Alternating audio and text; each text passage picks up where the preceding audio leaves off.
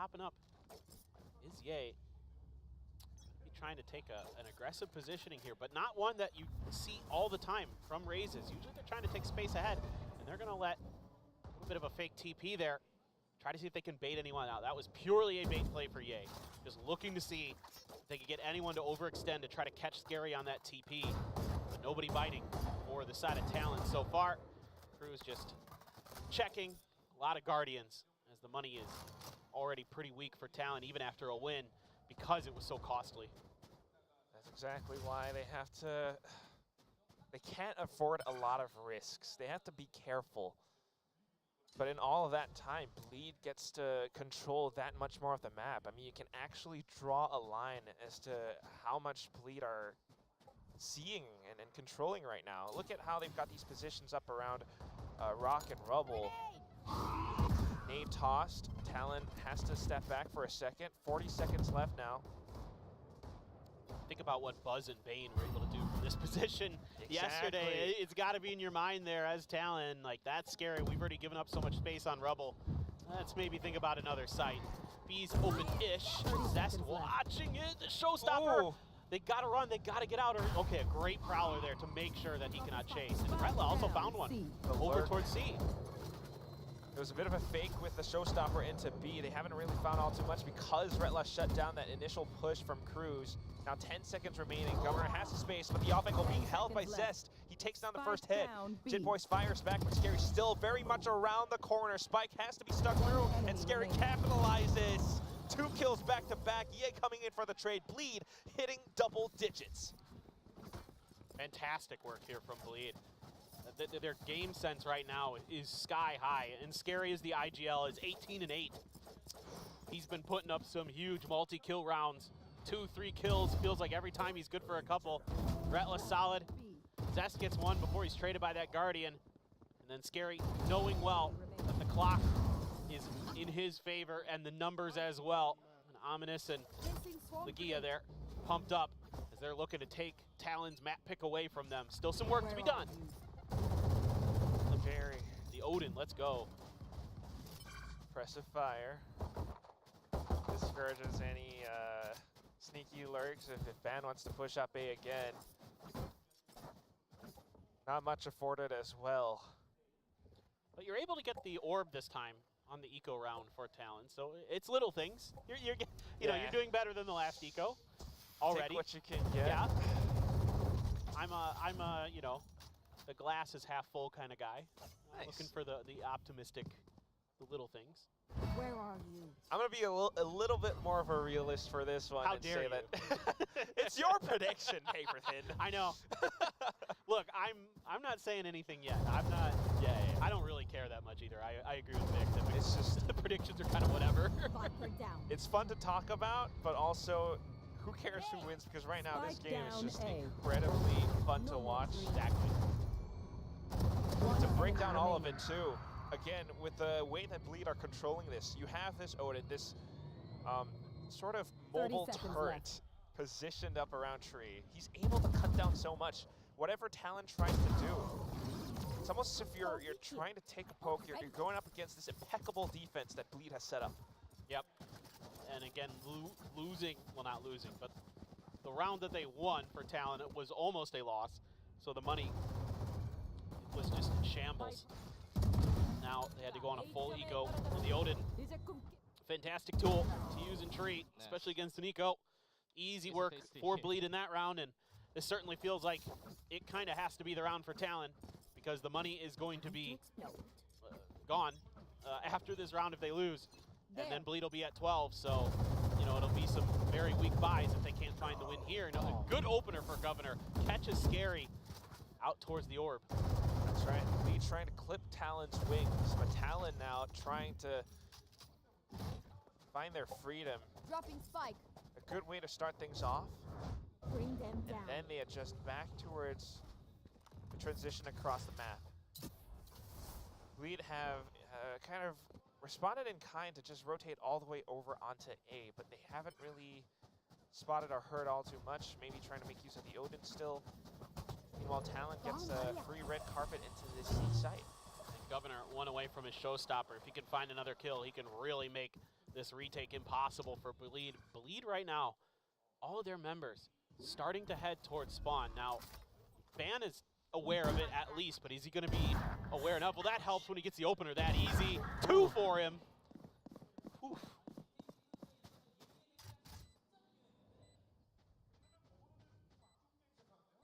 As they go back into it, still just trying to cut them off as they try to rotate over.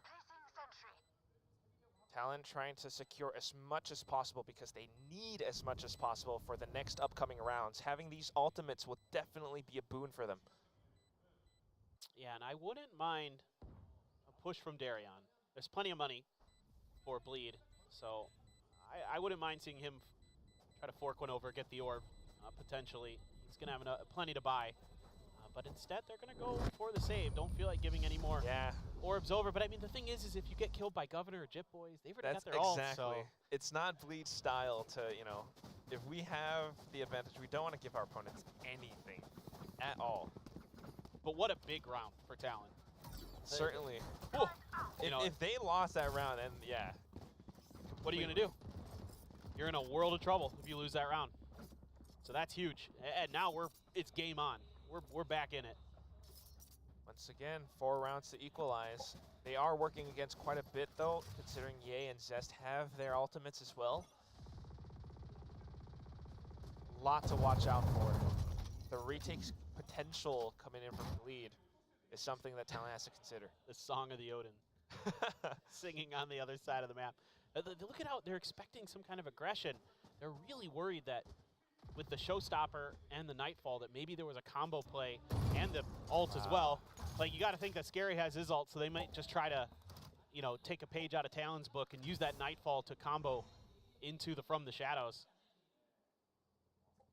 But in this case, Bleed doesn't really seem to be interested. Scary on his own. Very dangerous. Combo of those ultimates definitely is a scary thought. Seen the Shrouded Steps away, but oh my goodness, Zest still dropping brass across the other side. Governor down to 18 HP. Push this up now, but look at these scary smokes all across the map. The Nightfall, the Showstopper. Ye has come to burn everything, raise it all to the ground. Talon has to pump the brakes, but they are running out of time. If they want to cross, okay, that's what that Poison Cloud is for. Left. They need to get Ban up front so we can get that Viper's Pit down. Even consider. It's being contested. Yep, he's able to get it. Viper's Pit here. Trying to look for the spike plant, but look at what Retla is doing. It's just a fake. It's all a fake. 10 seconds. All right, we're able to sneak on over. 10 seconds left. Everyone from Bleed has arrived up on top of A Heaven. Slowly catching on to the game plan now. Scary, wow. Just throws in a bit of a haymaker. Forces Talon to block on other sides. He just needs to be super patient. Wait for contact on the B side if he can. Jip Boys might force the issue. No, he backs off. Don't want to walk into one-on-one. Scary's just waiting for his team as well. Tremendous patience. Dark cover still going out. Bleed has to make a move since the spike is about to go off. Has spotted out Jit Boys. The 180 turn. Perfect. Not quite enough. Zest with the Odin as well. Bleed. Everyone is here and able to protect the defuse as it comes underway. Reaching map point. Perfect retake. Match point. It's a pretty good idea from Talon. It's just, again, the counter move from Scary is better. And he's so patient with it. There's a lot of players who might get in that position and get antsy and try to take more space and think, okay, the closer I get, you know, the faster we're going to be able to crunch them. But no, Scary makes the right play here. He's waiting for contact on the site because that's going to force the attention of most of the rest of Talon. At worst, in that situation, if, you know, Zest and the others in Ye are making contact on B, most likely at worst, he's going to have to deal with one person watching his lead. Wow, that's an But incredible art. Yes, it was. I mean, we have great artists here. That's just facts. But if he pushes too soon, as we saw, we could see from what we were seeing, 2 players were looking for him. You know, and then he's maybe in a very disadvantaged and advantageous position. Instead, he works it to perfection, as you would expect out of Scary. He really, yeah. I mean, if we're talking about the duel of the IGLs right now, Scary versus Cruz, again, ex-teammates coming in from previously Xersha or X10, Now on to these new teams on this big stage in South Korea of VCT Pacific. Scary is a guy that definitely has, you know, this game IQ to really consider these layers upon layers of moves. If Cruz, you know, pushes forward, Scary already has this plan B, plan C. Yeah.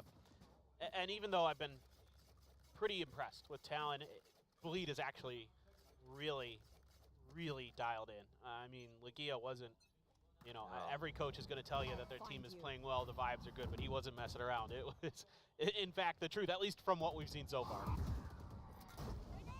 Everyone's in it to win it. They're here to do their job, and they're definitely doing a damn good job of it. Talon with a timeout now, just trying to do what they can. Maybe even considering the next map, which would be Bleed's map pick. Don't want to let this end in a quick 2-0, but they still have to watch out for so much. Odin still Great Nightfall. sounding away. Nightfall does connect onto 2 of them, but look at how Retla adjusts, still able to anchor. Sound robbed away, but the mechanic's still very much in his hands. Jit Boys coming back in to do the Lord's work, takes down 2. Makes a bit more noise as Surf, all the way across the map, stretches his legs over onto B. I'm very curious to see where Ye got that kill. I was so focused on all that action going on in tree. Ye picked one up off screen. Jit Boys, Surf, gonna be able to get B planted, but with only 2 players, a lot of angles to have to account for. Already knowing that there's likely one still on A, it's just, are they gonna be able to identify Scary? Oh, Ye. Great one-on-one. Turns things into Bleed's favor. It's all up to Surf. We've seen this kid before. You know, he's got great mechanics. Sometimes decision-making a little bit off. He's stuck in the duel of his life right now and has to come up huge as they swing into him. A simple micro flick, and that's how Talon stays in the game. Yeah, that's phenomenal stuff. Bleed plays that pretty well. You know, Ye waits for Scary to get into position where they can give him the 1-2. Pure mechanics. Pure mechanics, yeah. Huge sigh of relief for Talon. Because that was looking over. What a quick little transfer there. Beautiful, beautiful. They're still in it. No doubt about it. But a Keep lot alive long enough. yeah, a lot to do. You do have a lockdown. All right. Retla one away from a Viper's Pit, though. Darian from the lockdown as well, too. We're going to be grabbed by Ye, though, so he's getting pretty close to another showstopper. Oh, man. Okay, Paper Thin. I mean, Talon right now is just trying to get a couple of jabs in to get a feel for how Bleed have adjusted. They're spending the lockdown here. Yeah, I think they should. Kind of like what we saw before with Bleed, where it's better to get the lockdown out early before you get any ults online. Oh, man, almost got too Scary. Just barely able to take him down. But I like this because it gives you at least the opportunity to get this plant down. Try to do something on the map. Cruz, I love these lurks. Oh, Love it. able to catch. I might not be able to call all the, like, out-call you perhaps in some rounds, but I will definitely be able to outshoot. Jit Boy's now coming back in as well, just to anchor the site. He's got the dark cover out again, making sure that Bleed does not get to cross out of defender spawn safely. Retla just trying to have to play around the edge. No time, opts for the save. Not wanting to give any more ult points. I mean, again, this game, it's going into its final moments. No, yeah, I mean, again, Talon is digging deep, and on the back of a tremendous Surf clutch, they're able to string together another win. Just a simple lockdown play to take control. Again, that's really smart stuff. Just get that lockdown down when you can before it comes into cycle for your opponents, and at least get that round win. At least give yourself that chance to get closer. Talked about the Cruz lurks at the beginning of this match. There you go, right there. The guy's very good at it, very smart, a high IQ player. And now the real concern for Talon is going to be these Bleed ults.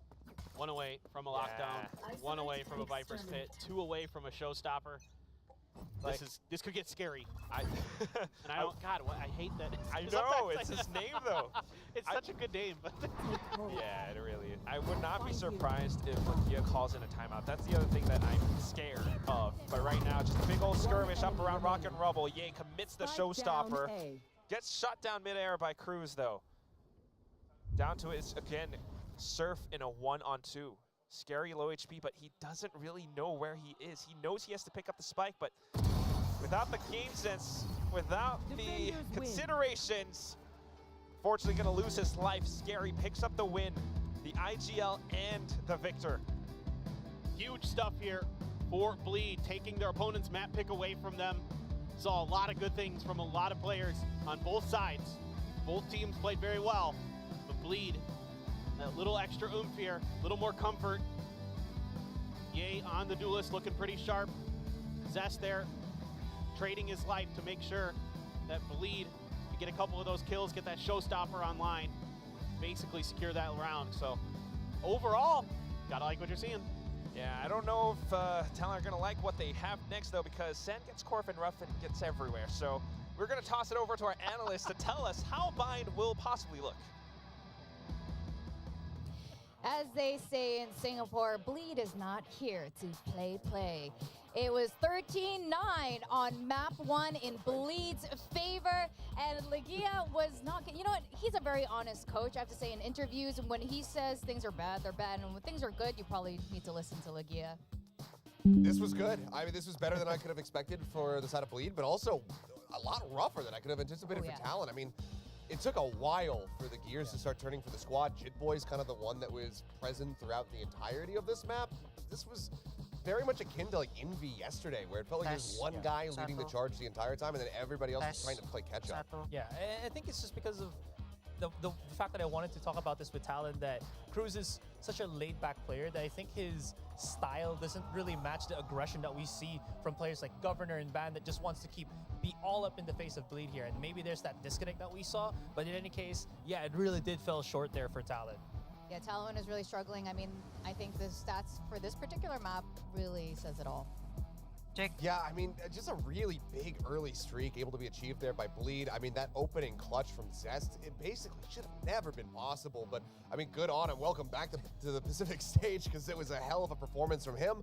But yeah, just giving up those initial several rounds and not being able to get anything on the board. This was about as rough of a start as you could possibly see. I mean, you know, being able to win some of those rounds, but losing all of their weapons as well.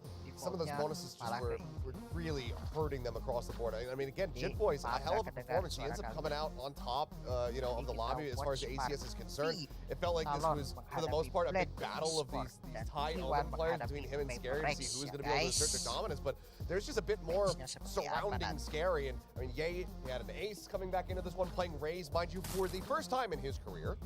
It's another first for him, but this is a first that I think all of us can get behind at long last. It's not Sky, it's not Viper, it's a duelist, and overall, it looked decent. It was a bit of a rocky start with the self-death to the paint shells, but aside from that, you know, some movement to work on with blast packs, but the rifling was clearly there. Yeah, this is the slotting that you really want to see, and it still works out because, you know, everybody was like, is he going to probably get his duelist? He has, but then what does that mean for everyone else here for Bleed? It's still pretty good. You see Durian very comfortable with how he plays on the KJ. He still is able to create those impact plays, so it's absolutely perfect for them. There's the ace that you were talking about. Absolutely beautiful right now for Bleed. I'm curious, moving forward, what kind of roles Retla is going to continue to play here. He was traditionally a Sentinel player, and I can see he might end up being that flex player. I mean, we've been seeing how important having a flex player is, and if Redla's going to be able to come in and just say, you know what, okay, whatever we need to do, I can do that. I think that's great, because that was Ye during kickoff. It was that was saying like, okay, well, we need somebody to play Sky. Let's just make Ye do it. So getting Ye off of the flex role and putting that in Redla's, I think is going to be a good recipe for success overall for Bleed. This is a great start for them in the series, and you know, I was coming into this kind of favoring Talon. Now this very much swings back in the opposite direction. Like I said, this felt like a bit of a 50-50, but now, I mean, it's feeling more like maybe an 80-20 in Bleed's favor. Yeah, I just want to die. It just looks so scary because in this kind of sense. There was so many rounds, you know, when we were talking about how Talon was losing them. It just feels like they really didn't know how to approach the defense here of Bleed. There was the wall from the Viper. They start pushing on it, and they didn't even know how to look into that. And you compare that to Bleed, that just with having Zest on that fade, absolutely beautiful. It looks like he's just perfect for this Bleed roster. Yeah, I'm really liking it. Bind is going to be the next map. Both of these teams did not show any bind during kickoff. So this is still a bit of more, it's a toss-up, but I agree with you, Achilleos.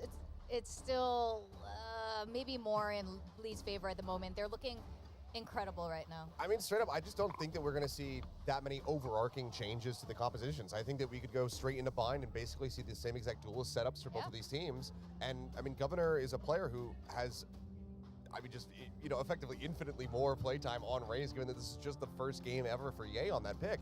And he had a really slow start. I was looking for that explosive beginning like we had from him. Again, going back to that Neon, where he was just omnipresent on Breeze. Here, I mean, for the longest time, I think he only had like 2 kills for the first 8 rounds or something. That impact from the Raze, it wasn't felt until much later, and by then it felt like it was far too late. Yeah. Whew, well, that's actually a good segue into our game. It's game time, guys. Rank up or rank down time. Hooray! And the question for today's guess in game, where the analyst desk will either up rank or D rank based on this question. This is from map 2, Bind. The team, who will be the team with the highest ACS player? So this is a little bit tricky. Yep. Because it's not necessarily the team that wins. As we just saw, Jit Boys actually had the highest ACS in the lobby despite the loss on Lotus. So I'm going to have to think about this a little bit more, because if Jit Boys is going to keep having impact like that, then, you know, this could end up being a talent vote for me, even though Bleed might just be able to take the series. So pull this over a little bit. I have a very similar thought process. Yeah. Yeah, okay, perfect. Me, I mean, I'm a simple man. I already picked Talon for my team win. I think they can reverse sweep this. I feel like they still have the chance to ACS, or get the highest ACS, so. Okay. Yeah. Okay. Oh no. Oh. Oh no. I saw already how showed this my played answer. out yesterday. Do you want to show? I already showed my answer to her. Yeah, I'm a little bit concerned about that as well. 3, 2, 1. I didn't think about it. Ooh, last time we did this. The thing is, I'm actually going with a similar narrative as you. Yeah. I'm gonna say, like, okay, this is gonna be similar to, like, a bit similar like Global versus Zeta, where they got rocked in the first map, but they were able to come back and win the second one. Yeah. But Bleed is still going to have a higher impact player, despite the fact that I think that they may lose Bind. Okay. I'm completely talking out of my rear right now. That's okay. It's, you know what? I don't think this game is meant to, you know, We take it prime too us up seriously. for like winning. So, honestly, they both have such incredible players, and like you said in the last one, Jit Boys with his ACS way up there. I think this time, I'm pretty sure Bleed has warmed up a bit. I'm expecting like Scary or Ye to start revving it up. So I mean, I'm gonna go the other direction. I feel like if we talk about Governor, I think this is gonna be his game. You know what? Hard copium right there. Okay. He's gonna have that. I think one of the fans was like 100, 0, and 100. So Could be. I don't know. I think Talon comes out, they smash Bind. It's like a 13-2, but Scary has 7 multi-kills and then saves every other round, so only dies 3 times. And his ACS is through the roof. That's that's what I'm banking on to be able to get this. I just don't want to do rank. feel I like just you don't should want to do rank. you should get extra credit, bonus points if your like predictions. That's where I on get a who tier and skip, how and much. I jump Oh. immediately up to Yeah. Diamond. Is production gonna allow us to do that? Like Yeah. if I predict that it's, you know, Governor that has the highest ACS, I get 2 rank ups. Yeah. Could maybe. I don't know. I don't make the rules. I just I have to host the game. I think wildly we are a bit more in control of this than we may think of. Yeah. Because there's Who's nobody, gonna stop there's us nobody here while from we're production that's going to stop me from moving my name up that rank list. So I think we can basically do just about Yes. whatever we wanted with that. But Okay, we'll have if to you see. think it's gonna be, who did you think was gonna be the highest ACS? I said Scary. for Scary? Bleed, but I think it's just going to be a Bleed player. Okay, what agent do you think Scary will be playing on Bind? We're gonna go for extra quarter points. Assume Brimstone, unless they have something a little bit crazier Okay, cooked up. But I'm anticipating it's gonna be the Brim. Okay. So, And you think it's gonna be Governor Yeah. on? Yeah. It makes it easier for Scary to an save agent? Yeah. when he's playing Brim because he's going to be playing disconnected from this. He's going to be waiting for his Molly lineups anyway. So he'll already be away from the action. So he'll be getting set up to send out the Molotov, and then the rest of his team's going to die, and he's just like, well, I guess I just stay here. The rest. Yeah. I'll just chill outside of showers and TP and just tuck away and hold on to this Vandal. That is very much his style. Yeah, that's very much his style. I'm just expecting Governor multi-kills, maybe on Arena. So, yeah, because Ban's probably going to play like a double duelist with the Jet. Just putting it out there. Curious about that, but the other thing that I want to see is if both teams are going to be maybe even working the Gecko into the lineup. And if they decide to go for the Gecko, who is going to be playing that? I assume for Bleed, maybe that would... Oh, no, I actually don't know. Who it would be. Well, Okay, both Zest. two Gecko, double Geckos, Zest. Okay, I was thinking Gecko. Darion, but these are hard contrasting compositions between these teams at the moment. This is, I mean, pseudo double smokes given that you have Viper and the Harbor for Talon Esports. Bleed, though, the Breach coming out on Bind. So it means that they just want to stop the push here of Talon, because the thing is, it's going to be the double satchel for a Governor coming in, but everyone else has to walk into the site. A well-timed fault line is going to be able to punish that. So the Harbor pick right now for Talon is going to be super impactful in keeping them alive. The High Tide for blocking out that vision, and of course the Cove to keep them safe from the peppered shots here from Bleed. I mean, worth mentioning, this is Zest. I mean, this is another debut. He has never played Gecko. I believe DRX has yet to play Gecko, so he certainly didn't play it with them. This is the first time we get to see him on that pick. All right, this is the first time we're going to see Bind from either one of these teams this year. Let's go over to our casters. Thank you very much, Chubby Ninja, Kilios, and Asterai.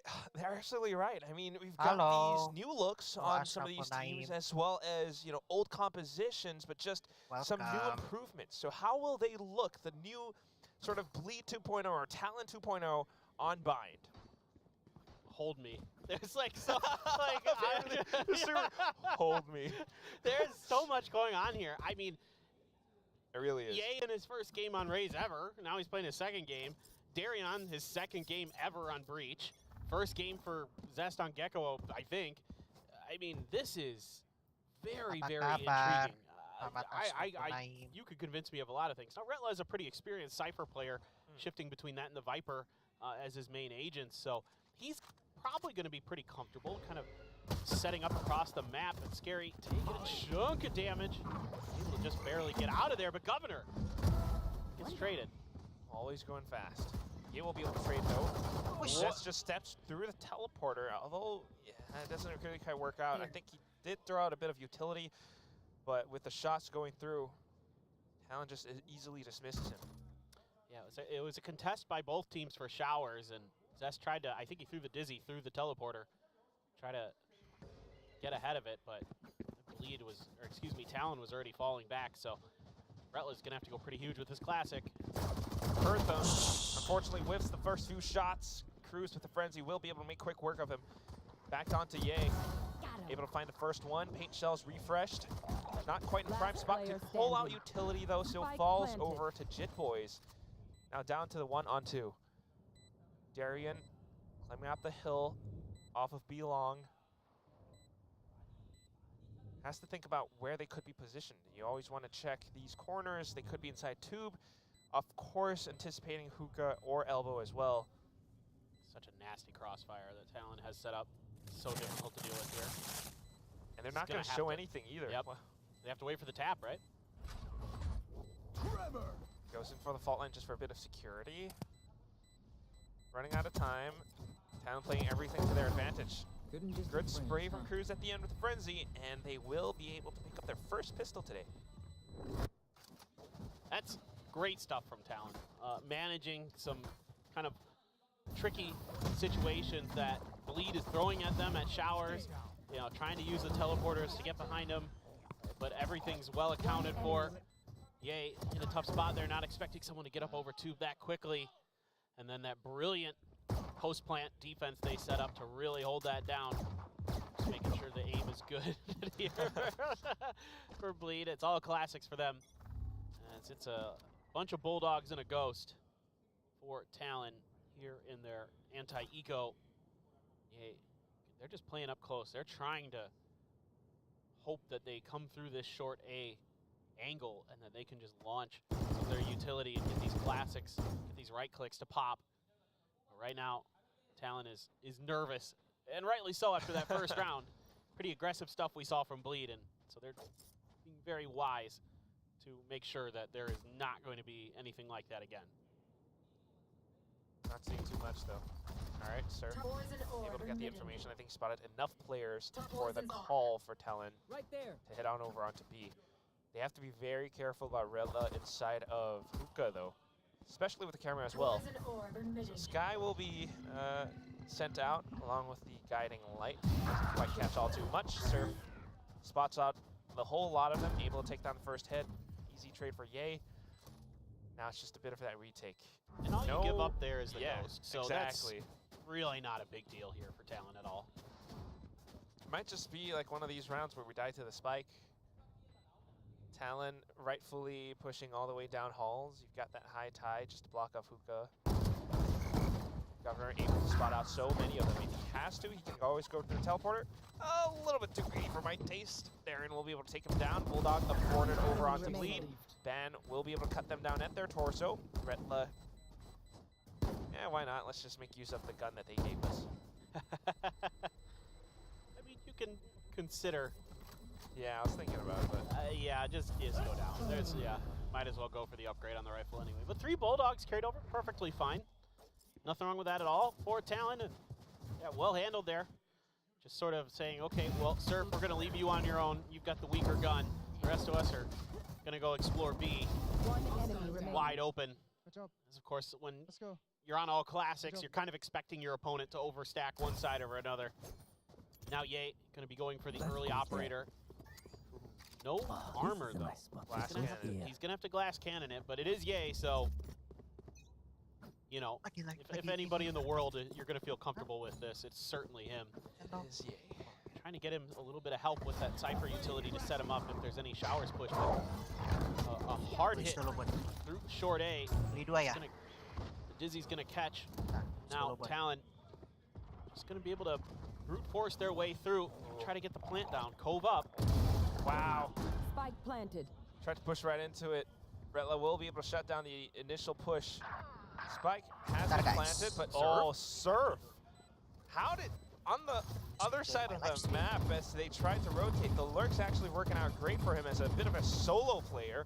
Meanwhile, the rest of the squad just watching the important parts of the site, able to block off lamps. Retla trying to do what he can with some of these rifles that he has. Yeah. What?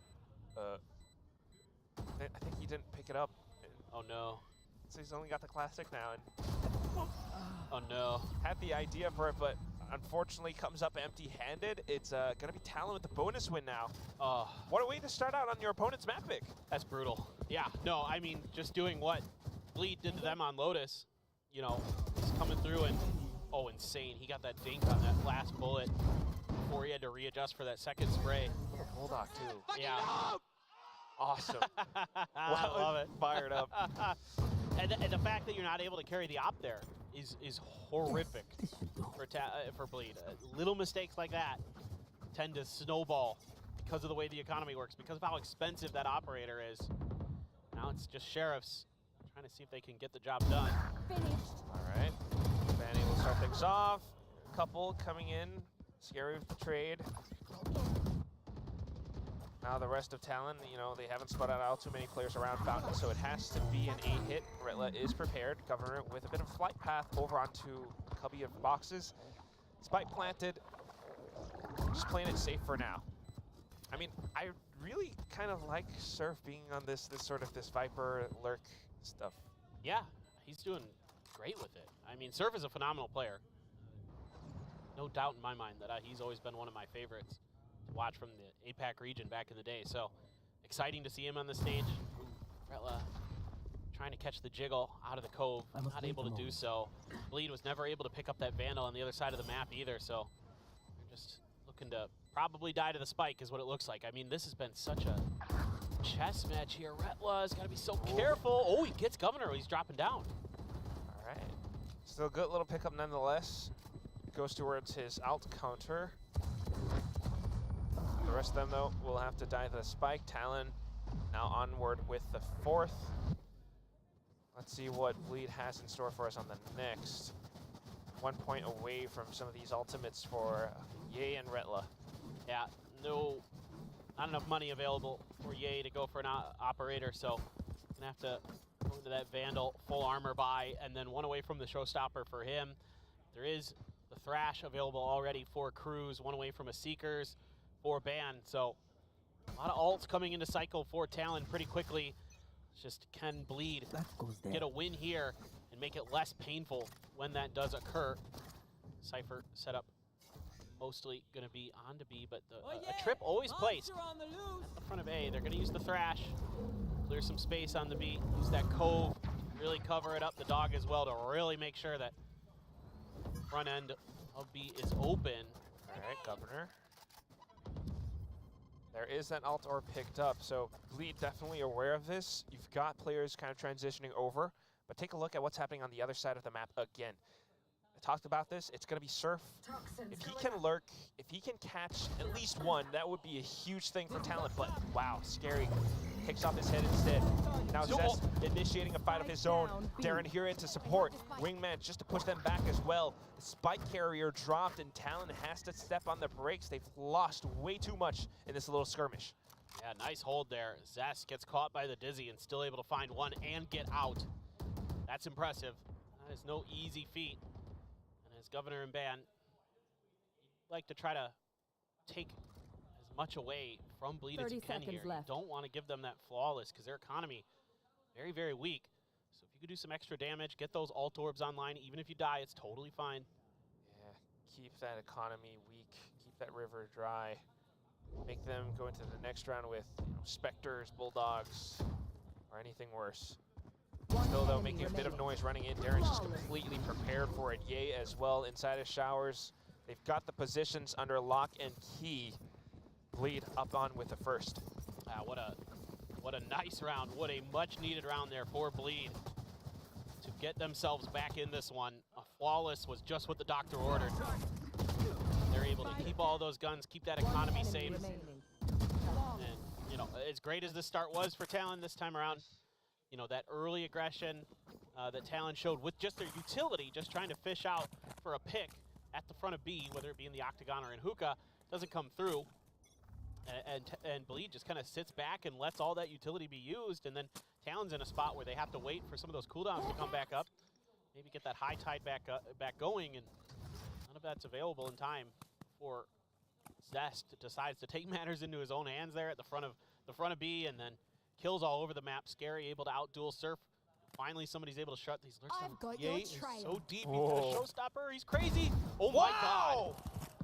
Hits up duel just snapped onto his hip perfectly. Showstopper for Governor. Might be able to deal with Ye for the time being, but Scary still available for the trade. Not to mention, Darian is here as well to receive. He's caught towards the front and the back, but he flips over at the right time. Ben able to take him down. We're back to a 2-on-2. Spike still down. The rest of the Bleed players in and available, but we've got some lineups coming in from Talon. I don't know how long that can hold things off for, though. Retla taps the spike. Mosh Pit has been sent over. Flushed out of position, but Retla still takes on the duel against Ban. Low HP, couldn't stay alive. Cruz has to go in for the fights now. Scary making use of the Sky Smoke to keep himself shrouded in mystery.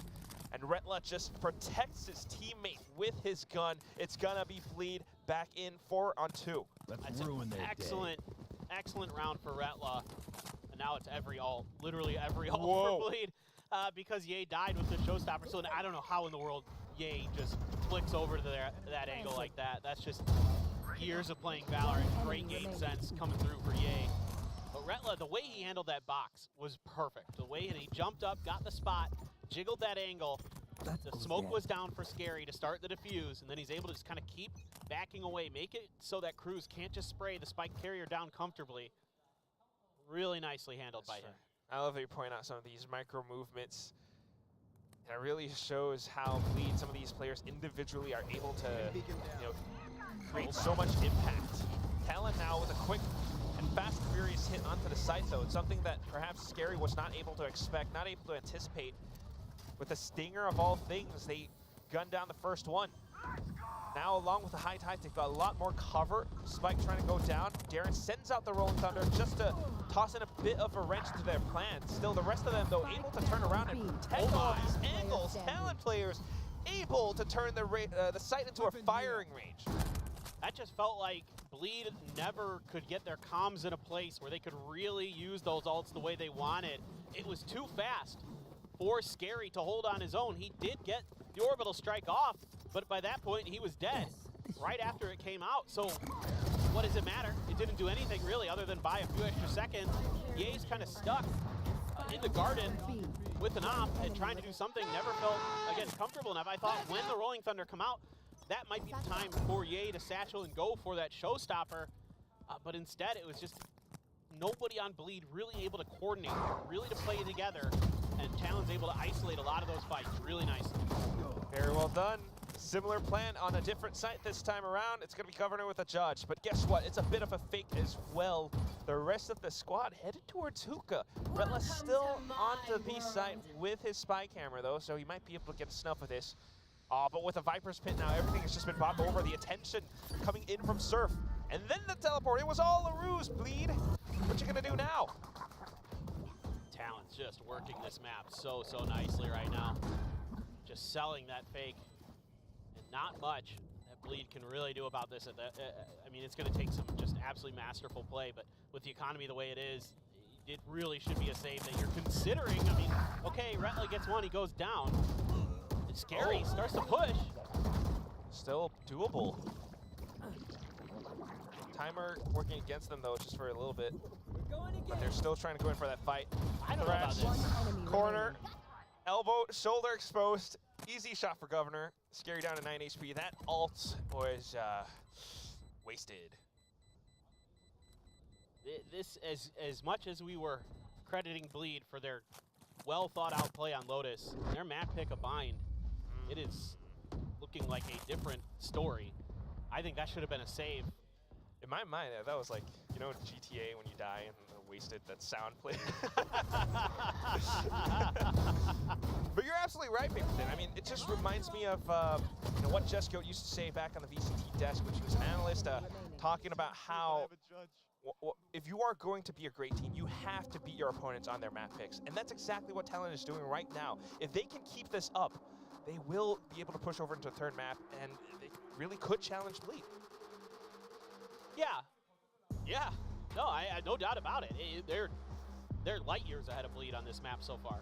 I mean, they're reading every move pretty much 100%. You know, yeah, Bleed had a couple good rounds, but other than that, you know, the synergy isn't there for Bleed like we saw on Lotus.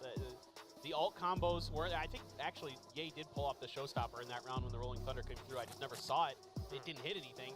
So, you know, again, their ability to sort of play off of each other, and Frost is really interesting. Yeah, really getting into it, making really sure animated. that, yeah, that's the way he is. That's the way he coaches, and you love to see it. He brings a breath of fresh air for sure. A very different attitude, mindset than a lot of other coaches. Very different personality that comes through for him as well. So, you know, Talon definitely reaping the rewards of that coaching style, of the crew's IGLing as well.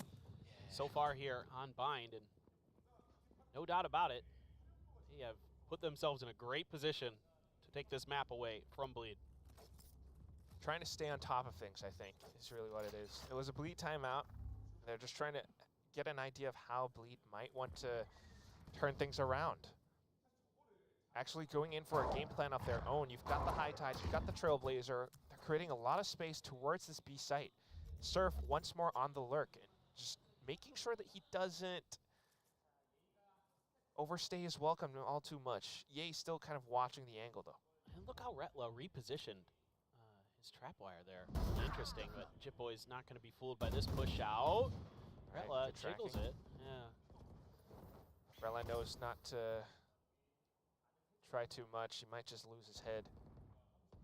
Meanwhile, the rest of the squad, I mean, look at how Talon are working the map. Like you mentioned, Paper Thin. One pick, space gained, Governor having the teleporter available, Surf still in position, but working off of the toxic screen. Ye able to burst him down. I suggest you move. There goes the reckoning here. Wow. And a ban. All right. I mean, Retla only had a sheriff, tough spot for him to be in. Scary, speaking of tough spots, in a Very Ooh. difficult one. Ye tries to TP. He's going to win that. Wow. Good shot from Ye. Oh, no. Still, though, site has been captured, and then the teleporter play coming in from Talon. Scary as well as Ye, they have to catch up to this, and they also have to try to work together on it. Ye doesn't have that much left. I mean, Scary could just try to use him as a bit of a human shield, a bit of a bait. But now that Spike's down, okay, actually just working off of positions instead. He catches Cruz off timing. One enemy remaining. Wow. Unreal. Reading them. A Knew that there 1v2. would be a bit of a lurk. Yeah. Ye knew that, you know, they were trying to take position around showers as well, and just out-timed the Talon players. Jitboys has his work cut out for him. Able to catch down Scary on the first, and still incredible. The highest ACS player from the previous map brings his performance over onto the next. Talon stays alive because of Jitboys.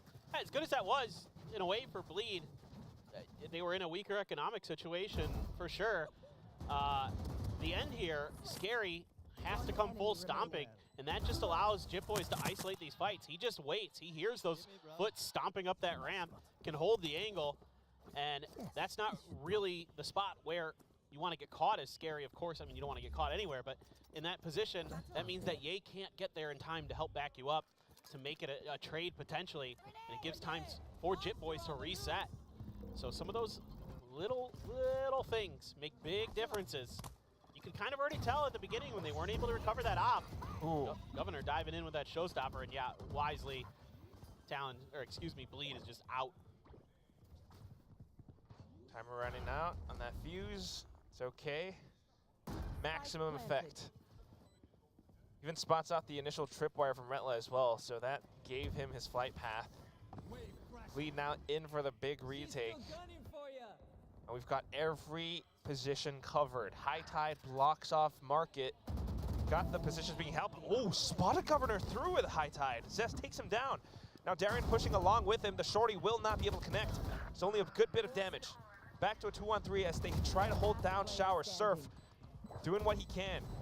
Cruz able to take down Zest, but then traded off by Darren again. It's going to be down to the Viper's Pit, and he tries to spray down Wingman, but that just opens his position up for Scary to knock him out. Yeah. Bleed God in for third win.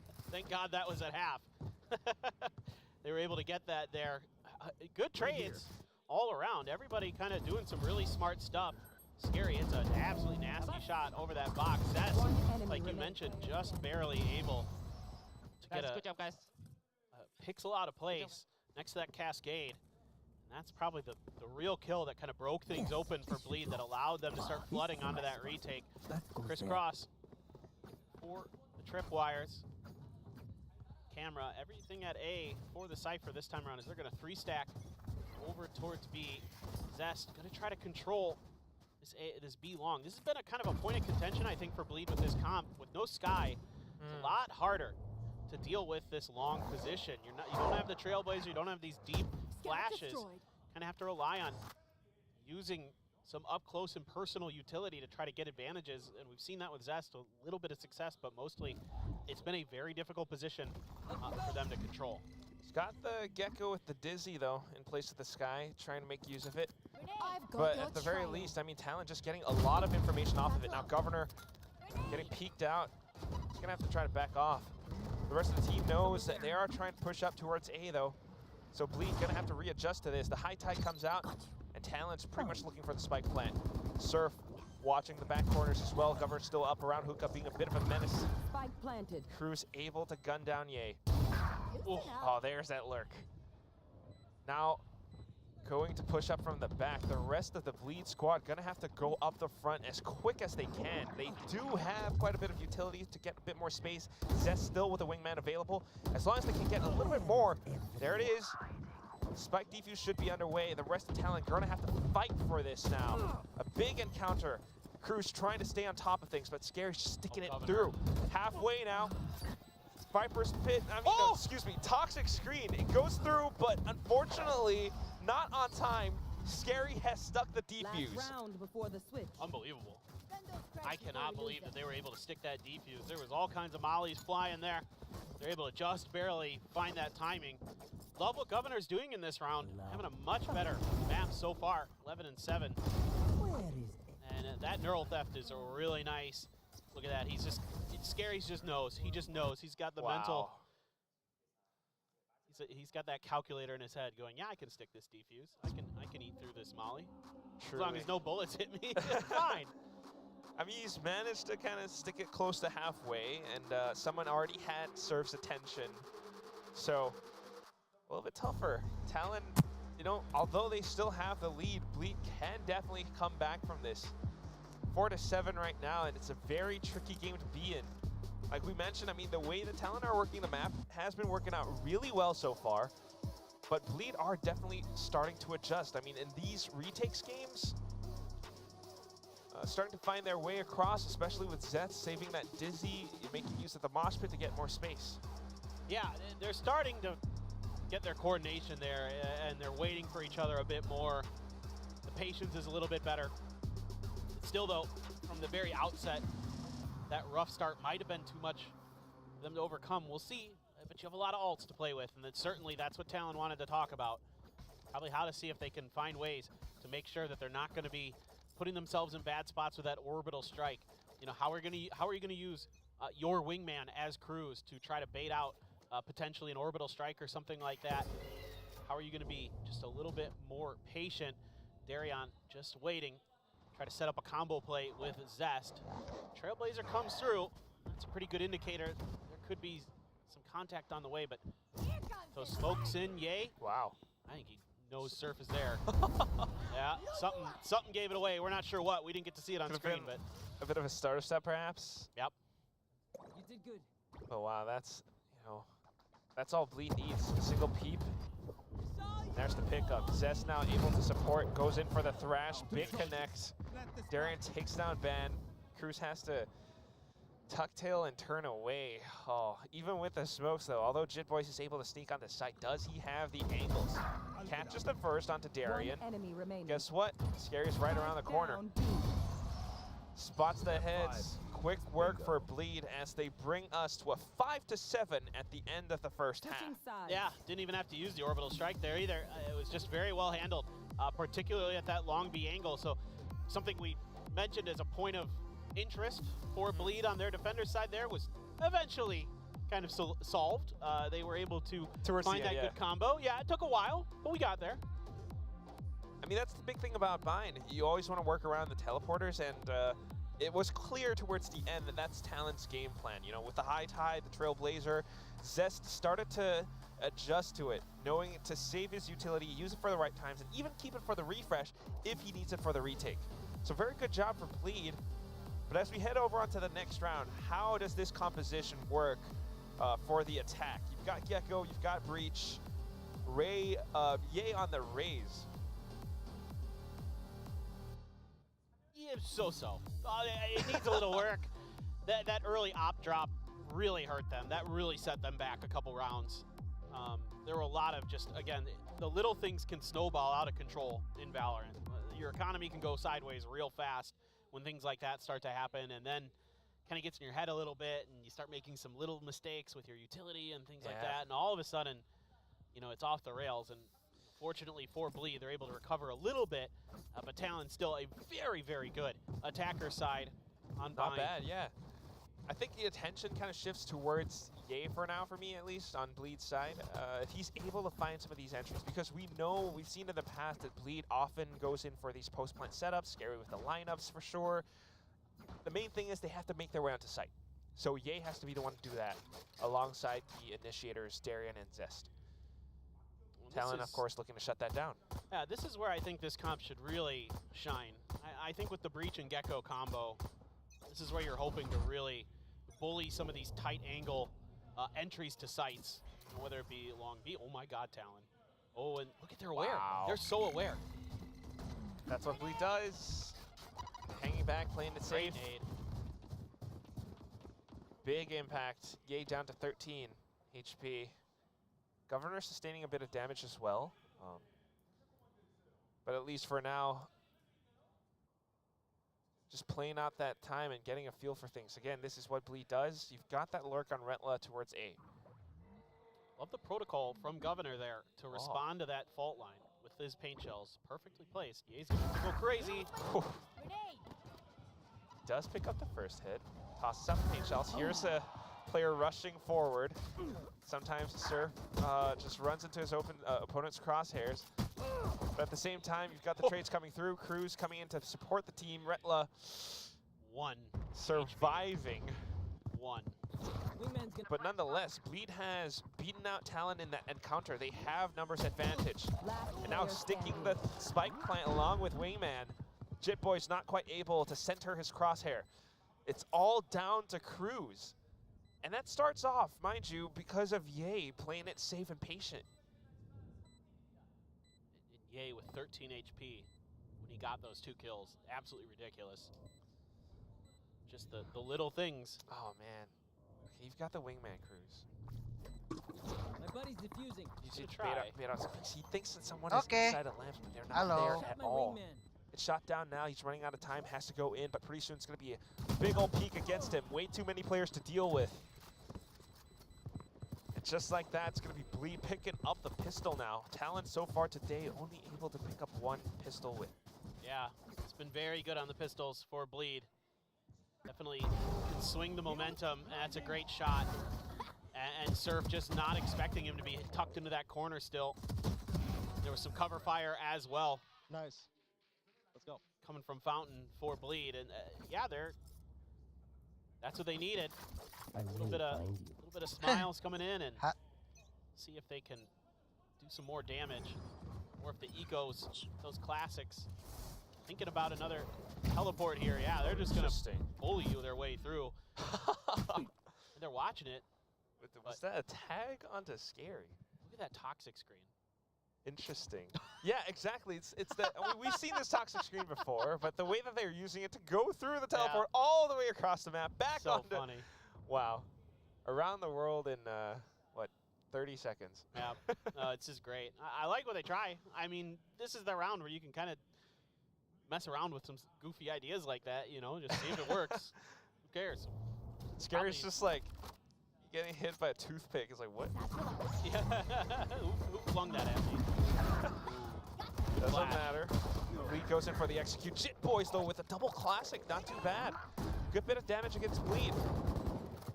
Just a bit of an execute, a raw one. And although they did manage to get the spike down, it is still Talon Jitboys and able to do a bit more damage. They've picked up the Bulldog now, down to low HP, but if they can rob some more of these weapons away, that would be not too bad of an exchange. Oh, they're making use of that bench, though. Last player standing. Angle favors Bleed for now.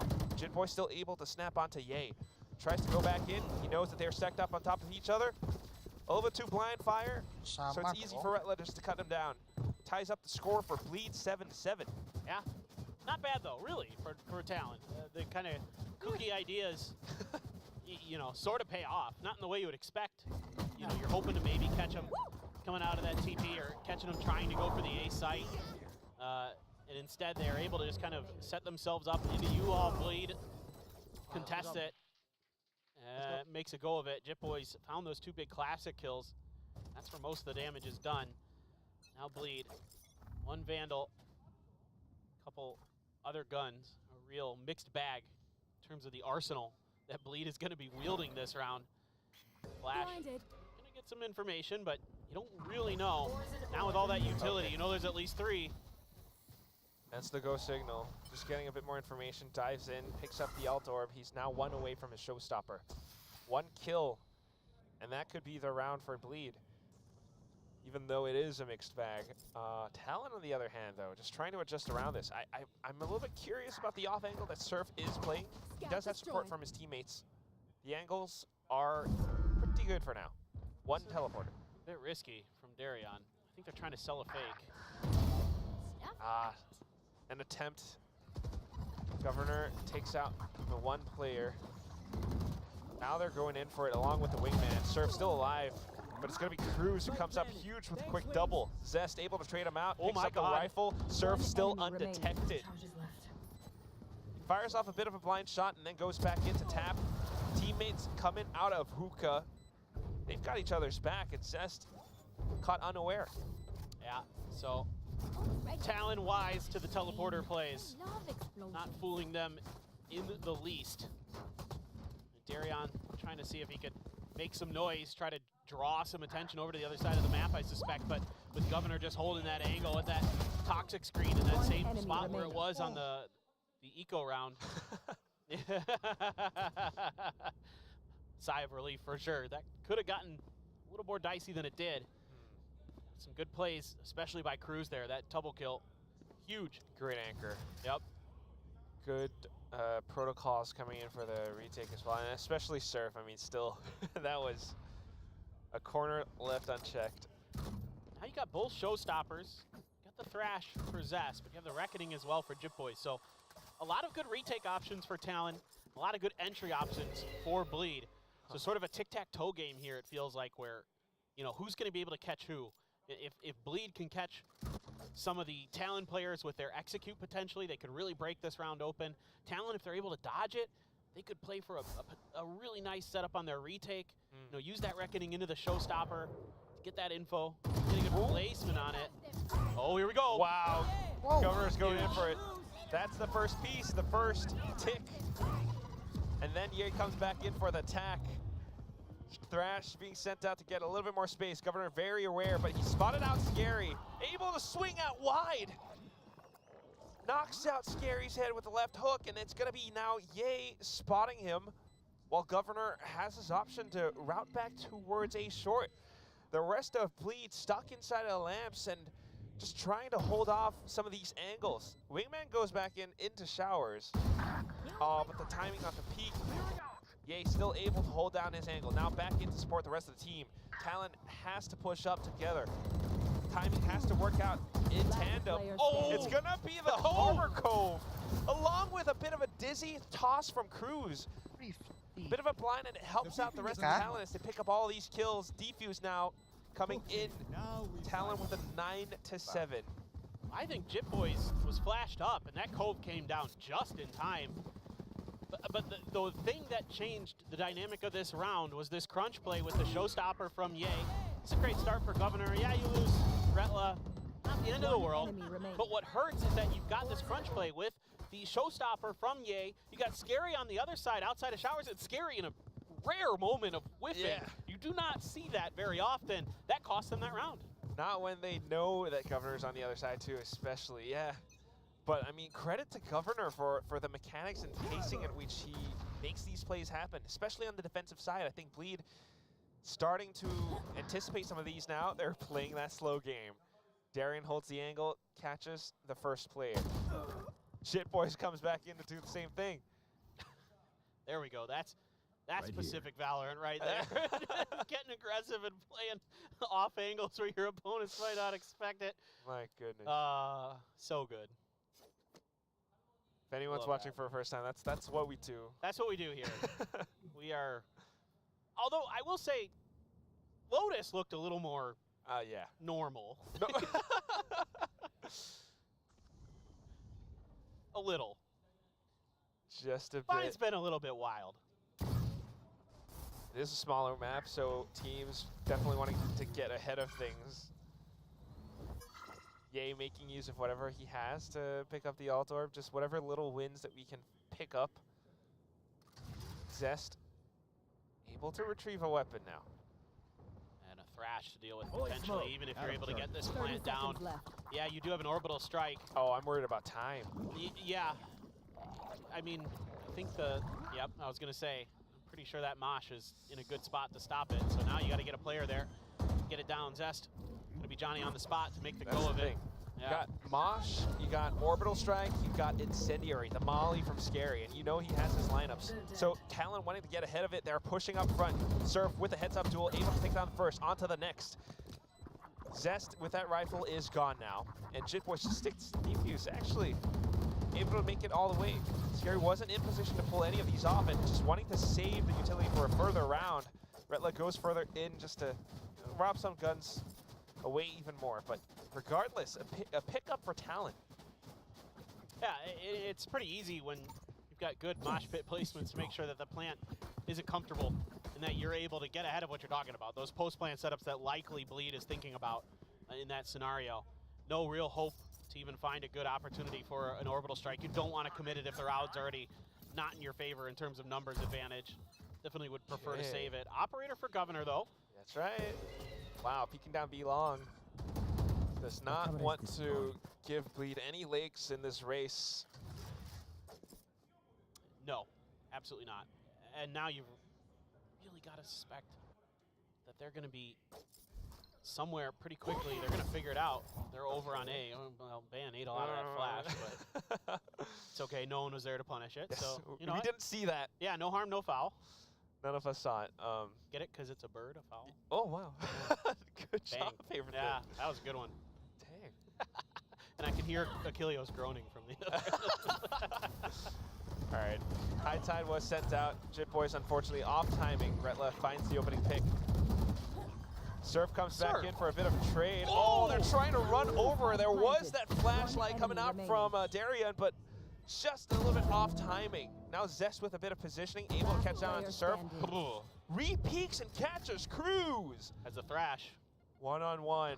Governor only has an op. Oh no, turns away. There's the thrash out now. Oh, but it leaves him open.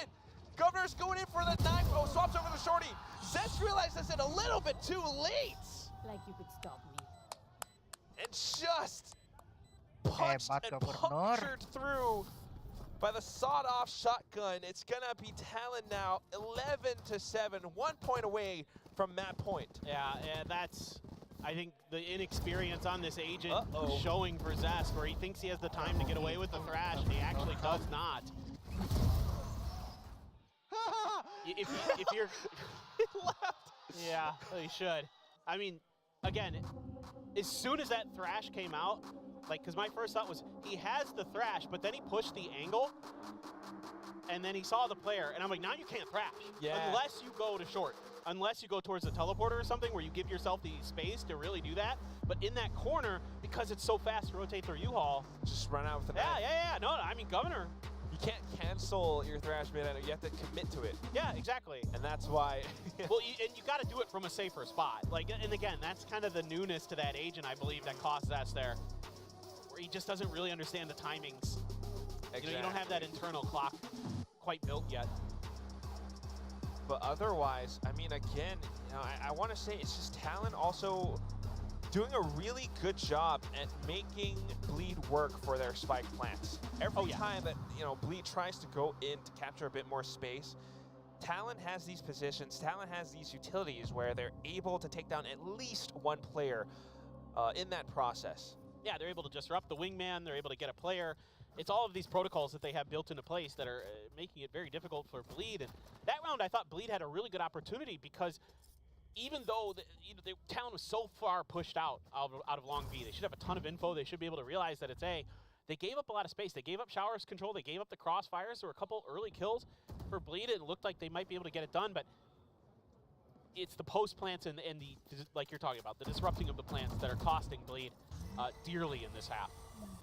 That's right. So again, both sides, I mean, feeling a little bit more evenly matched, despite this being Bleed's map pick. Talon able to show us what they've got. You know, whether it's the compositions or players being experienced or not on certain agents, there is a bit of an adjustment period to both sides, and Talon just doing a little bit better on this one. Surf now. Individual mechanics. Finds the first pick. Ye getting the entry off of Hookah. Cruz has been taken down, and that would be a big pickup for Bleed. No punish on that TP from Retla. He was pushing towards U-Haul here. Whoa. Sneaking out. Barrel spotted. Calls out for Jit Boys. However, Retla does find his own as well. So in for this, it's going to be a 3-on-3. They have to rotate over just quick. Still kind of considering if there might be a double back into A, so Governor stays tucked away. But here comes the hit. Good high tide, though. It blocks off so much. They try to peek together as a squad. But look at how Ben and Jit Boys just have the angles covered. Perfect off, perfect one up front. Match point. And they just nail him all down in the head. You can see that there's a little bit of confusion. It's kind of a timing push through that high tide for Bleed. They're calling it down, 1, 2, 3, go. But it's just a little bit off kilter, and Ye also comes out a little bit late himself. So they're not really able to kind of mentally realize that somebody had tucked themselves into that cubby either. And it's things like that just Bleed doesn't seem to really Slight have. coordination, yeah. Yeah, coordination and also like kind of mental awareness. You know what I mean? Like those are things that take time. And you can see Truly. this is still a little bit of a work in progress for Bleed. So because it is map point, Bleed with a bit of a half buy, that mixed back, they're just going in for it. Trying to find what they can, but Look at this at the flank. same time, I mean, you've got these ultimates on the side of Talon. Jit Boys has been doing such a good job Scary. at timing at some of Scary. these. Scary, wake up. Scary. I think he's heard it, but, you know, not quite in a prime position to peek out, so he wants his teammate to go in for it first. Unfortunately, that doesn't quite work out against Talon, who are doing such a darn good job right now. Rolling Thunder was committed, but to no effect. Satu-satu nih, Set. The rest of them assaulting menyamakan all the way from the kedudukan. back of A short, as well as Heaven on A. They've captured Truck, they've captured Lamps. Bleed still stuck inside. Not quite able to get any spike plans, not quite able to fight back. Yay with nothing but a judge. Shot through, sniped down by Governor Cruz with a simple shot to the head. And that's going to be Talon Esports soaring and sending us into a third map. Yeah, looking phenomenal here. Mantap. Nice bounce back. Both teams taking their map picks away from each other. And, I think I can see the ideas of what Bleed wants to do with this comp, with this setup, but the coordination just isn't Mantap there ya. yet. And the breach Seru, I'm not so seru, sure seru. about. I didn't see a ton of value out of it with Darion. Again, only a second time on it.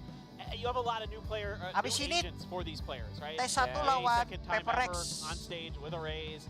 First time Gecko for Zest. Second time ever on Breach for Darion. So it did kind of feel like that this time. A little bit off. Just a little bit, but nonetheless, such a great game for both sides. I think it's safe to say the Thai Valorant community is enjoying this one. How about you, Desk? Are you enjoying this game?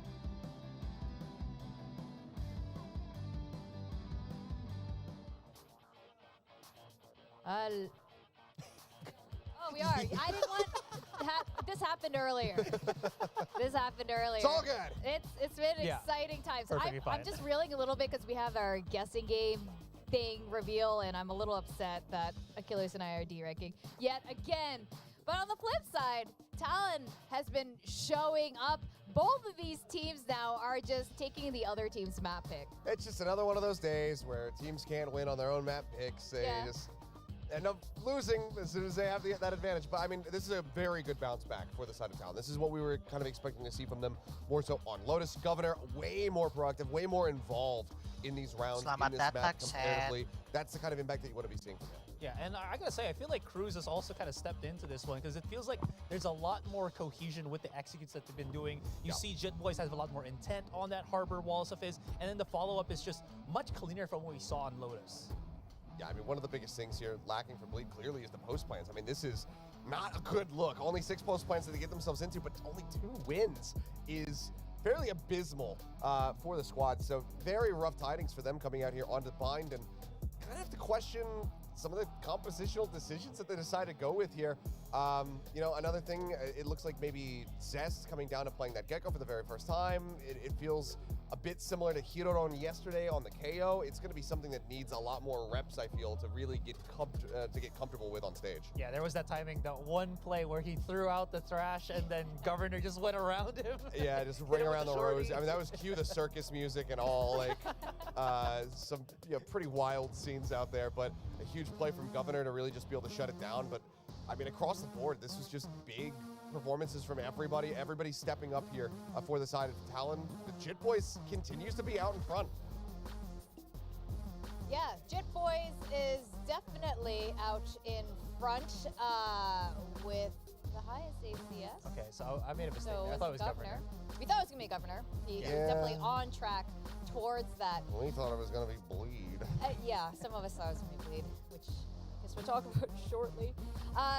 Now, with these kind of results, we do have one more map, Icebox. And at this point, I still don't know whose game it's going to be. Are you still at a 20-80 percent towards It's Bleed? swinging back around about 50-50, I think, between the two teams. The big thing that I have is what are Talon going to be bringing to the table? We have been seeing a lot more experimentation. We've been seeing that the importance of the Gecko on Icebox as of late. Right now, Cruz looking like he's way more comfortable playing that agent compared to Zest. So if it is going to come down to both squads running Gecko, I think just straight up in that matchup alone between those two players, I would have to give it to Cruz and give the edge over to Talon. But we haven't seen Talon play Icebox in a damn long while. Not since like week 4 of last year specific, because then Icebox was taken out of the rotation, recently got added back in. They haven't played it since then. So that's when we had Sushi Boys on the team and everything. So that was the old iteration. That was Patty Pan playing every single agent under the sun. So I have no idea what Talon have been workshopping coming into that, but clearly they're willing to play around with some different compositions. So I'm curious if they're going to have their own unique flavor for Icebox compared to the other teams here in Pacific. Yeah, I'm just happy that they're also showing how versatile they are with the agent selection. So we might be able to see that Gecko also probably the harbor from Jit Boys. He's been so good in this bind map. So that conversion onto Icebox, very much a possibility. I do like Talon's choice of using Sky as that second initiator instead of a Breach, especially at the pace that they were going at. And Bind here, it's a lot more mobile. It just works a lot better on the rotation. Breach, I feel like you're kind of limited sometimes in these situations. Yeah, I feel like you certainly are. I think that the Sky lends itself to Bind in particular a lot more. I mean, especially compared to Breach, but just generally, I think that this is kind of one of the key maps where Sky really is still strong and I think really should be run. Just getting the information alone already adds so much value to the Sky compared to the Breach. You could still set up decent trap plays similar to Sky with Breach, but you don't necessarily know if you're going to be rewarded for them because you're just sending a fault line, you're sending in, these aftershocks, these flashes that don't regenerate or anything like that. In the attempt, there's the great wraparound. In the attempt to get a catch on somebody, whereas with Sky, I think you have a little bit more flexibility and you don't get as hard punished if you slightly misread when you're trying to go for, a trap setup.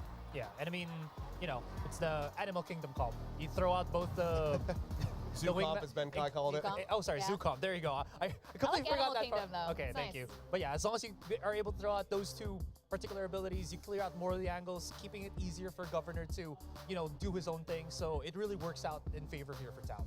Yeah, both of these teams look quite evenly matched at this point. And honestly, that says a lot for Bleed. So while individually they do, historically, each of their players, a lot of star power there, but they did only put this roster together fairly recently with the two new guys on the team. And I know we have some watch parties going on, so shout out Sliggy and also Maggie Karp, who is definitely close to both of these teams, Talon and Bleed. So keep watching. I'm sure a lot of you guys are also really curious who's going to win this one out, because I have no idea at this point. I don't think any of us do. Now, we did have a game earlier, the guess and gain game, and we kind of knew at the moment we pulled out, if Asterai has his own vote, we were probably not going to win. Team with the highest ACS player on the map was not from the side of Bleed, it was from Talon. I got half of my prediction correct, which was that Talon were going to smash this map. But unfortunately, nobody from Bleed was having the heavy impact that I was looking for. He was putting up a solid performance, but especially a couple of those rounds where he's going for he started off with the glass cannon operator, ends up losing that. Then I wasn't really finding that much value with that op in his hands. So I mean, it was otherwise a decent effort, but yeah, just Demonis. Screw it. Any remarks, gloating remarks, Asterai? No, I actually thought that it was going to be Governor, but I was sorely mistaken there because he was just dying a lot more than I was kind of expecting. I thought it was going to be a lot more dominant, but it was Jit Boys that got the highest ACS. That's right. All right, Well. so back to silver for the two of us. Yeah. This is like Yay, I ranked how up. my rank feels all the time. It's just never going the way I want it to go. I don't. Well, you're ascendant Look, now. This is Hey, fine. it's just my own rank. in You game. could be radiant. Like, this is Two your more. radiant rank. So, yeah, congratulations. I hate this game. I hate this game. I have, It's like, fine. so little control Look, over so- this game. Can I vote still if I'm not on the panel? Because this is like... Or to try to get ranked up on other days. You mean like when you're not on the analyst test? I think you You have to can be physically on the analyst Okay. desk in order Yeah. to do this. Oh, all right. Otherwise, so I'll we be would stuck have- in Ascendant for a Otherwise, we'd while. have William and Paper Thin and Quack involved in this. Valdez. Okay. Like, we would have all of those guys on this board right now. So I think it's just when you're on the desk. Okay. But it's fine. As long as I get my prediction correct, if Talon closes out, then that'll make me satisfied. I guess at this point my prediction rate is also terrible, so I don't know. It's been Uninstall 3 equivalent. matches, man. I'm sorry. You can bounce back from this. That's true. That's true. It's only been one day, and today we still don't know who's going to win. We are going to Icebox next, and I am curious. I know we're not going to see Chamber. I think Legia did reveal that much that we wouldn't be seeing Chamber. So Icebox would yeah. be a fringe case for the Chamber. I could see some teams potentially getting away with it, but I think right now, given performance that we've seen across kickoff at these first 2 days, I think the only player that I'd realistically really trust to be able to pull it off well would maybe be Xcurit. Or Laz, sorry. Xcurit and Yeah. Laz. Those are the two. Yes. But I mean, taking a look here, I mean, it was Jitboys and Scary that we were talking about coming out of Lotus. We're going to continue talking about it, but this time, I mean, Jitboys was just so far and away the leader here of the lobby. It was incredible performance from him. Yeah, I'm just, again, just surprised how much impact he's able to do by, it feels like he's always just maneuvering the flow of where Bleed is going to come out, and he's just always prepared into countering that swing. It's just so good to see how responsive his ability in that regard Kahit is. taramot ka mo ni Chiga propone. Absolutely. I thought I would have my eyes on the duelist, but at this rate, I think Jitboys and Scary definitely have our full attention. Yeah, I mean, I think it's probably going to be either of these players at the end of it all getting MVP, depending on which team wins, because their impact on that first map was incredible. But Jitboys now having 2 excellent maps, even with one of them being a loss, I think that he is by far and away the front runner at the moment for getting that MVP. So just needs some talent to be able to, clinch the win here. But again, I'm curious to see what he's going to be piloting going over into Icebox, because he could just keep playing this Harbor. We've seen plenty of teams, execute with Harbor in the past. He could also change it up and go to something different. But I am loving Jitboys continuing to be in the spotlight here for Talon, because I mean, the start to his kind of his career in Tier 1 was absolutely excellent. But it looks like, okay, he's going to move over to the Viper as they're going for Hampir sama. just that solo controller Viper here for Icebox. And solo Harbor for Bleed as well. KOs and Gecko on both sides. Got Killjoys on both sides. Yeah, I mean, even with these team comps, it's still hard to determine where this is gonna go. So I'm just gonna leave it in the caster's hands. Paper Thin and Quack, take it away. Wow, gee. Thanks, Chubby Ninja, just giving it all to us like that. No, but in all seriousness, I mean, this is, okay, it's kind of interesting. We do have a pretty similar composition. You've got the Initiators, Zest still on the Gecko, but the solo Harbor, I mean, this is something that Talon did last year a little bit when Patty Pan was playing that agent. I'm not sure how well it worked out, though. Well, I mean, Patty Pan it's hard to say because of the way he plays individually, how much the agent, in fact, is actually going to be. Different player. He's not your typical Harbor player by any stretch. So certainly Scary, more of a somewhat traditional controller type. But it is going to be, I think, pretty difficult. Typically the Viper, with those toxic screens, with those poison clouds, able to control space, I think a little bit more effectively because of the decay and things like that. But Talon's just going to walk about. Darion's got the high angle, but he's been spotted out. He has to get out of there. He on his own. Oh, under a lot of pressure. Can't dash away, but still able to cut them down at their feet with that Sheriff. Good punish over by Jitboys and Cruz, though, along with Frenzy. Darion down to 12 HP. Has to try and play it safe. Cruz still being a bit of a menace with that Frenzy. Hopping all over the place. Spike taken away. And now the core remaining Bleed players. Bleed players fold. Not quite able to do all too much. A quick round, a quick hit coming out from Talon. Yep, and it catches Bleed very off guard. Darion, just too many players to really look at from that angle in that situation. Talon kind of has, with this push, so many angles covered. Like, everybody's looking where they need to be. Some people are looking high, some people are looking low. Yeah, Ye gets one, but there's no real ability to bail him out in that spot. So now Talon, after a rough start on Lotus, seems to really have found some fire. All classics again for Bleed. Gonna 4-stack A and leave Retla on his own over in Kitchen. Serve with just a ghost, all right. Stack up on A was the right call for Bleed this time. But Too much contact here for Talon's liking. You certainly don't want to run into this 4-stack with them prepared. You know, you might be able to, you could, in theory, maybe wait it out or do a double pump, but this is certainly the move that most teams are going to want to make in this situation, is to say, okay, well, that felt a little bit like it was going to be more guns there than we'd like to deal with against an eco. And a good call to leave Surf here because he's got nothing but a ghost. It's the same thing that we saw in Bind. So similar ideas being explored, and he actually is going to go in for a bit of an adventure. Spots out Ye. I don't know if Ye saw him. I might have, yeah. And that is the call for Bleed to rotate over. They know one player here means the rest of the team probably ain't around. Wingman goes in for the spike plant, and Bleed trying to look for some positioning. Talon has the firepower in this scenario. Yeah, placed on the corner. He's going to be able to be covered from yellow. Governor going to use the updraft to get up on top. See if he can do any more damage from there. Angle. Tosses, dodges the flash. Manages to get out of dodge with the tailwind. It's not impossible for Bleed to win this round off of utility. They've got the code, they've got the wingman. Well, not anymore now that Zest is dead. But Scary just picks up a quick double with the ghost. They continue to push up front. Ye holding the angle. Scary continuing to land some nasty shots. And Jit Boy's down to half HP, not quite able to take down the spike diffuser. And with teamwork, with the squad pushing up together, Scary with some sharp shooting, Bleed actually turns this around on its head. It's crazy stuff there. That ghost that we mentioned was picked up on Bind didn't really amount to a ton previously on the other map, but here, Scary, whoa, my goodness. Absolutely nasty. And this cove, really interesting here, as that's the only sort of blocking ability, right, that's out there on the map. So there's no Sage Wall or anything like that. It's just going to be that cove to block bullets, and if you can kind of find the right timing for it on these retakes, you're going to give yourself much safer defuse. They're able to make good use of it.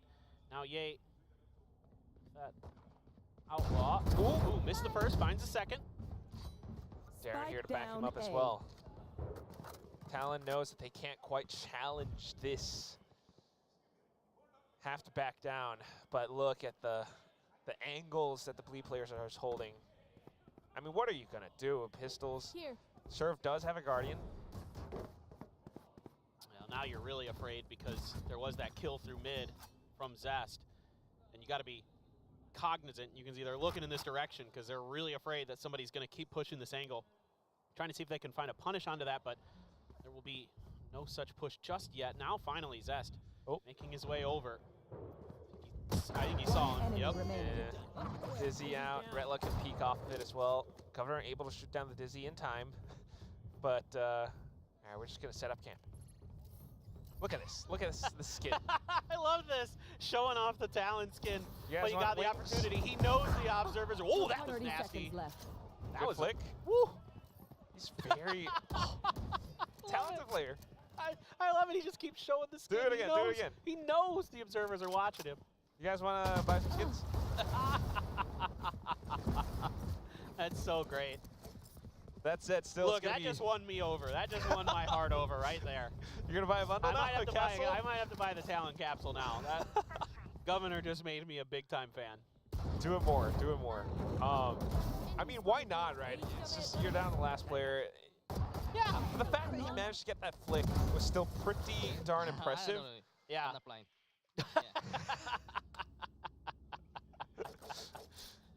Poor Zest. A couple great kills in that round for Zest, but he loses to that classic, and at least he's got a good attitude about it. I mean, yeah, look, you're stuck in spawn. You know you're like 99% dead. Ooh. Just do what you can mechanically. Back to it. Just tiny little exchanges. Trying to take space up over by green, but unfortunately feels that it's a little bit too hot for their liking. Yeah, if you get around. Yeah, if you get close enough there, you might be able to get a thrash around the corner or something, but not quite able to find it. For Talon, Chip Boy's able to take Ye down under the tube. Catching Ye, trying to cut him off, but Rella just has to get out. There's no hope for him. Still has his utility around the site though, so now it finally lets them go. Unfortunately, the spike goes down first. So it's going to be that retakes game. I mean, it's really cool that Talon has the option to leave either Jit Boys or Surf on that lurk. And they're able to provide so much value because of it. I mean, taking down Ye in that fashion. Now the rest of them just holding from these linear angles. The spike is planted out in the open for them. Darian, though, trying to spray what he can. Able to trade out against Ben. Surf now.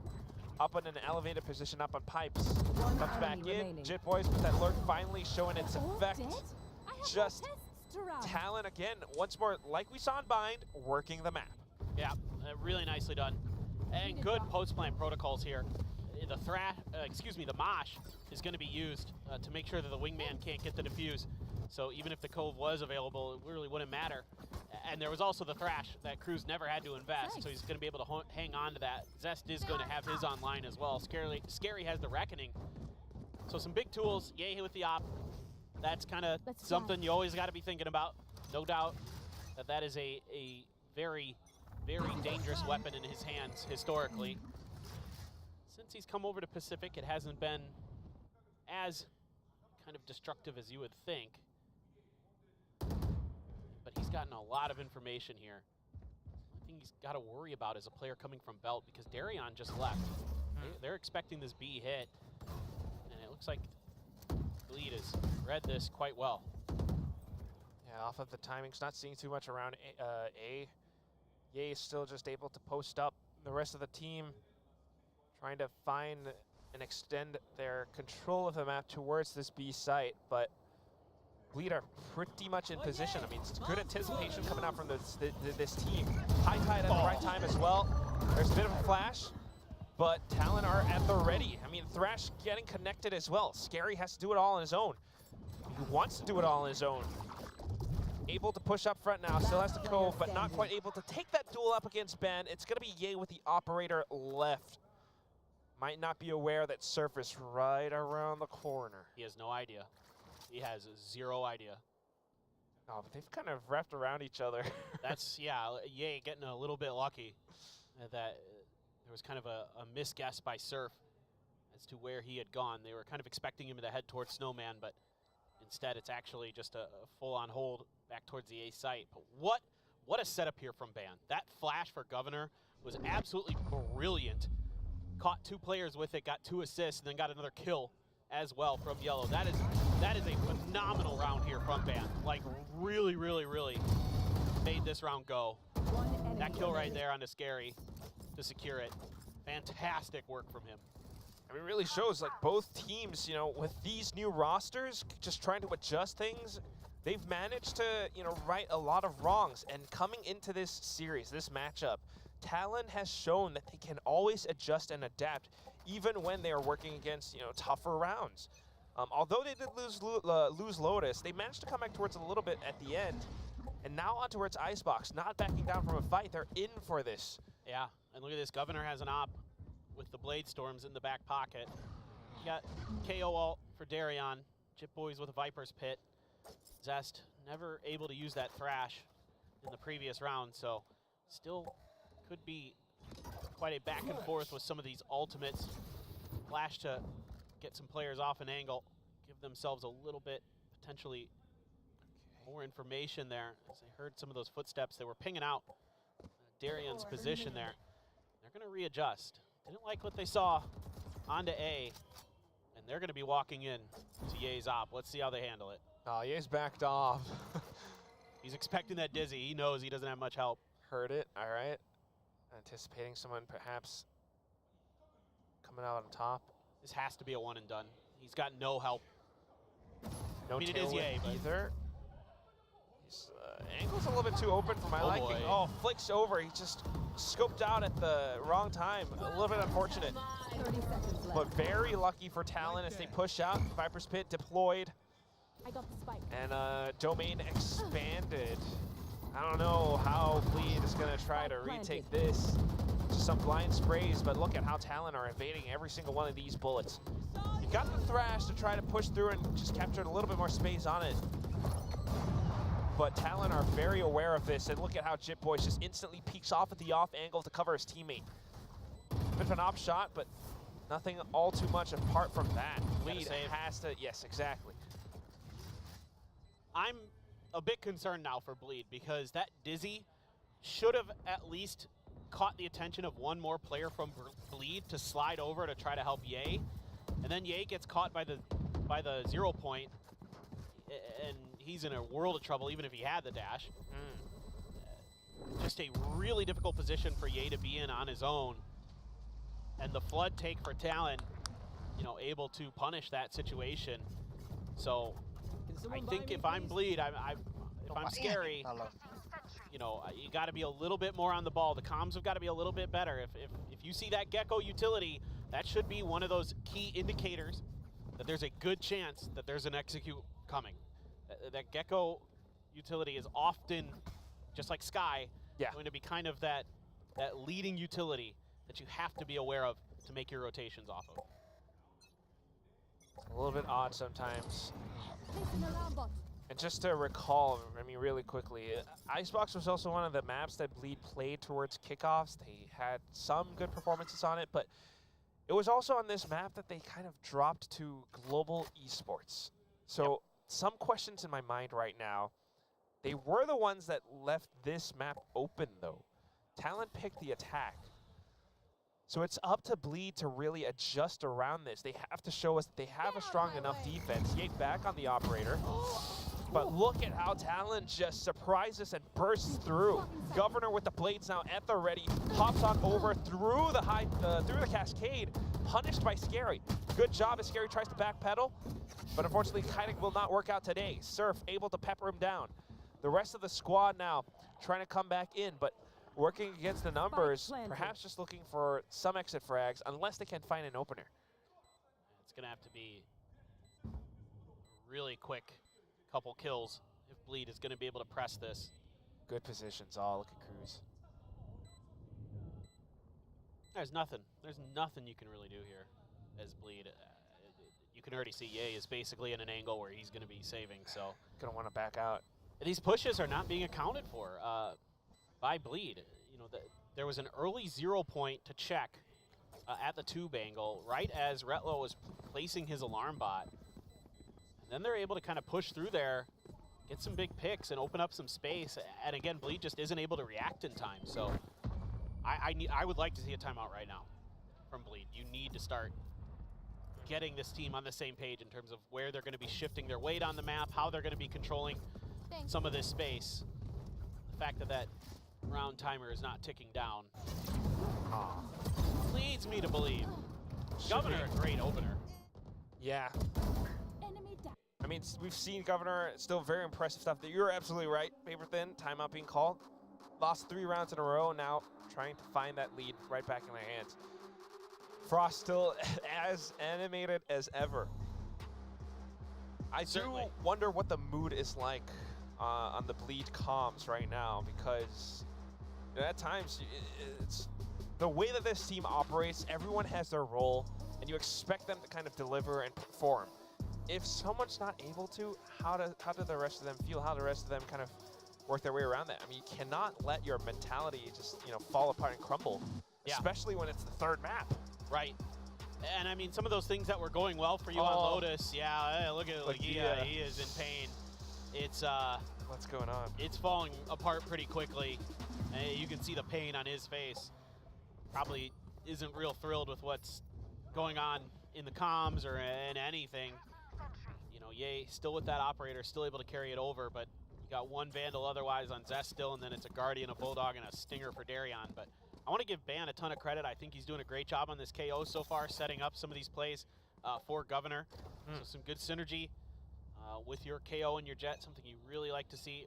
You're gonna, on the other end of a lead is also attempting to create a little bit of KO Jet synergy of their own, potentially. But again, Ye gets pushed up here so far. So this belt control has to work out. Darion with only a Stinger. So dangerous, these positions that Ye wants to opt from. Yeah, the range for the Stinger, not exactly the best thing. At the very least, Talon aren't exactly around A just yet. Welcome.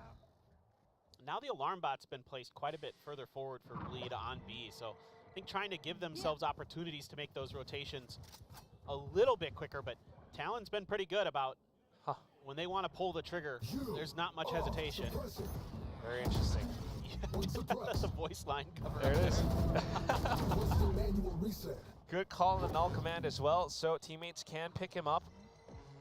And there is that go signal. You've got the double lurks in the form of Chip Boys as well as Surf, and they're kind of watching each other's backs. This B squad, Team Bravo, doing what they need to do and shutting down some of these rotations. Ye's operator has been taken off of his hands. This was from Bleed's timeout, but Talon picked up the win. No charges left. Talon is just so on the ball in so many different ways. That combo there with the utility from Ban to really create the space that they need to get that execute going. Scary, I don't know, man. That's not scary. Excuse me, Surf. Yeah, just an insane win by 2 here. It's very impressive when Chip he's Boys, like lurking like that. Yeah, and Chip Boys too. Surf wins against Yay. That's the one I'm thinking of as well. It's just everywhere. They're winning these battles. I mean, they are completely fired up. They're completely on point. Okay, And same plan. Same plan. Same setup. Scary still holding on to the Reckoning. What are we going to do?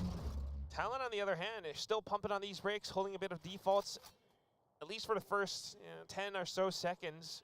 Bleed not making a move, and pretty soon, once more, it's that Alpha and Bravo squad. You got Serve holding on to the spike this time, though. Wonder what crews Ban and Governor are trying to pull off.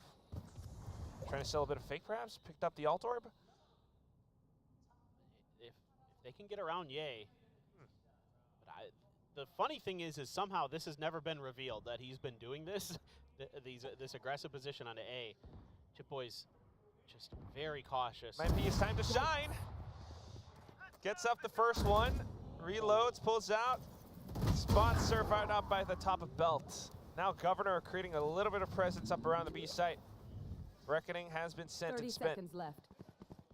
The rest of them now going in for that quick mid to B, but the angle's being held by Bleed. Ooh, good little flash. Oh, wow. Brilliant. Not spotted at all. Actually, just taking down Retla really quickly. Very safe. Yeah, okay, well, Zest is going to catch him. Good hold. 10 seconds left. We're just now going to have to buy time for the rest of the team to rotate over. Meanwhile, Talon are in prime position to actually hold some of these spots. Look at Ban up by Kitchen.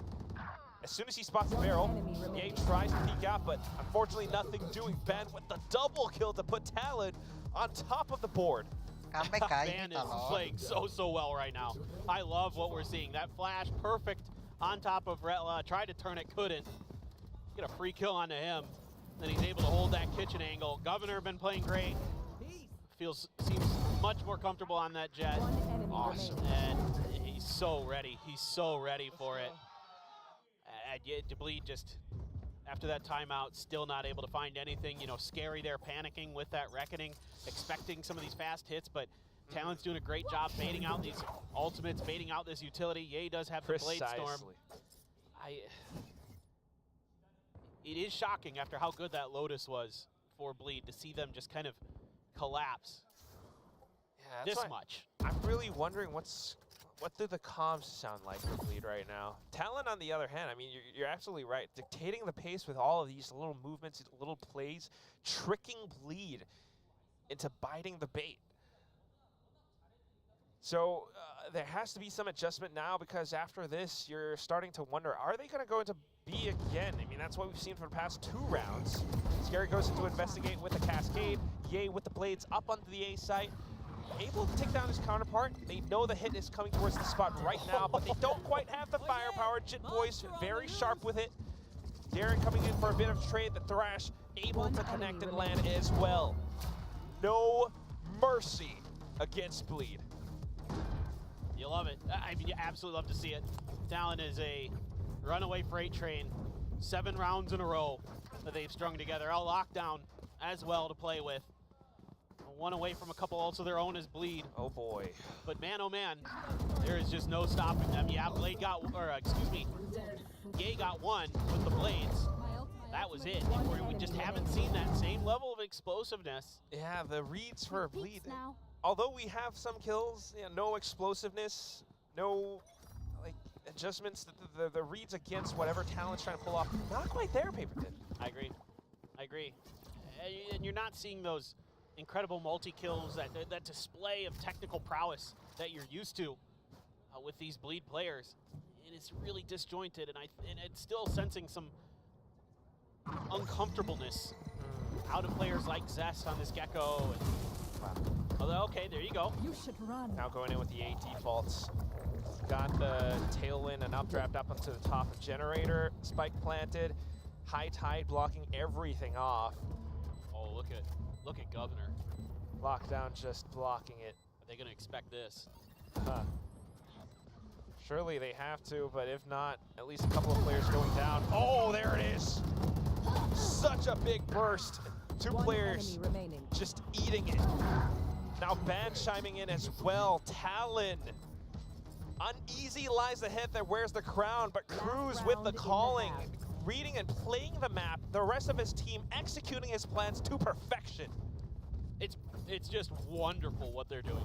I am so impressed with the way that they're using the map to their advantage, constantly taking different positions, constantly showing different looks on the attempted retake.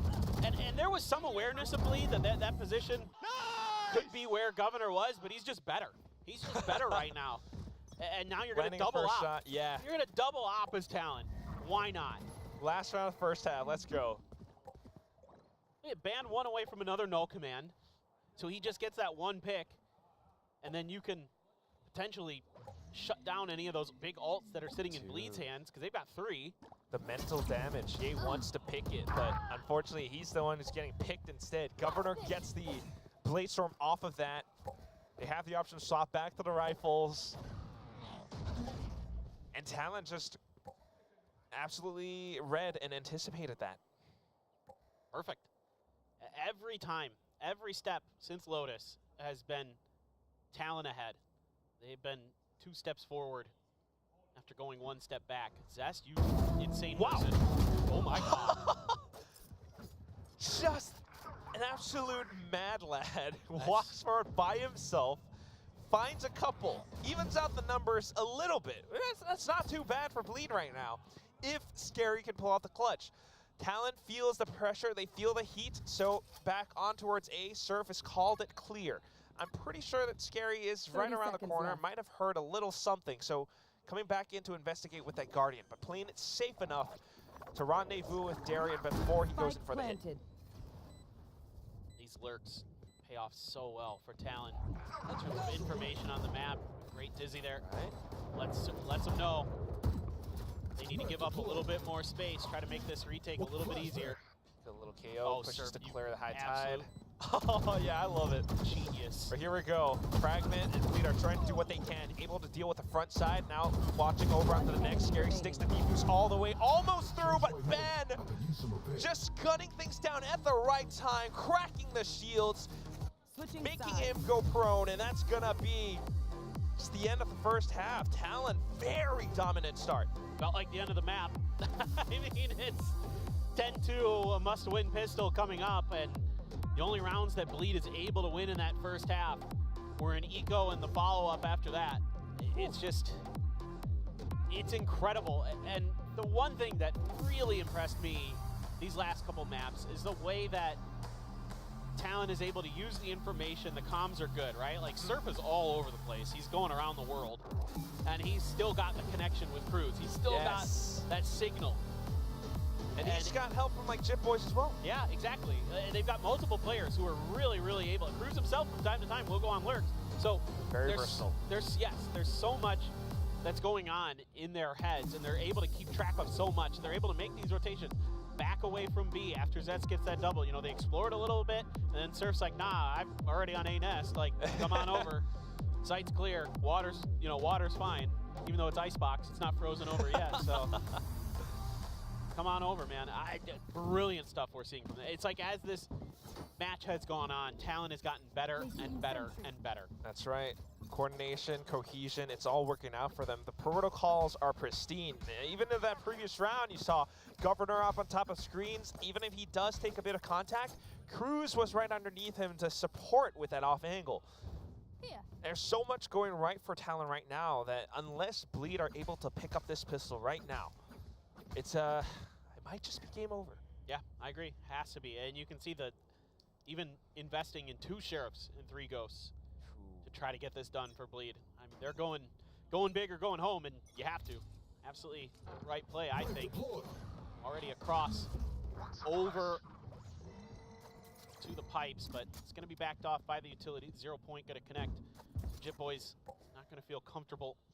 And a maneuver away for now for Talon, but look how much space they have on B. Look how much information they have. They know. Scary is watching the back, though, so don't want to overextend all too much.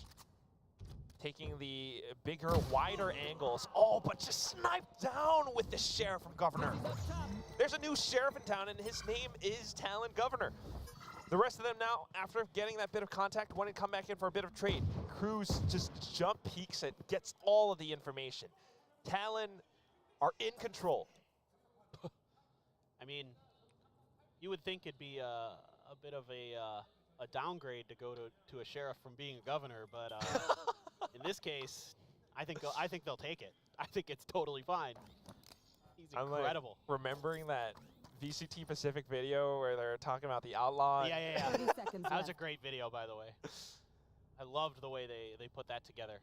Shout out to the team that makes it happen. But here we go. Yay, wanting to take the fight down. Goes up, able to shoot down Ban. Governor in for a bit of a trade. Now holding on the positions. Darian comes back in to fight as well. 10 All these seconds fists left. flying, and it's going to be Zest who sticks the plant. Cruz now in position, but shot down by Darian with the ghost. A whisper that pulls Bleed back into number 3. Oh, I mean, it felt like Talon was going to win that with how much control of the map they had, with that opening pick from Governor, and now you just have to going even deeper into the economy. You have to keep winning. You have to keep snowballing. If you're Bleed, Darian having a really nice round for himself, kind of matching a little bit, a very, very little bit of what Ban was doing on the other side. But Ban has had a wonderful map. He's 13 and Still 4. good. Yeah. Oh no. Yeah. I think it shows that Bleed aren't just like asleep. And Ye's definitely not asleep, getting that walk-up duel like that. Darian here to back him up. So a bit of that tandem, that duo working together again, and Bleed needs so much more of it. Got a couple of upgraded pistols, just keeping it in the bank. Reading Talon's positions on the A site. They know that it's potentially not safe to push through given the toxic screen. So Talon has a bit of a pistol plan now. Interesting strat. And it works. Oh! And it works. And then they come back around screens. It's like they knew what the protocol would be, that there'd be just the killjoy, and they could overstack that angle. Hey, then you got that separate squad again going in to retrieve the weapon that was fallen. And the rest of them now trying to do what they can all the way from rafters, from behind. They took down Scary. Every piece of damage that Talon does here is just more painful for Bleed. Dizzy tossed out, wingman to clear, under hell, under rafters, nobody's available. Surf do a bit more damage. Bleed slowly thinning down in numbers. Wow. One Jeez. enemy remaining. All right, Ye swapped on over to the Ghost, just protecting the spike with his life. Well, he's going to lose this Phantom potentially. Nah, okay, I think he's, oh, yeah, Just able to make barely. it out. Oh, so close. So although it is a win for Bleed in this round, the damage sustained. Gotta repair the hull of that ship. I thought Jim Boys was going to catch him on the exit. Possibly, yeah. I'm that confident in Talon right now. Like, with the way they're playing, I'm like everything they do. Like 1 split second. Yeah. Oof.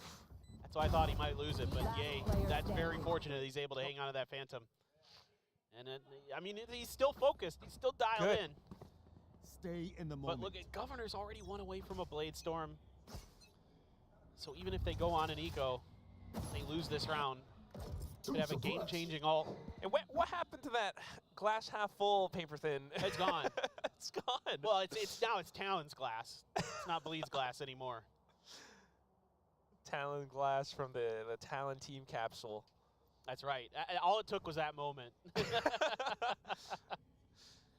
that was the game-changing play to My show us word. the capsule. I'm going to play the opposite of paper thin right now. I'm going to be devil's advocate. Uh-huh. Bleed, you know, with that round from before, some of them are on pistol, so they get to buy back up. They've got the rifles. If they can convert this to the bonus, perhaps you might be able to see some more rounds coming from them, and then maybe you have a bit more of a shot. And not only that, that would instill a lot more hope and confidence in the rest of the teammates. And all it took was one player to make it happen. Sometimes that's what you need. Yay, going in for some of these duels that way. Once the rest of the team sees that, all right, he's doing it, he's putting in the effort, he's putting in the work, I got to do the same thing. Look, I have no doubt that these players are capable of turning it around. Bit of a dash in and out for Ye, trying to poke and prod, trying to figure out what's going on. A huge util dump on top of him, and Surf gonna find one, find two! Puts up the wall. Now there's a green wall in front of Bleed. They can't break through it. 10 seconds left. Holding some of these angles. Good shot still. Scary up on the zip line. Zip Boys just not quite having the help, but running out of time. 4 seconds left. Yeah, he can't get the plant. Governor knows it. Oh no. I love when Not Paper like Thin this. goes, hi-ya. Not like this. Hi. Yeah. It's, I can't believe Scary hit that shot from a rope. That was, yeah. A little bit of a circus play, but still, I mean, it just tells you that Talon are holding the positions, throwing a little bit of shade. What you got, Scary? Maaf ya, lagi He said he was game, back lagi live. after he won Ascension. I mean, he was good early. He was. He's been pretty good today, actually. I mean, he's been the best player for Bleed, hands down. True that. But it's him in the IGL role. Looked good to start. Since then, it seems like he's Apa ya? not really able to kind of keep his grasp on the map. And Untuk- that's a huge credit untuk to buka. Talon and putting Ada. Cruz back into the leadership role, knowing that he has a ton of that experience. He's been there, done that, and he's able to keep his mental in check through 3 maps. I concur. That's really what's happening right now, and it just feels so great if you're on Talon right now. That's why Surf is popping off, because ex-teammates, once again, Mosh Pit lineup back in. They've got all the space. Bleed, ooh, a bit of a blind spray, catches an unsuspecting Jit Boys. Now Bleed, although they lost the previous round, still very much in this race. Just got the nanos on the spike, so you got to play up close and personal here as Interesting. Bleed. Don't have any other post-plant utility, really. You do have a Reckoning, and it's going to just be a save for Talon. Yeah, this is right. This is the correct play, because Look at economy. you have, Yep. look at the economy, and look how many rounds you have ahead of you. True. It's a long road before Organizing. Bleed even comes close to making this look like it's a contentious map. Swarm grenade out. Now what I'm thinking about is next few rounds, Yay, Scary, holding on to their ultimates. True. A lot of potential that they can make happen with those tools. Grab an orb for Zest. Get that, Oh, yeah. get that Thrash. A lot of tools. So it's possible for Bleed to climb back up. Meanwhile, for Talon right now, just needing 2 more rounds. They've done a good job so far. They've shown us really interesting strats, especially with some of the pistol ones where they wrap back around through screens, working together as a team, holding some of these Try not to get shot, defensive angles up on the A site. What are they going to do next? Jit Boys and Surf maybe going to have a lot of pressure in their face. Jit Boys seemingly took that 0 point intentionally. Kind of curious. Trying to bait them around into this crossfire. Pretty quick rotation now from Cruz and Ban. So this is going to be a pretty tough take. These ultimates, if they're gonna come out, are gonna have to hit, and they're gonna have to hit hard. Oh no, not like that. Off I timing. suggest you move. Just a little bit unlucky, but still the rest of the team have their protocols to push up onto the B site, off of the high tide, off of some of the dizzy tosses. Ye has collected up on so much space. Cruz holds his ground though. Surf comes back in, anticipating some of these angles. Now 2 players left, and Scary has his work cut out for him. Cove down, cuts off mid, tries to hold it off. Zest still alive, has the thrash, needs to play for time. Tries to stay alive too. They might not know that Scary's still here. Oh, but then the sudden peek out from Surf. He crouches, not quite able to connect the shot. And a 1-on-3, not quite doable for Zest. He just peeks out, trying to do what he can, but that's gonna be it for now. Talon reaching match point. Yeah, and it's just a lot of confusion, a little bit of indecision for Bleed cost them. You know, Retla coming back in to play for this Bleed squad. Looks like he's not quite fully integrated and not quite aware of the open space that's being left open on the map. And Governor makes him pay, and then Governor swoops in to collect that last kill, and now you're 1 away from Talon taking this match after losing their map pick of Lotus in a position where they can have a great start to stage 1. I mean, the trend of it right now, it's as these teams try to pull off some of these lurks, it doesn't quite work out for Bleed. Meanwhile, you've got players like Surf and Jit Boys just working so well as a duo. Look at how they're positioned again on B, knowing that, all right, Bleed's gonna try to go in for this. Both teams rotated over. Governor trying to set up a bit of a flank. Ye with the angle now hops up and finds Ban with his knife. Bit of a flying knife now. The rest of the team just trying to work against the spike plant. Scary able to catch a player as he tries to shoot out.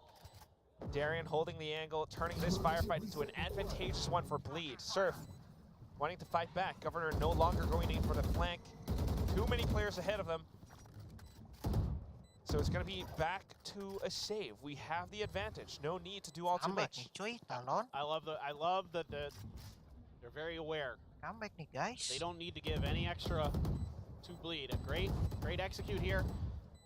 A lot of knowledge in where that high tide is going to be for Ye, knowing that he has just enough of an angle to catch players if they swing wide out towards Snowman.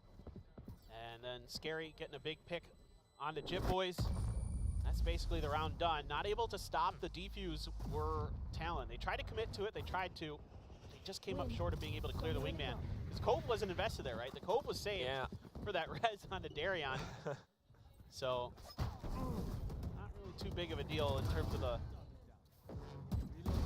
long-term scope of things, but I would be more excited about that res on a Darian if it just didn't take one more round for Talon. Because that would have been a huge turn of economy, right? Like, you're able to keep your gun in that situation, things like that, but instead it's like, well, they need to win every round anyway. And they have plenty of money, so. Plenty of ults in the bag. Talon going to be working with some of their own Governor up and over. Huge. Spike down, Gets attacker Zest. spawn. Just a big investment.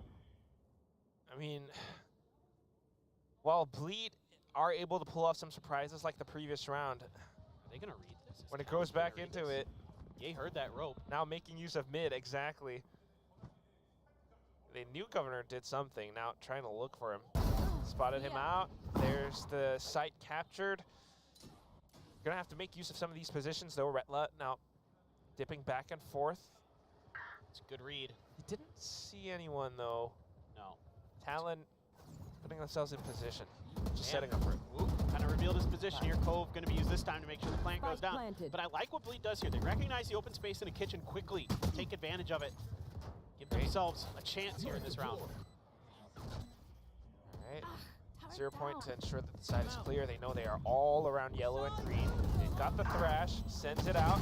Timing a little bit off. Thrash doesn't quite connect, but Surf jump peeks off of it. Now it's going to be down to Ye. Jit Boy sticking the defuse. He's got the poison cloud. Surf pressures on. 13-6. Such a big and triumphant win for Talon Esports and some of the players, Surf and Cruz, as they play against their ex-teammate, Scary. Awesome. Awesome, awesome, awesome. The way that they just kept getting better, they're able to shrug off that loss on Lotus. And from there, it just felt like they were in firm control of the pace of this game. They were in firm control over the information. everything seemed to be going their way. They made great reads, they found great timings for their lurks, for their picks, and Bleed never quite found the answers.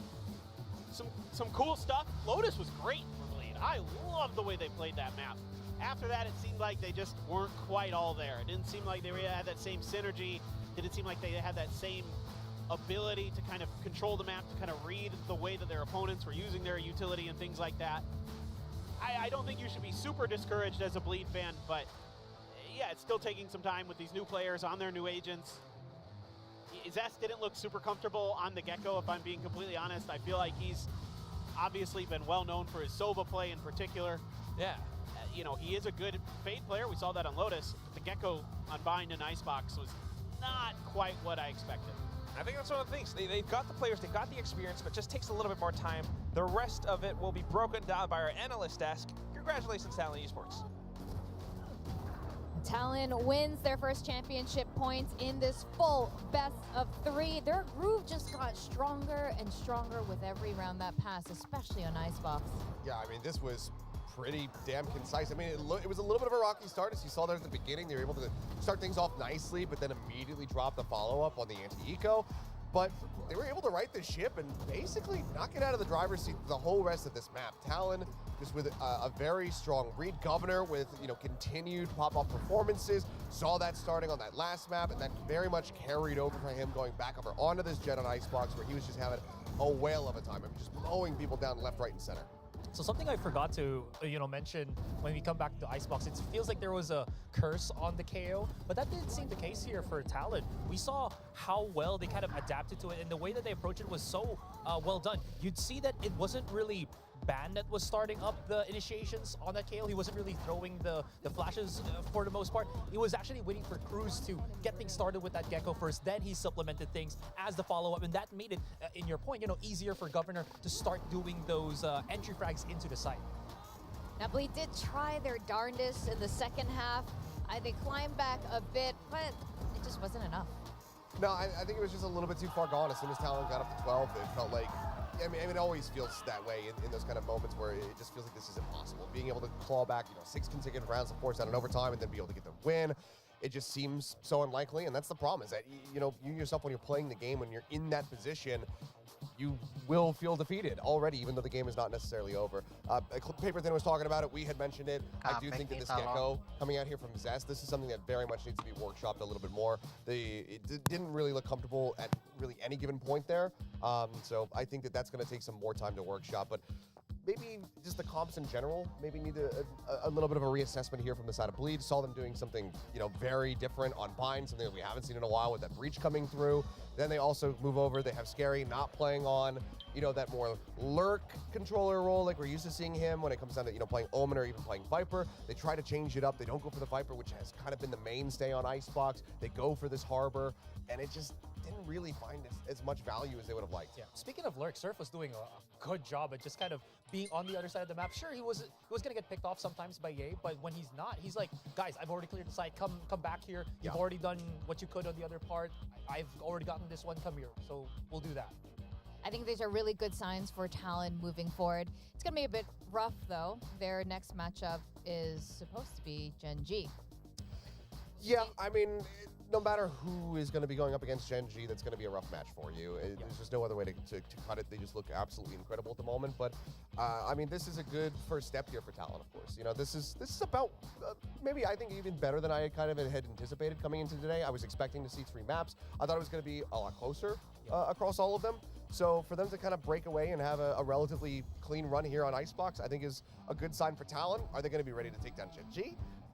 Well, that one I think is a completely different story. Governor, if he can continue to trend upward and maybe have that opening performance that we had from him on the Neon versus the likes of Texture and Meteor, then maybe they're going to be in with a pinch. But I think there's still going to be some more work. But this is obviously a positive sign for Talon. For Bleed, as Paper Thin was also saying it right there at the end of the broadcast, I don't think that Bleed fans need to go full panic mode. Yeah. It seems like overall the org is going to be committed to having Ye staying on Duelist, getting him back in the groove there. We saw some good performances from him. I think, especially his raise on Bind, he was putting up some solid numbers and, trying to go toe-to-toe with Governor.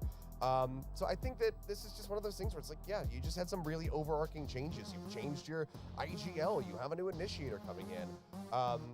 you're experimenting with some different compositions. This is one of those moments where you're going to have to, unfortunately, likely suffer some losses. But while you go through those loss cycles, it's going to be the team, hopefully getting better and better as time goes on. And that's exactly what it looks like. This is a vast improvement, I would say, from the earlier kickoff performance that we saw. I think there's a lot of potential here, and I think Bleed will definitely be a force to be reckoned with, especially by the time we get to split too, SRI. Yeah, at least they still have that structure that they can follow up on, compared, as you mentioned, to that kickoff. What was kind of interesting with that statement, with the governor one, I'm just kind of looking forward how well he's going to be facing Texture. So other than that, just happy with the performance throughout. Aside from that, Jit Boys still pretty good on the Viper here. I think he was able to create a bit of that impact when Governor was being picked off a little bit in the starting of the round, but so far, again, so good for Talon here. Yeah, Talon was just looking really tight, a lot more mind meldy. Like, this is the Talon. They looked more in sync, like they did earlier on in kickoff. So I like what we're seeing here from both of these teams. And I mean, not too long ago, here at the desk, we were really unsure which way this was going to go because both teams looked equally good. Yeah, I mean, just, there was some blow for blow happening in the first two maps, but this was just Talon just getting in control. And I mean, we have to call a spade a spade. I mean, Retla, that was not a good performance from him, unfortunately. We need to see way more impact. I mean, we're talking about Surf being like, okay, this guy comes out formally, big jet main, moving over, playing the Killjoy pretty much for the first time, and puts on a solid performance there. Yeah, Retla, I mean, going back over to the Sentinel, something that he was known for, and having a really rough go of it, they need to have that impact coming through from the Killjoy, whether it's anchoring sites or getting those lurk forwards into, A, when the rest of the team is adding pressure to mid, adding pressure over towards B and yellow, to say like, okay, actually rotate back around, let's go, let's hit A, it's open, I've got enough space, I'm in deep, we could go for a setup on the execute. We weren't seeing that at all. It was just punishment time and time again, so need to see some more consistent impact from him when he's going to be playing that Killjoy. The thing about this game is that it changes so fast. And the fact that he's experienced with Bleed, he's experienced in this circuit, but he hasn't played in a while. And I think we're going to see glimpses of that even going into our next match too, with Jing coming back in. Like, it only takes a couple of months for the game to completely change. Yeah, absolutely. And it's just going to continue that. Even though he's played so many times, actually, before he joined Bleed, he was, playing in off tournaments, which teams like Trying Our Best, form like off-season team for Bleed here. It still doesn't kind of work out for Bleed, at least for this, for this series. Yeah, I mean, again, I think that this is just, this is going to be the early stages that we're witnessing right now of a rebuild. You're changing things up. You have a different IGL. Scary is, he's done it in the past, but now he's doing it in English. So it's a very different look. So I think that overall, the pieces are there. It's really just about putting them all together and actually constructing the thing. We've bought the box of Legos. We just haven't put the Death Star together yet. Yeah. So they're going to be in the process, and anybody who's done those kinds of builds knows that it's going to take a while. Oh, yeah. It definitely takes a while, but they're on the right track. With that, we're going to go over to the stage. Jen has an interview on standby with our MVP.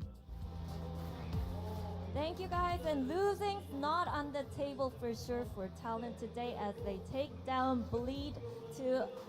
I'm standing here with Governor himself. Congratulations, Governor. Now, first thing I want to ask you was what were your main takeaways from kickoff? Because I know it was when the team really just kind of debuted the new roster, and it was your first Pacific stage game as well. So what were you able to learn? We were able to learn like how to stay calm a lot more.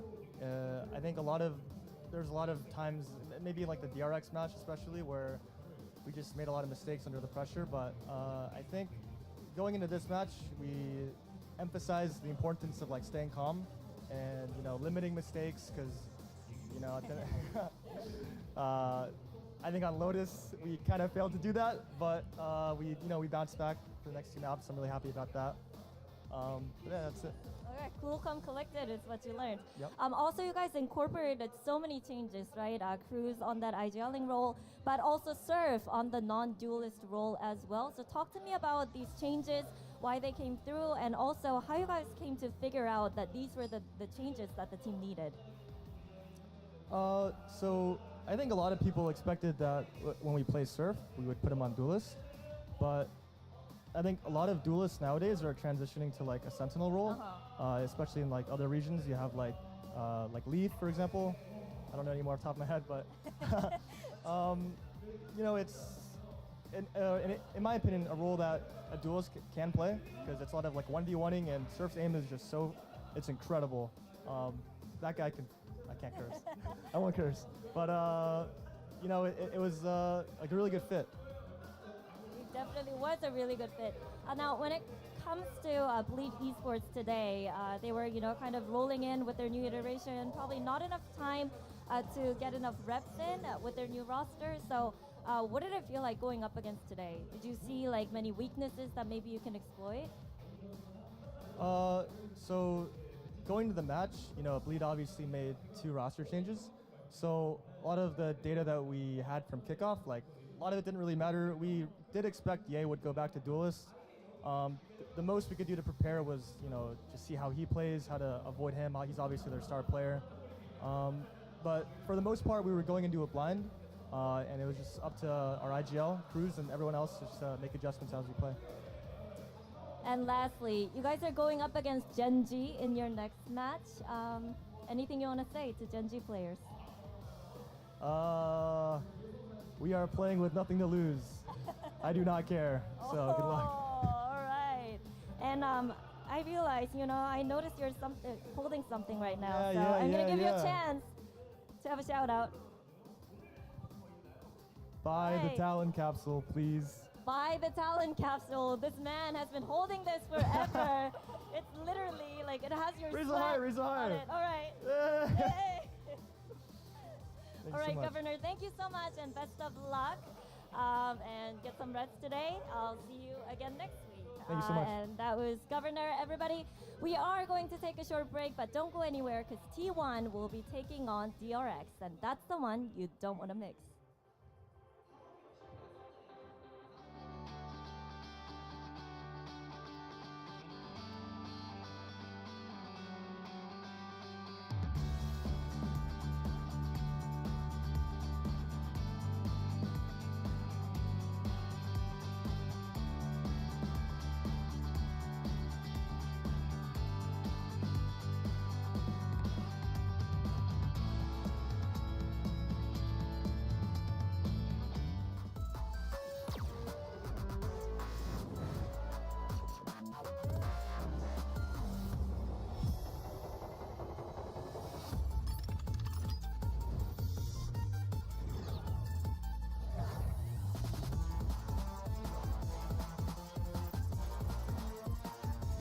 Berbuka, guys.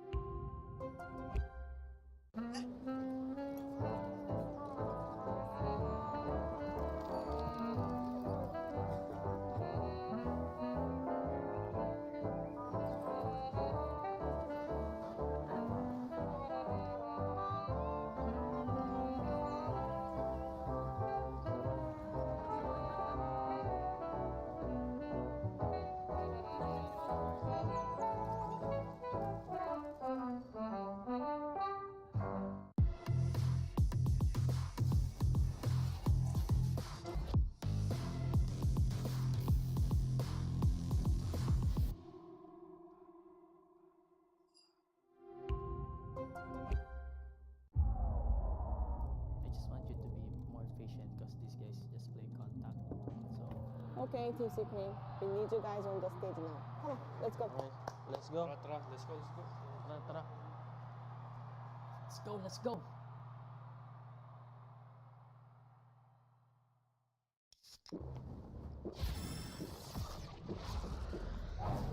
Red Bull gives you wings.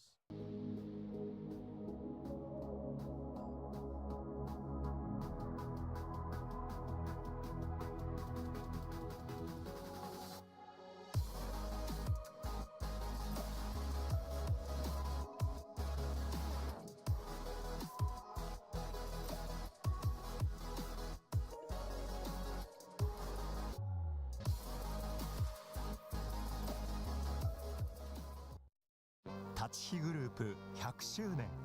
私たちは愛する立川にかつてないワクワクや感動に出会う場所を作ってきました。そして今大きな夢の実現に挑戦しています。立川と世界を文化、芸術、スポーツでつなぐ。私たちが愛する立川を世界に愛される都市に。立川と世界をつなぐ。立飛グループ。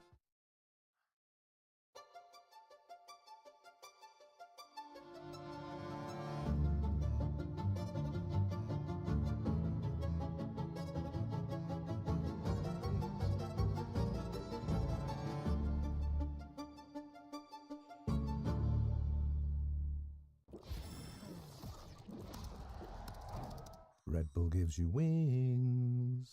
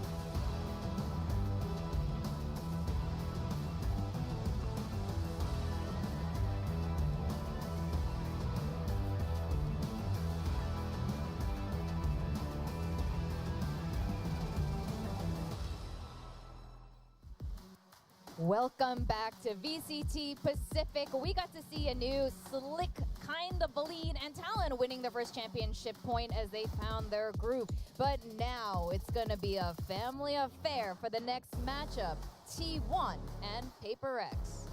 The Susanto Showdown is back again. I don't know why people keep going for Derby.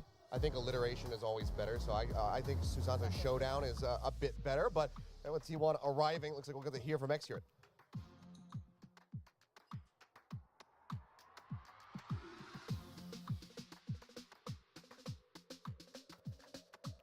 Even Jinx coming back, there's still only one person, and then maybe they can get a lot of big momentum because we know Jinx rate is really insane, right? So, but honestly, our preparation is good for the upcoming sets one, so I don't have any worry about it. Anything you want to say to Forsaken?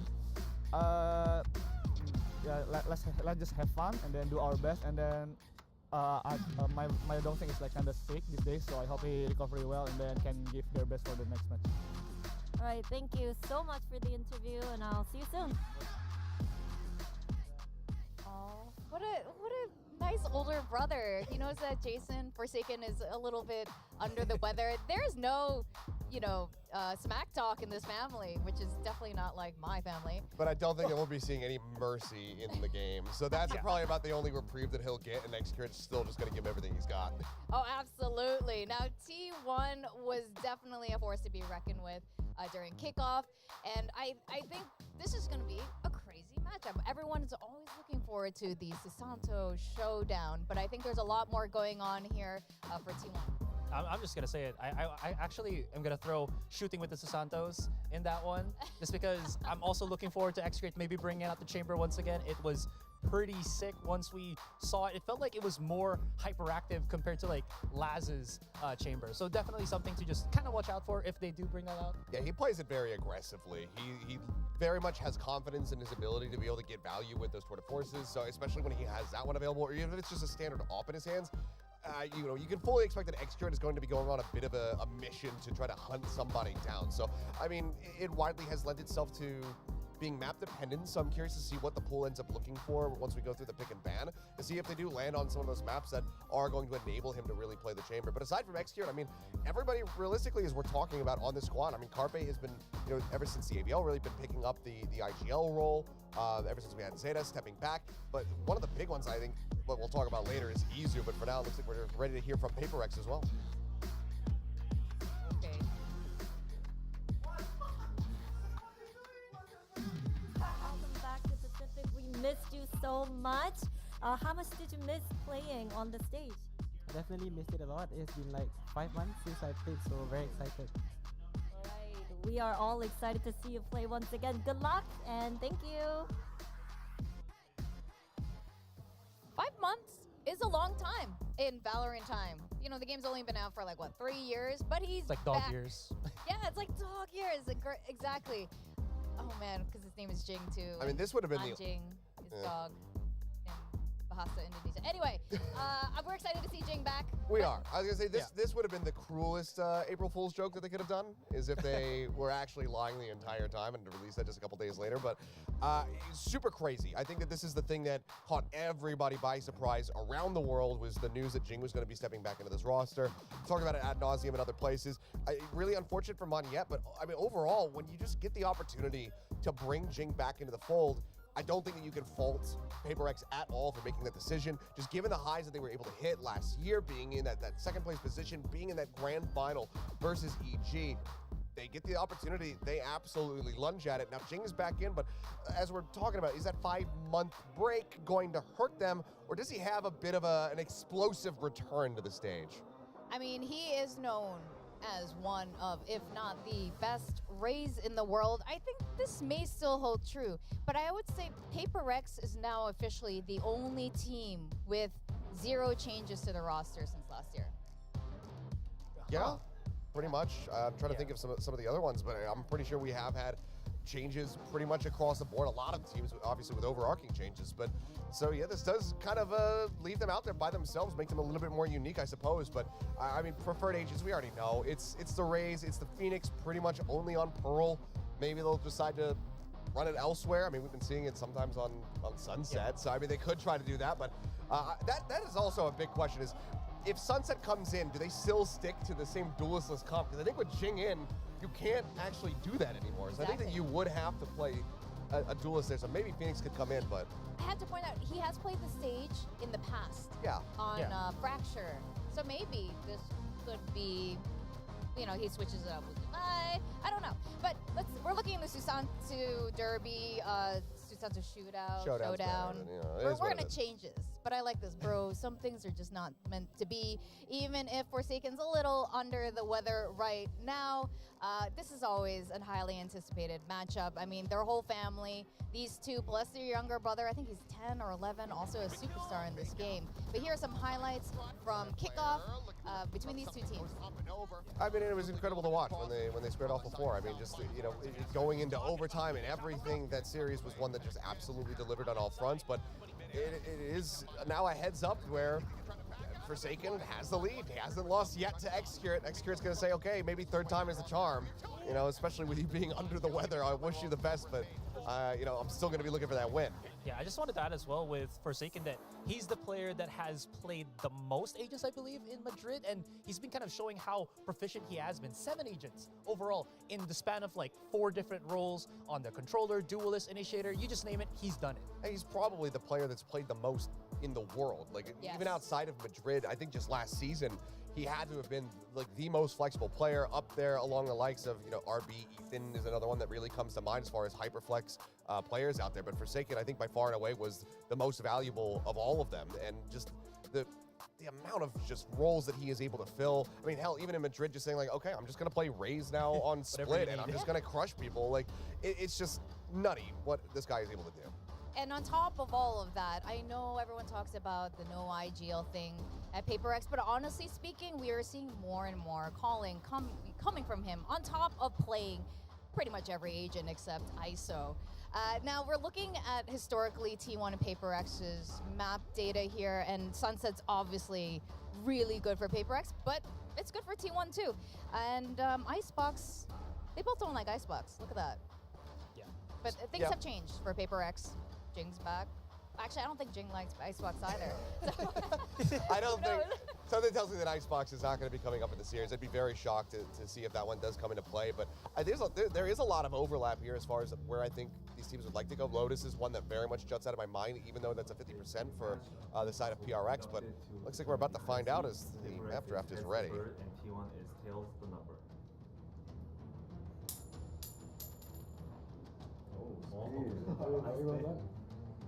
I want to see the coin. We never get to see the coin. What is it? What if it rolls like way too far for them to, see if it's head or tails? You have to chase after it. Okay. Which brings T1 Team A. Competitive We'll integrity. begin with T1 banning the first map.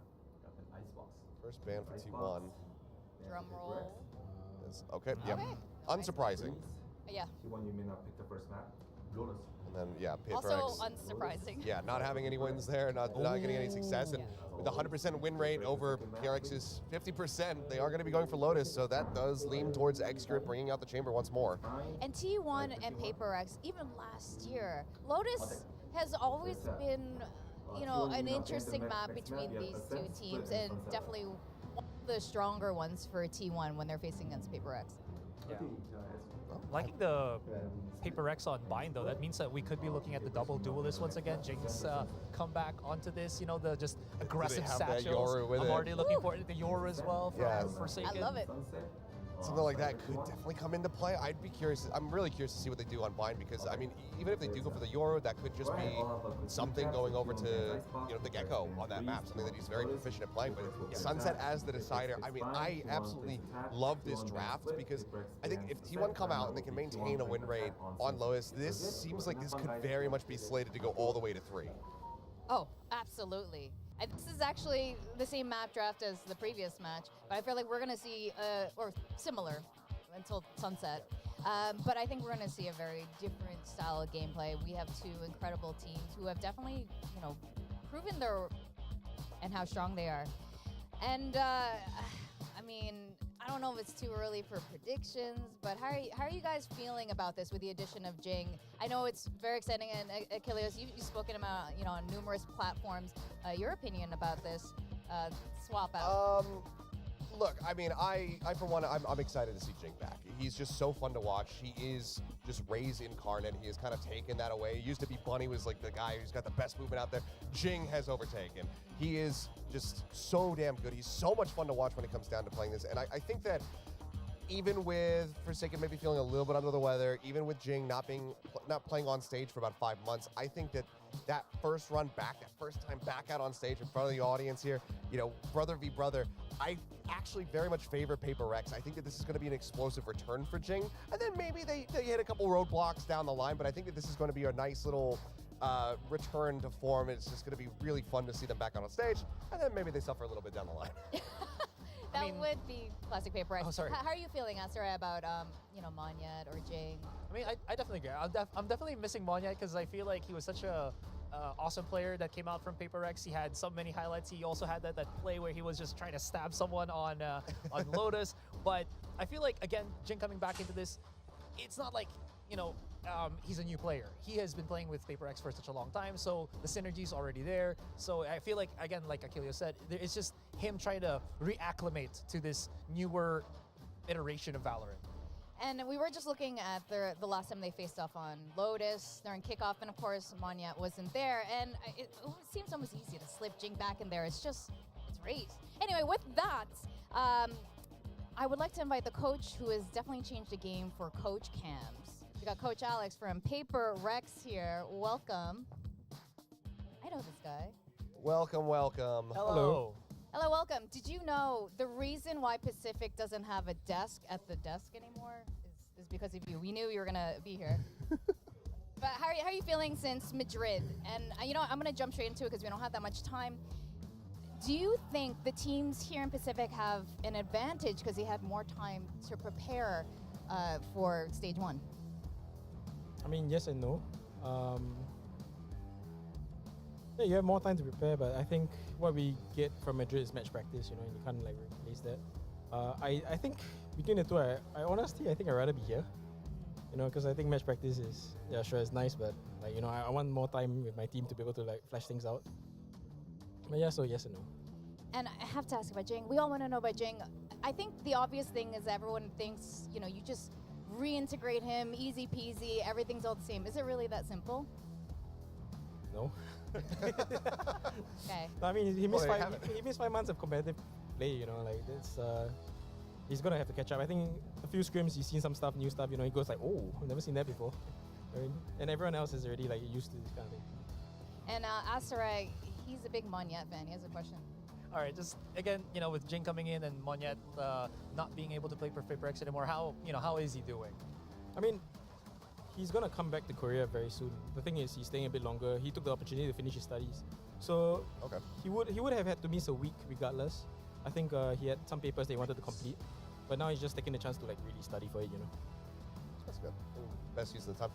Do you think that if you were to take that Tactibear backstage with you, it would prevent you from being at the desk? So you have something to cuddle instead of So, yeah, you gonna give it to unleashing me? your fury?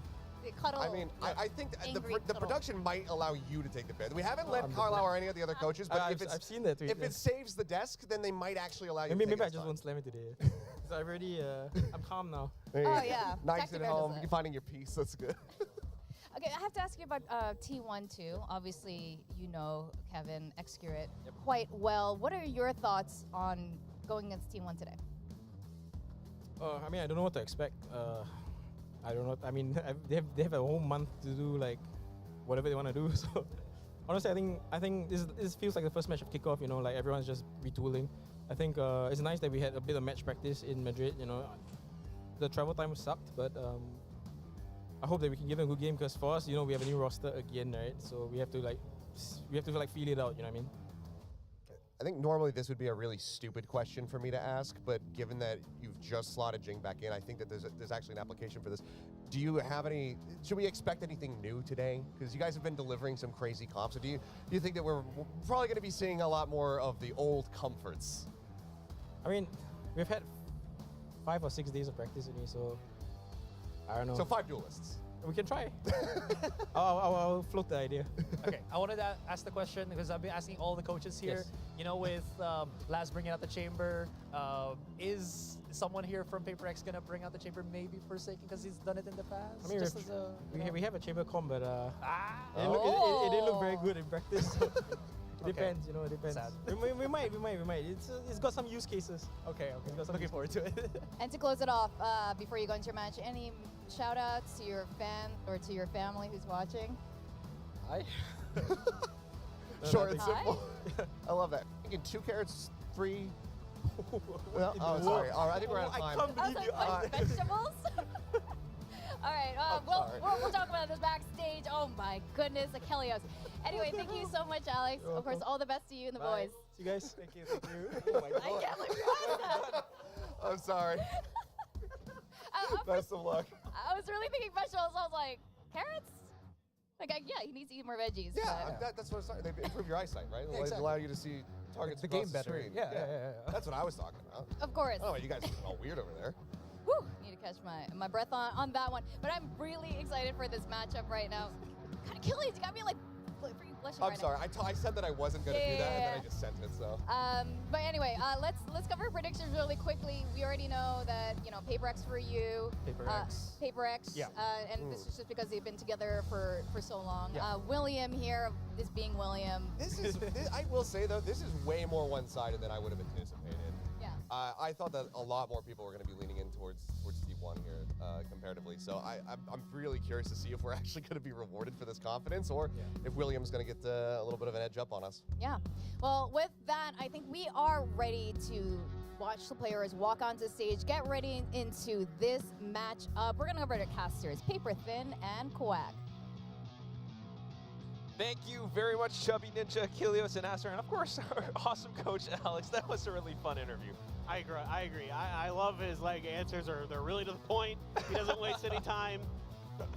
He's good at deflecting some of the bad Achilles questions. It's all good. No, I mean, I think Alex is generally kind of that guy that you can always expect those really honest answers that, but they aren't like long-winded or anything. He's just going to tell you how it is. You know what I mean?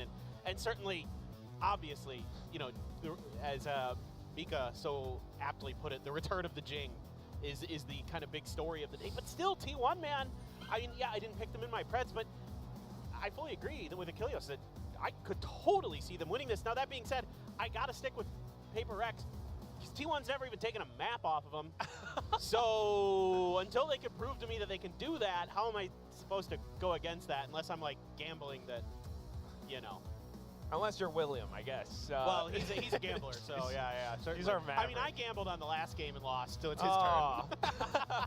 I mean, it's just a little bit, you know, odd, and sometimes there are factors to this. You do want to think about how Jing can fit back in the team. You know, it has been a while, and at the same time, T1 has had all this time to practice. They have had a lot of game tape to study on. Maybe there are some counter or anti-strats that even Alex isn't aware, even Alex isn't going to be prepared for. Well, yeah, and I think, like, one thing to keep in mind here is it would not be off script for Paper Rex to come out here slow, even when they have practiced together, even when they're kind of in a good state, in that kind of cohesion. They still sometimes have some really slow starts, and then they just kind of turn it on and take it over. That's kind of what happened last time, right? That they squared off on split. It was an OT. It was very close, and then they just dominated on Ascent. Yeah, so afterwards. Yeah, and the thing with Jing is, like, I've talked to other coaches about going up against Jing, what's that like? And it's what's really difficult about it is that you don't, game to game, he plays differently. It may look like from an outsider perspective that Jing's just blast packing in, he's just doing crazy stuff, but there's like timings and things that he does, like whether or not he's going to get in a smoke and blast pack out of it, or he's going to just blast pack through the smoke, like things like that actually make a big difference in how you prepare against a team like Paper X and how you're going to be ready for the timings and things like that. So you kind of never know what you're going to get. That's what makes them tough to play against. It's a little bit unpredictable, and I think that's one of the things that, you know, gives us that much more confidence in Paper X, because T1 might not really know how to prepare against a team that, you know, just slotting in Jing back in from you know, a bit of downtime. So it takes a little bit of time, it takes a little bit of practice, but I'm sure that T1 has their own plans. You know, we're touting X-Curate and his chamber back on this Lotus. It's still going to be that good. Is Paper X prepared for it? I don't think you can ever be prepared for Paper X until you play him twice, like, in a couple days. Like, then maybe a little bit. So we're going to welcome our teams to the stage, T1 and Paper X. I just love T1's banner. It's so sick. Like that archer outside of their office in Gangnam. Yeah. So cool. Paper X is going to get a big round of applause as well. Definitely, they have made fans everywhere across the globe. Truly, I mean, our best-selling team capsule, of course. Pearl lets everybody know it, too. Wow, and the first one to walk out onto the stage, take center. Of course, the return of Jing. How will this all fit in? Will Paper X be returning to top form? I mean, of course, you know, another team that we're thinking about is still Gen G with how well they have performed in the past few months. T1 right up next to them. There is a very slim chance. It is very possible. You never know what's going to happen in Valorant. Absolutely. I mean, I think, look, T1 is really, really good. This is a team that I had huge expectations for. They came up just short of making it to Madrid. And I love this roster. I love the way they play. Izza is a player that everybody is telling me behind the scenes when I talk to other players and coaches, like, this guy could be the next superstar.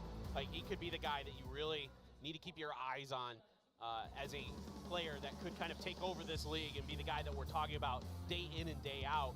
We'll see if that's the case. You still have to get over this Paper X team, which with Jing in there last year was the best team in Pacific, was the second best team in the world. So you gotta dig deep for T1 today. Definitely have to. Paper X just looks a little bit more relaxed, like they've done this before. We know what we're about to do. We've got our game plan. We're just gonna play to it, stick to it, and let's see what T1 has. I mean, again, you talked about some of these players, Izza, but I think it's really interesting how they have this bit of chemistry. Rossi just being that whimsical fun guy for the team. And permanently on Viper, which is also amazing. I love it. So that's just interesting how everything's going to shape up. Can T1 improve that much? Again, another player that you want to look at also, apart from Execute, I think we haven't really mentioned all too much, is still Saya player and how well he can perform in that duelist role. So they've definitely given us some great performances against other teams like Zeta Division before, T1. But up against Paper Rex, you know, this is always that tale as old as time, the old rivalry. Can they finally do it today, the second day of VCT 2024 VCT Pacific? Yeah, man. I think T1 can do it. I'm not going to be surprised at all if T1 wins, but I still have to go with Paper X, and they're going with the more kind of tried and true composition for both sides. Oh, wow. No changes from their Lotuses. It's going to be Forsaken on that Cypher, X-Curate on the Chamber for your Sentinel players. An exciting matchup there, certainly, but Paper X. I feel like, yeah, it's just enough said. Yeah, dude. The crowd is already just cheering for Jing's return. Yeah. I mean, he's unreal. I mean, he is the best Raze in the world, in my opinion, because of the way he plays it. So it's a matter of, again, Alex talked about this on the desk, that they had so little time and things have already evolved so much in the amount of time that Jing has been off of the team that, you know, Jing is seeing new things. He's having to learn a little bit of some of the protocols and some of the plays that are being set up and thought about by Paper Rex. A little bit worried about Forsaken being a little bit under the weather. That can definitely interfere with some of your comms and some of your thought processes and something like that. So maybe today's a day where Devi might have to step up a little bit, get a little bit more vocal in kind of that pseudo IGL role. He's more of like a, you know, a sub-caller type. Yeah. But we'll see. We'll see how it all plays out. Still, look, you're excited about Jing, but I'm excited about T1. I really like X-Curate on this chamber. He can be a game changer. He can be a difference maker if he's not accounted for. And that can be a problem for Paper X, where sometimes they don't really think through a problem quickly, and it kind of strings together a bunch of bad rounds for them, and then Alex has to come in and turn things around, which he's very good at doing. Very, very good. And, you know, unfortunately for desks, as we've seen many times, but but he can do that. But that can be the Achilles heel of Paper X sometimes, is they don't really adapt to stuff, and they kind of get tunneled in on their own game. It does a little bit. So, I mean, as a fan, I would think, or even just looking at pure statistics, a lot of confidence, full confidence in Paper X as a team, as the players.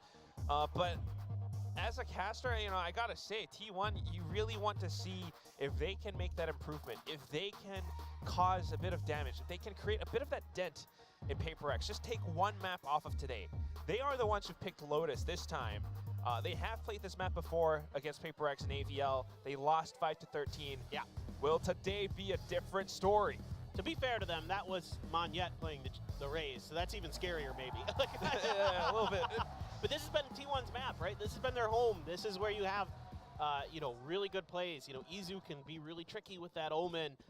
Rossi all over the place with the Viper, doing a good job holding down sights. Xcurate just absolutely disgusting with sniper rifles, given those long-range opportunities. Would like to see a little bit more from Sai. I felt like Sai was a little bit weak in the kickoff. Like, it wasn't his best performance overall. He's still quite good. I have no doubts about Saya, but I'd like to see him pick it up. And this is just like Paper X starting on the attack, and A-Site completely left open here. T1 expecting a B hit. They have overstacked the mid of this map. Almost feels intentional. I wonder if they'll break the door as well. But at the very least, I mean, if we've got the timer on pause. But if things go exactly right and Paper X are just, you know, gearing up to head towards A, then, you know, this is going to be interesting. I forgot T1 was playing today. No, that's right. That's right. They are the Tech Pause curse. We have actually identified the real curse, and it is T1. I'm sorry to T1 fans and the T1 org, because you're all wonderful people, but you are cursed. Some kind of an issue, of course, we'll just iron out those bugs, but for now, I mean, still, it's back to that. We had a pretty good day yesterday. It was pretty smooth. One little tech pause with an audio issue, very quickly solved. Wow, flew from NA. Nice. Enjoy Korea, yes. Heck yeah. Tons of awesome stuff to do, especially not just in Korea. In Korea, there's unlimited things to do, but in this entire complex, there's awesome stuff to do. So yeah, I saw gotta come down and catch the games. K-Town, K-pop stuff. There was a sign that said JoJo is the best Susanto, the youngest Susanto brother. They're probably not wrong from what people have been telling me. That's adorable, but all right, into the game we go. T1 completely evading all of it there. Yeah, pushing down pillars. Oh my goodness. Is anybody, I mean, Devi's watching, but he's got the spike. Oh my god, and he's got a classic. This is so bad. The crowd. So many gasps and no's. They have no idea, dude. Tree being taken now as the toxic screen goes up. We do have a couple of players from Paper X watching the back. X-Curate with his Headhunter, 6 rounds. Pretty much a sheriff, walking all the way through.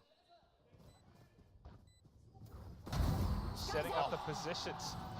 Saya starts things off with a headshot onto Davai. Of course, now everyone has to divert their attentions away. You never know who's lurking around the back. Something still sharp as ever, though, able to take down Saya. X-Curate has been spotted. First Headhunter shot whiffed. And Something's just trying to play it safe, trying to play around the positions. Forsaken, unfortunately, getting taken out, though. And that's all down to Mind Freak. Still rounds left in the Headhunter chamber. Goes back out, 2 players. A little bit too much. Body blocked and everything, and T1 picks up the pistol. Yeah, some really good ideas from T1. That early push out almost caught Devi. He barely got out of there in time. But it forced Paper X to have to just really focus tightly in their defensive setup on the side. They can't really fan out. It's tougher to create some extra angles. Something did a pretty good job of trying to buy a little bit of an extra angle, but it's handled perfectly by Rossi and X-Curate. And then they find the right time to pull off. Really smart there, expecting the reaggress because they know they have to stop the defuse timing. Knowing that Mind Freak's gonna have to push that angle. Really well thought out there by Rossi. Oh! Quick reactions! One little peek, and with a Marshall, he does it all. Get out of here.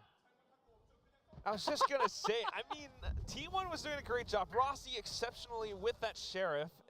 If he's that guy who's, you know, bringing the fun vibes to the whole team and he's having a good time, the whole team's gonna have a good time, but you can never, ever kind of doubt Paper X. No. I mean, he's got the Outlaw, so okay.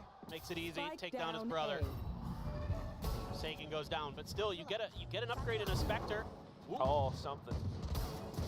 Swaps back over to the Classic, but with the mount, just kind of exposes himself a little bit more. Rossi back in with the Sheriff, and the rest of the Paper X team trying to continue to pile up front towards A. Jing has a bit of an angle. He hears the footsteps. Oh, wow. Checked by Saya. Great job, T1. A couple of shots to Devi too, but that's the most that he can do. 2 players down. Still a pretty good win for T1. That could have gone a lot worse for T1. That opening pick kind of can send teams reeling sometimes, can kind of get in your head that nothing's safe, but X-Curate very ready, and kind of a stuck peek there. Forsaken not jiggling at all, went for the angle. Something couldn't get underneath the mound. Rossi made him pay. Jing not able to win on his lurk. Well accounted for. Yep. Mental discipline really good for T1. Oh, good. Good job. I mean, that's the preparation coming in. Not sure what it is. A bit of an, audio issue, I guess. fans crack me up. But yeah, you know, you can definitely see that there are some of these plans that are intentionally cooked up for Paper X. Because how often do you actually have a team that just completely leaves A open, pushes out a B pillar, just to wrap them around like that? Yeah, basically never. Like, it just, this is the thing about Paper X is you almost have to kind of do the unexpected because of their unexpectedness, right? And that actually does throw Paper X off. It can be something that they have a difficult time accounting for, like lurks at weird timings and stuff like that. I've seen that punish them time and time again because they don't really think about it sometimes. Again, they can get a bit of those blinders, a little bit of tunnel vision. If you're going to find any fault in Paper X, there isn't much. That can be it. I am reminded of what happened against EG at Champions last year. So yes. Definitely a good point. A lot of things going on, but a lot of Paper X fans, T1 fans as well, as Valorant increases in popularity in Korea. That's cool. Accurate, X-Curate sign, please. He wants the signature there. A lot of T1 fans, yeah, for sure. Jojo, yeah, there's that sign. Jojo, Yeah, that's I mean, look, both orgs, ton of popularity. You know, obviously, we're in Korea. T1's going to have a little bit of a home field advantage in that respect, but Paper X is just so entertaining to watch play that it's easy to make fans when you're that good and that unique. The way they play is unlike anybody else in the world. So it's always fun, and it's a bit of a challenge to the teams that go up against them. Right now, it's going to be T1. You know, in the past, we had seen Gen G up against them in kickoffs, but Gen G, you know, knew how to deal with it. Paper X trying to adjust to this, yeah. Gen G gave them a taste of their own medicine. They played aggressive and kind of were taking a lot of confident angles and pushes and stuff like that. So yeah, that was, if you're confident against Paper X, it can snowball. It can snowball a bit.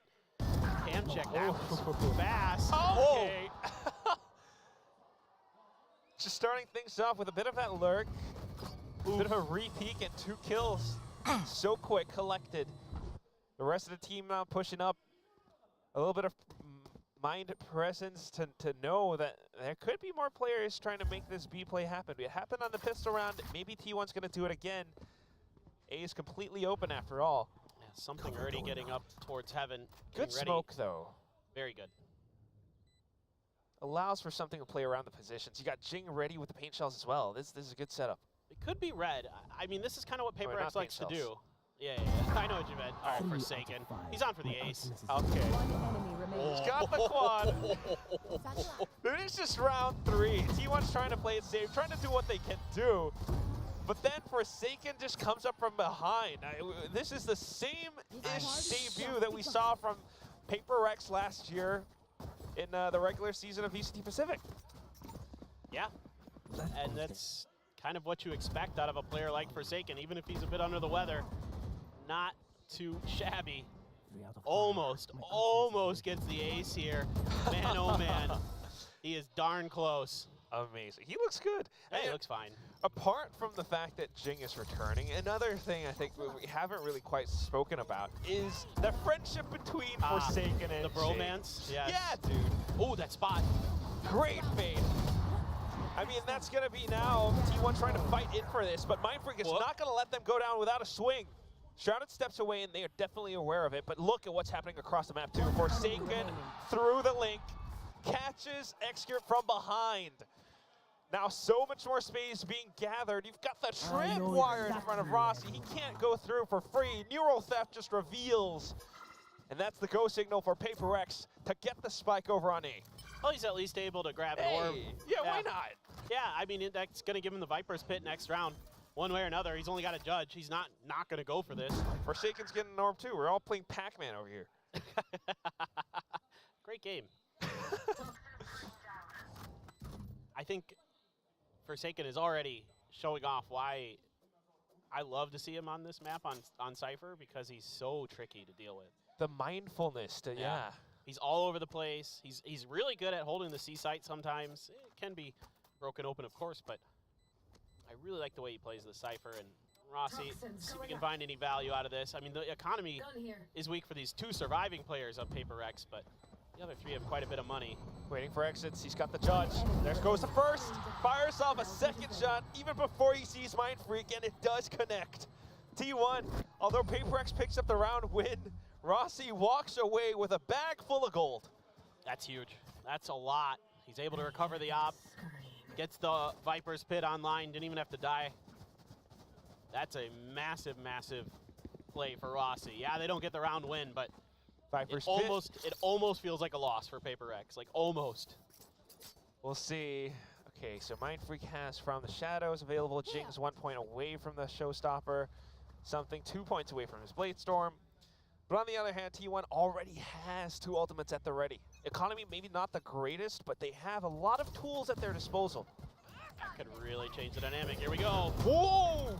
Whoa! Doesn't quite connect. Side player in a bit of a tricky position right now as Forsaken hunkers down.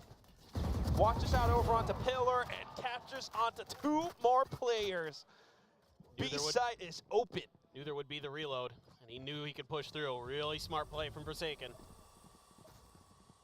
Jeez Louise, oh god. And now it's gonna be the operator with the angle. Down goes Mind Freak. But down goes this, oh, a spike carrier as well. Sam players come back in kind. Although they've got the positioning, the spike dropped. Viper's Pit now up by Rossi. They know they should have this round. How do you push back in? Look at what's happening again. Forsaken. It's happening again. I think a.k.a. has a decent idea that his brother's doing this. All right, all right. Well, I want to see how Forsaken can. Does he check it? Do you know what your brother's doing? Or is it going to be a pick missed? I mean, they got time to really make sure that they're set up. Kind of come from all three angles at once. Oh! Unbelievable. One shot, one kill. Now on to the next. And he's online for the ace. Rossi's right around the edge of it, and Forsaken just sprays downtown. Nice. Unbelievable. What a game he's already having. 11 kills in 5 rounds. Are you kidding me? Just blistering stuff from Forsaken. Goodness. I don't know what Jing was doing there. That was a little weird. He had the toxic screen in front of him, and he went to try to plant with no cover. But you don't have it marked. I know. I know. a.k.a. knew. Forsaken's just better. Unbelievable. And the way that he was checking into the Viper's Pit as well, and making sure not to over-peek out the corner. Rossi was the one who walked into his crosshairs. And that's just tiny little timings that allows Forsaken to capture that ace. Next round, PaperX has been really good at going towards this A site. T1 now, no longer aggressively pushing out of B. Forsaken goes back in for a bit of adventure on his own. Uses the cyber cage to set up the spy camera. Does not expect his brother on the other side. He only spotted it, went in for this camera tag. The rest of the team, though, has already made their way in, but because of the smokes, Sion player able to take down Jing, something in for a bit of a trade. 2 players remaining. You've got Nodi, you've got the Blade Sword. Oh my. Comes down to sharpshooting. They know the angles. Something's prepared for it. Steps back onto Izzu's head. Triple kill on a hat trick now. He knows executed right around the corner too. Doesn't have the spike though, so this is just gonna come down to kills. Can a.k.a. be accurate enough to outsnipe this? Watches down the angle onto its stairs. It's taken a little bit too much time, so he brings back around. Catches something just as he peeks out. The shot through the engine block, and T1 back 3-on-3. Well, this is starting to look like a PaperX match for sure. It is fast and furious. And this time it's a bait and switch for a.k.a. Nice work there with Izzu to get his brother Jason to fall for it. Rossi holding that door nicely. Something almost takes this round. I mean, these huge multi-kills for PaperX. You can see, wow, a.k.a. wants that. He's got that serious look on his face. And off of the win, a timeout being called now by Coach Autumn, interestingly enough. They have an equalized score. They want to bring it to a bit of a lead. They are sensing that PaperX, are coming in with a bit of an adjusted strategy. In the past, maybe it's the hyper-aggressive stuff, but this time around, you always want to watch out for Forsaken on this lurk. Yes, I'm pretty sure that's the biggest part of this, is that they can't have Forsaken just running over their flanks and just tearing them apart. And certainly for Alex, he's probably trying to get them a little bit more dialed in, trying to get them a little more disciplined because they're getting caught in some weird angles. Rossi's doing a good job finding some moments. So you got to be ready for a.k.a. top. Got to make sure that you're not walking out in front of it. We saw it very early on. It was an outlaw, but basically the same gun in that situation, right? Where Forsaken just kind of wide peeks it enough. So you got to be kind of more diligent, some of the smokes and some of those things. And it is going to be time for that tour de force to come out. And this is the double op setup. Saya player can pick it up as well. And we see that all the time with T1 on this map. Very potentially deadly stuff. I think there's also been a call for Forsaken to be a little bit more careful about some of these corners where a.k.a. is definitely marking him. Something on with the judge, though, is a very interesting thing. They've managed to go in and flood down the B site. Spike has been planted. Jing with the showstopper, although it doesn't quite land. Good bit of damage. Rossi comes in for the trade. Mind Freak trades right back. Paranoia sent out by Izzu as they try to push back out from the door side. Shrouded steps into the smoke. Now they're trying to play around it. Divide definitely hears this. Goes back in, just a pre-fire, but the run and gun doesn't quite work out.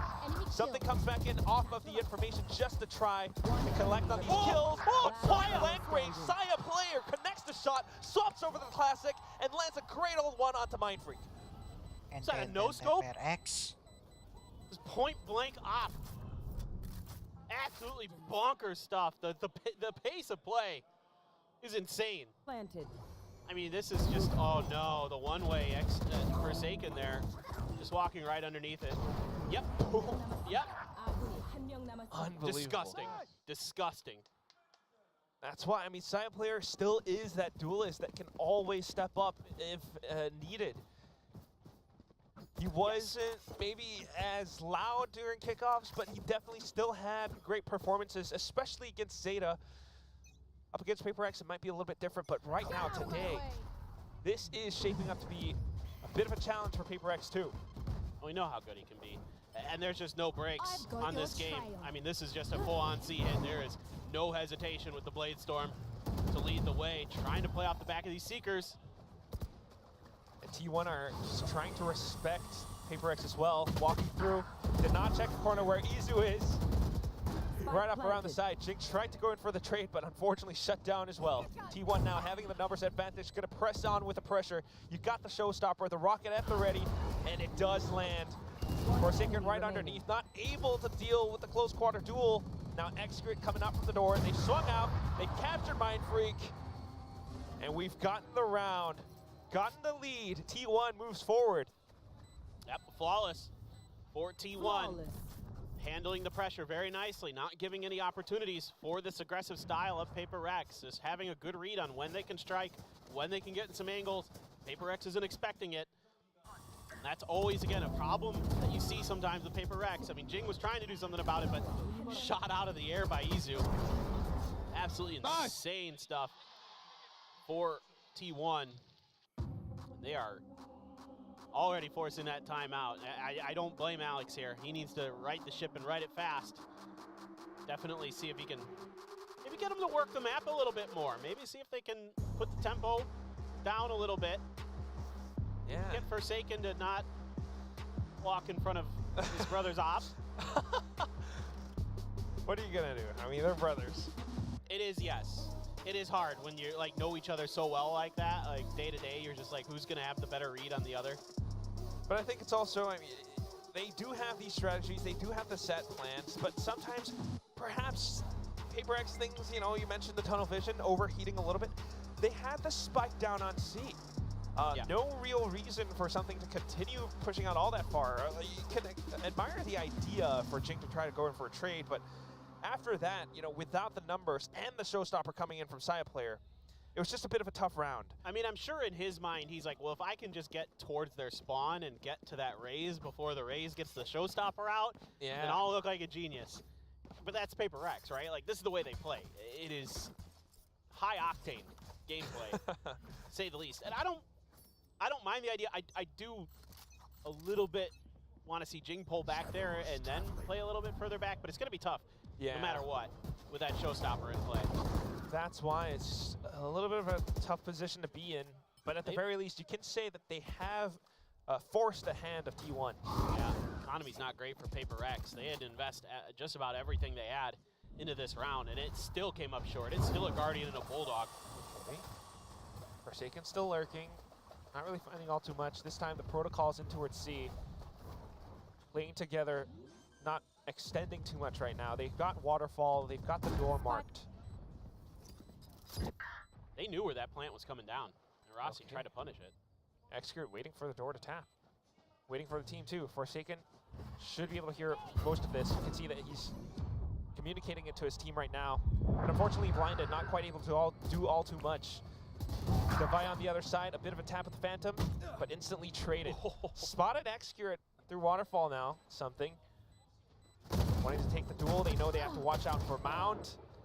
Trades coming in, and the timer's still ticking away. A bit more of a standard round as Jing, alongside Mindfreak, do their job at anchoring down this spike. T1 not able to retake. Not unlike before. Yeah, and I think I think Alex probably told him exactly what you were looking at in that previous round. Don't go too crazy. Get the plant down, then settle in. Get these post-plant coverages, get your trades in place, and that's what gets Paper X over the line here. A little bit cleaner in their reactions. Carpe having a really nice one. Getting 3 big kills. Just isn't quite enough. X-Curate with that op in a rough position towards the end. And there we saw some good movement there from Jing. Didn't overcommit to that angle. Didn't give X-Curate any real chance to take him down. Cyber cage up again. We're back into that same C strat. T1 trying to adjust around it. Reinforcing the site now with Rossi and Izu. Side player joining the team. Trying to use that Prowler to set up X-Curate. Izu out of the air goes something. Was that pre-aimed? I'm curious, but he definitely got that shot. Now Paper X has to rethink their decision. We can't quite go into C any longer. Yeah, this is not, they've overstacked it. And then on this, Forsaken again. Wide swings just a little bit further, an inch over the crosshair. X-Curate not able to fire off his operator. Mind Freak on the lurk this time. This is how you play Lotus. You've got the Neuro Theft as well, but Rossi coming back in to investigate. Great awareness. With the op now, though, picked up from his brother. Not quite able to flick back over. He wide swung that angle, opened himself up to 2 and had to check. Oh man, 2-on-4. Jing has the showstopper. Doesn't need it yet.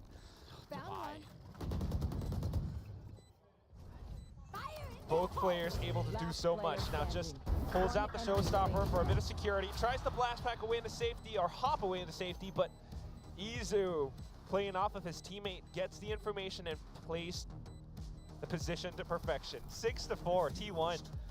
The adjustments for both sides are great, but T1 still feeling that lead. Well, she's Louise, Izu. Absolutely bonkers. I don't know how Rossi read that.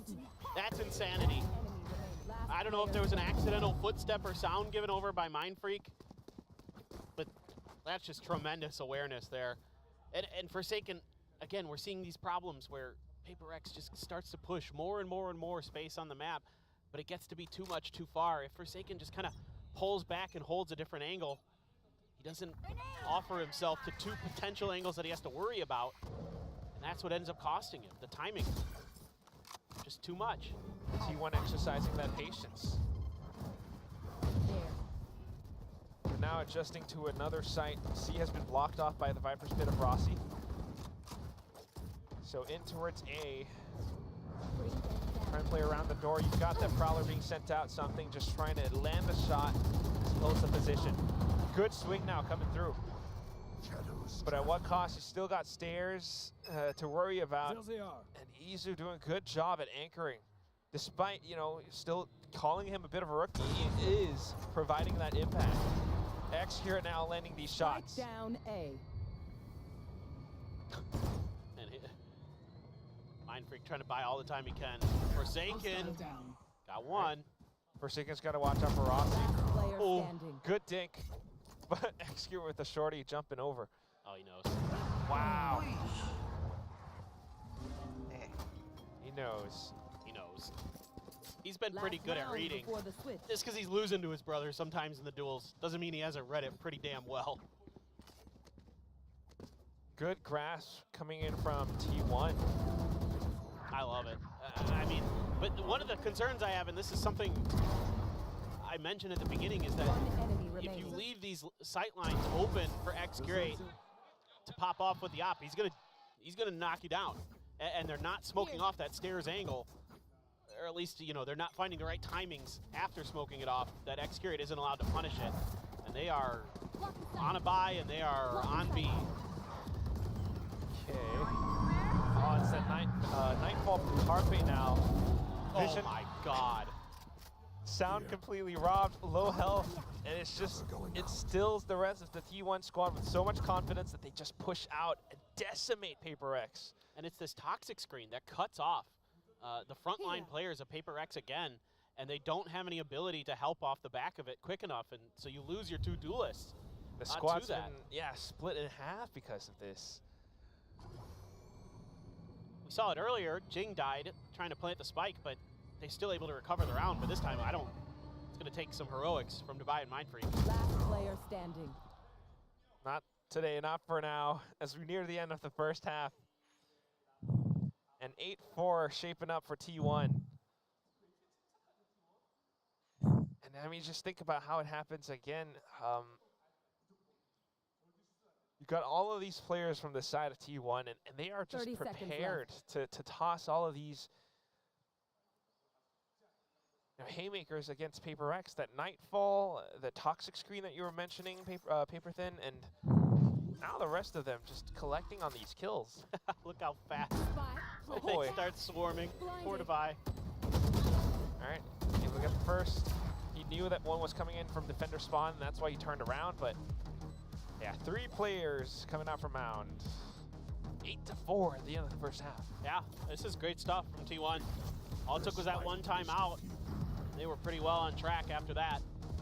You know, great recognition there by Autumn, even after winning a round, that they needed adjustments, that they needed to kind of take the fight to Paper X at times. You know, get themselves into better positions, use their utility to their advantage, and kind of cut up Paper X piece by piece. They certainly have made a bit of paper mache out of Paper X so far. What the heck? The Matryoshka Jing? Like, what is that? The Russian doll. Yeah. But yeah, it does, you know, feel as though Paper X takes a little bit of time to adjust around this. Like you're mentioning, not turning them into paper mache. There's so much that they have to kind of work around. Meanwhile, T1 has had all this time to prepare. They picked this map intentionally, and it shows that they definitely know how to work their way around it. I mean, some of these setups where you have Izzu watching for something as he tries to execute onto C, Execute marking a lot of these positions where he just knows, you know, whether or not it's his brother who's going to show up or, you know, some of the other players from Paper X. Here. There's still a little bit of an adjustment period. Yeah, there's very few rounds that T1 was completely fooled. They read things pretty well for the most part. Took some pretty spectacular plays from Paper X to really dislodge X-Curate. He's 12-6. He's having a phenomenal half. Saya player 12-8. Rossi 11-7. Izzu 9-9. But some of those kills Izzu has gotten have been really flashy. So you gotta like what you're seeing for T1. And now over to the attacker side. Again, generally this map, that's the side you're gonna favor. A lot of work to be done by Paper X. Looking for some kind of mound hit here. They're just gonna push. Wow. Oh, I don't know how great this is gonna work out. Something able to trade off for Jing, but unfortunately that Sheriff has been dropped. Execute now on the other side, marking Pillar. Able to capture onto Forsaken. Mindfreak on the other side with the Classic. Just peeks out at the right time, but goes in for the reload. And Rossi just capitalizes. Something now with the swings, and all of a sudden Rossi, cold and alone, feels the pressure, needs to get the spike down at the very least. He has the timing for it, but Paper X has the numbers. Sheriff gonna be grabbed by Devi, able to get a big chunk of healing. That could be a very, very important factor into how this round plays out, but Paper X kind of gambled incorrectly here. This is gonna take some time, and now they realize, uh-oh. Wow, okay. So if you were in Rossi's shoes in this very situation, you can sense the timing of which Paper X might take to rotate over back onto C. He's gonna make use of this. There were some pings across the map. He's gonna hear the footsteps, so. Less what? Whoa, whoa, whoa! Something with the swing, just the widest peak. Streaks all the way over to the right. Let's Devi end it. There's that after image again. Trying to keep up with that. That's hard, man. I mean, you expect him to stop, right, at some point? Yeah. But he just keeps going. You expect him to try to shoot back. You know, you got to stop to get the aim steady to this game. Devi is just waiting. He knows it. We're having fun. That's all according to plan there. He's like, I'm just going to keep going, Devi. You swing on the back of it if there's contact and get the kill. It's a good shot. A bit of a tech pause again as the players trying to correct their equipment or audio issues. But for now, PaperX coming back in with this pistol. They are now 8-5, able to buy back up on the next.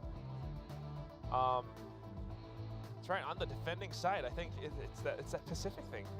we're doing Pacific things of pushing on defense. T1 just not quite.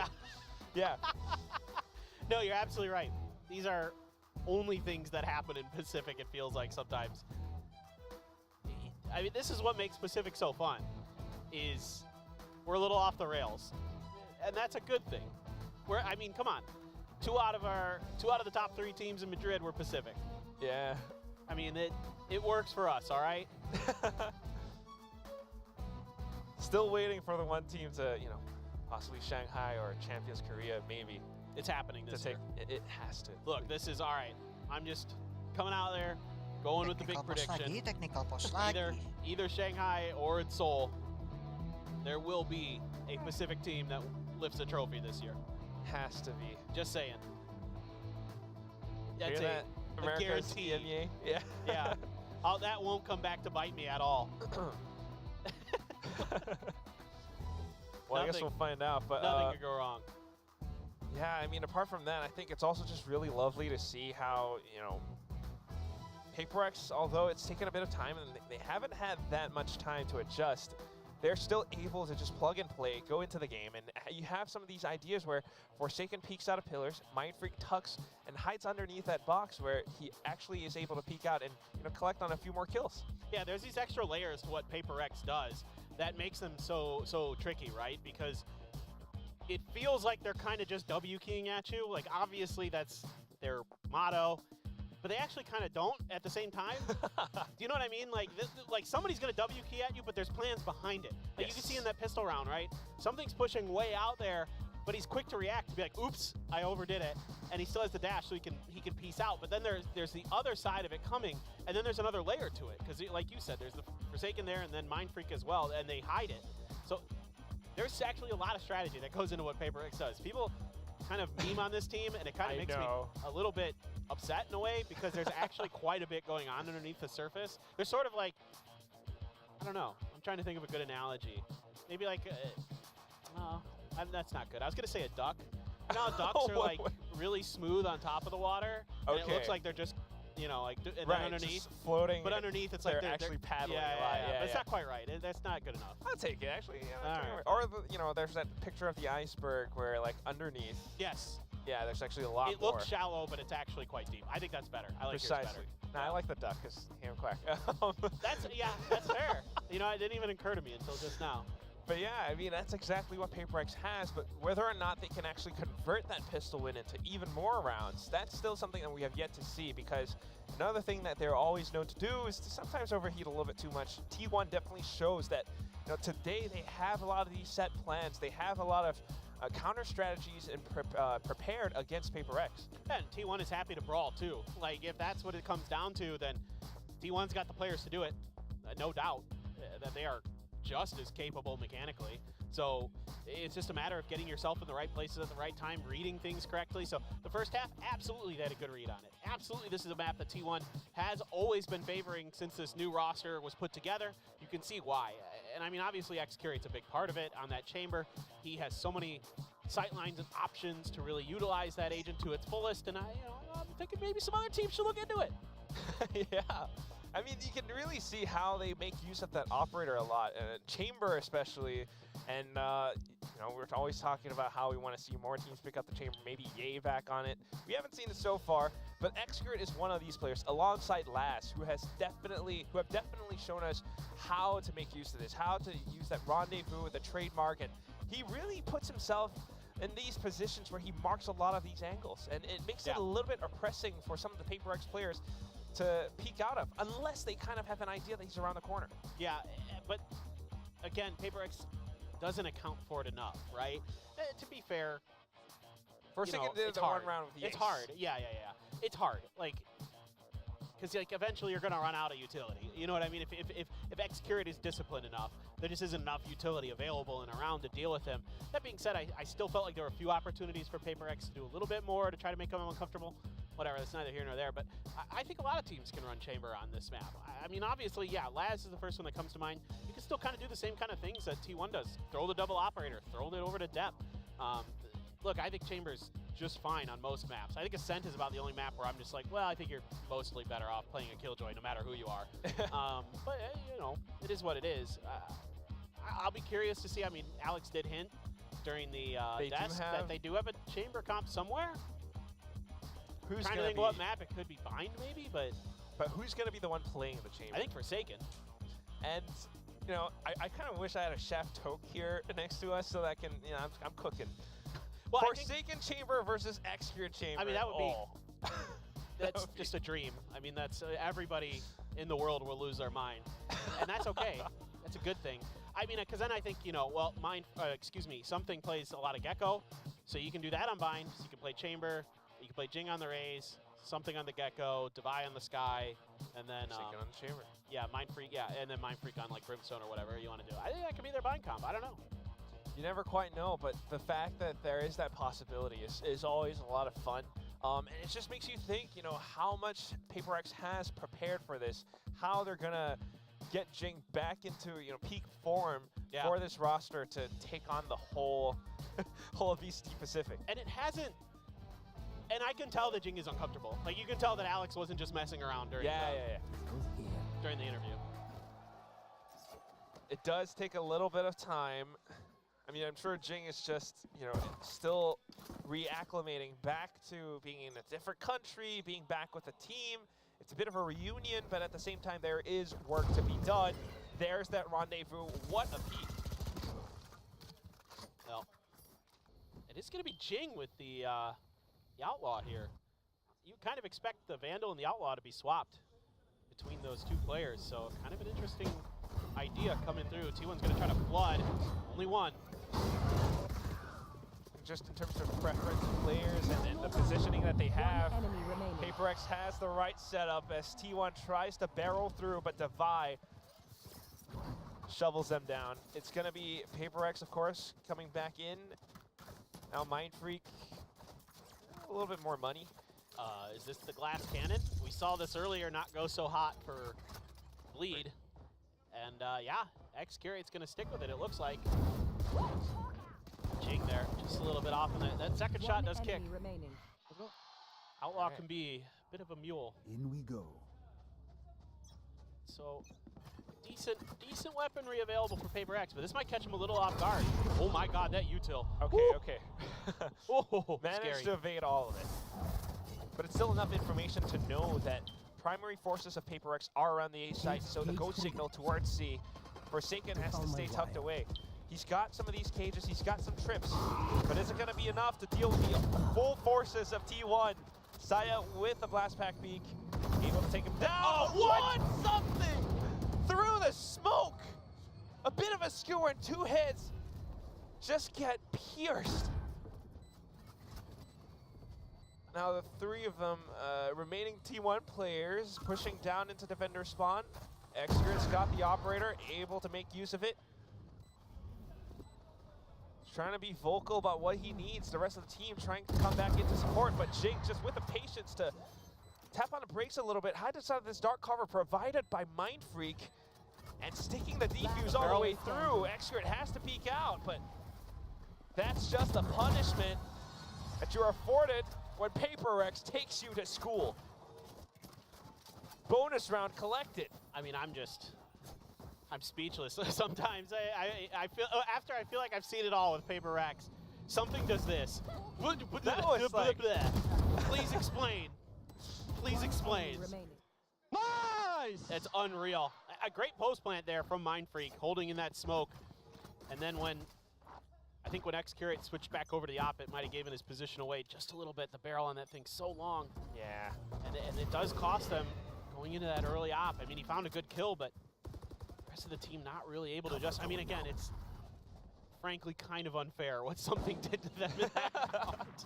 It's just a little bit of unfortunate timing for T1, you know, and just great plays from something to go around the door at the right time. But whatever it is now, Prowler being spent to just deal with the trip wires. They know that Forsaken's right around the corner. Didn't quite expect him to peek out at that time, though. Takes down Carpe. A couple more players going his way. Izza with a Sheriff able to cut down Forsaken at his knees. And now it's down to the rest of Paper X to try to recover from this initial assault. Oh, Jing. Oh, tries to peek out. Great patience. Executor still on the bit of that flank, able to catch on to Mind Freak. The rest of the players from Paper X still up the front. Something with the operator trying to land a shot, but Executor already knows where to look. Jing, feeling a bit of the pressure, tries to hop away. Has the paint shells, he spends it. But the entire site engulfed in smoke. Izza with the stinger is the one who ends his life. Unreal. Chaos. That's the best word to describe this. Chaos. And that you wouldn't have any other way playing against Paper X. No kidding. I mean, Forsaken loses that battle. Again, a few timing things just go the wrong way for Paper X, and T1 is so quick to punish. X-Curate looking like his brother. Remember, his brother just running people over on the other side of the map, winning duels you don't think he's going to have any business winning. And he just does it right back to him. For sure. I mean, he instantly knows, again, like, where to post himself up, where to mark these positions. He plays around the timing of the rotations, timing of the peaks from some of the opposing team's players. Another thing that I do want to point out is, interestingly enough, T1 has these setups on the C side where they make use of Rossi and Izzu's smokes. You got that poison cloud right next to Izzu's dark cover, and it just provides that much more, you know, it's a lot more oppressive for a player like Jing to have to peek into them. No doubt. You're absolutely right. That was a really rough spot for Jing. He's trying to do what he can to use his paint shells to clear that space that you're talking about, but didn't really happen. Now you're going to have Op, Odin, tour de force, showstopper for Jing. The big guns. Devi has, okay, a Bulldog. I was like, Devi, you got to buy there, my friend. And only a Stinger. Well, if it's any consolation prize, most of the Paper X players are 1 point away from their ultimates. Jing has his rocket. And is that enough? You know, you can't really just blind showstopper against a player like Executor. Jing got tagged up a little bit by that Odin spam. It's a bit of presence. They know that there's an Odin somewhere on the map. Something around Mount, being marked by Saya player of all things. There's that rocket. It's just trying to deter them from pushing further into the A site. Now that rocket has been spent, the rest of Paper X are thinking, let's rotate over to defend another part of the map. It's going to be that Boombot that gives something a bit of a tell, so he's able to punish Saya player. That Op is now dropped. Jing actually caught Carpe for quite a bit of damage on that showstopper. Only 25 HP left. No way to heal that up. Gonna have to try to bully your way through X-Curate. Stairs, though. Yeah, Devi's got to be so careful. Izzu's they're trying not to tell Paper X what they're doing. Now that the dark cover comes up, though, Paper X definitely aware. The jump peek. Can't do that too often now, but Devi peeks out at the right time. Slays 2, looks for the third. 1, 2, and 3. The fourth for Jing. Paper X 9-8. Uncle Devi getting it done there. Great timing. Look, he calls himself Uncle, so yeah. I'm allowed to as well. That's my logic there. I mean, this is just great timing from him to find this. You know, that's first of all a great shot from X-Curate, hitting the jiggle peeking something, and then the timing here to get two flashes immediately. Jumps out. Yeah, it's brilliant. It's a brilliant individual play from Devi that wins that round. That's, you know, he's been so good on Sky for so long. I love to watch him play it. Kind of looks like Alex almost lost his No way! Wow. At least Mind Freak managed to take him out mid-air, but great opening from Side player with the rockets. Forsaken now peeks out off of it. Paper X presses the go signal. Along with the Seekers, Forsaken 2 kills from that Phantom. X-Curate, the only one left, comes back in to try to retrieve the spike, but he's got so many targets. There is that Jing movement. What a return. Love it. It's just like coming back home to mom's cooking, man. You know, like, oh, yeah. Seeing Jing use that, land on a blast pack and then hit your head on a dime. Absolutely nuts. This push out on the back of these Seekers. I mean, this is what I love about Paper X when Devi is on the Sky, is the way they play off his utility. Saw it way earlier in this half when they pushed out from A and followed his Trailblazer. That time you saw it with Seekers. He's great at setting up his duelists with flashes, setting up himself with flashes. Just such a good Sky player is Devi. Strong individual players all across, and yeah, everyone knows how to work off of it. This is why this team works so well. They've got the synergy, they've got the chemistry. Something still safe enough. The door swung open. Forsaken finds his own frag. Spike dropped, and it's T1, you know, not able to quite commit into this. They're gonna have to change directions.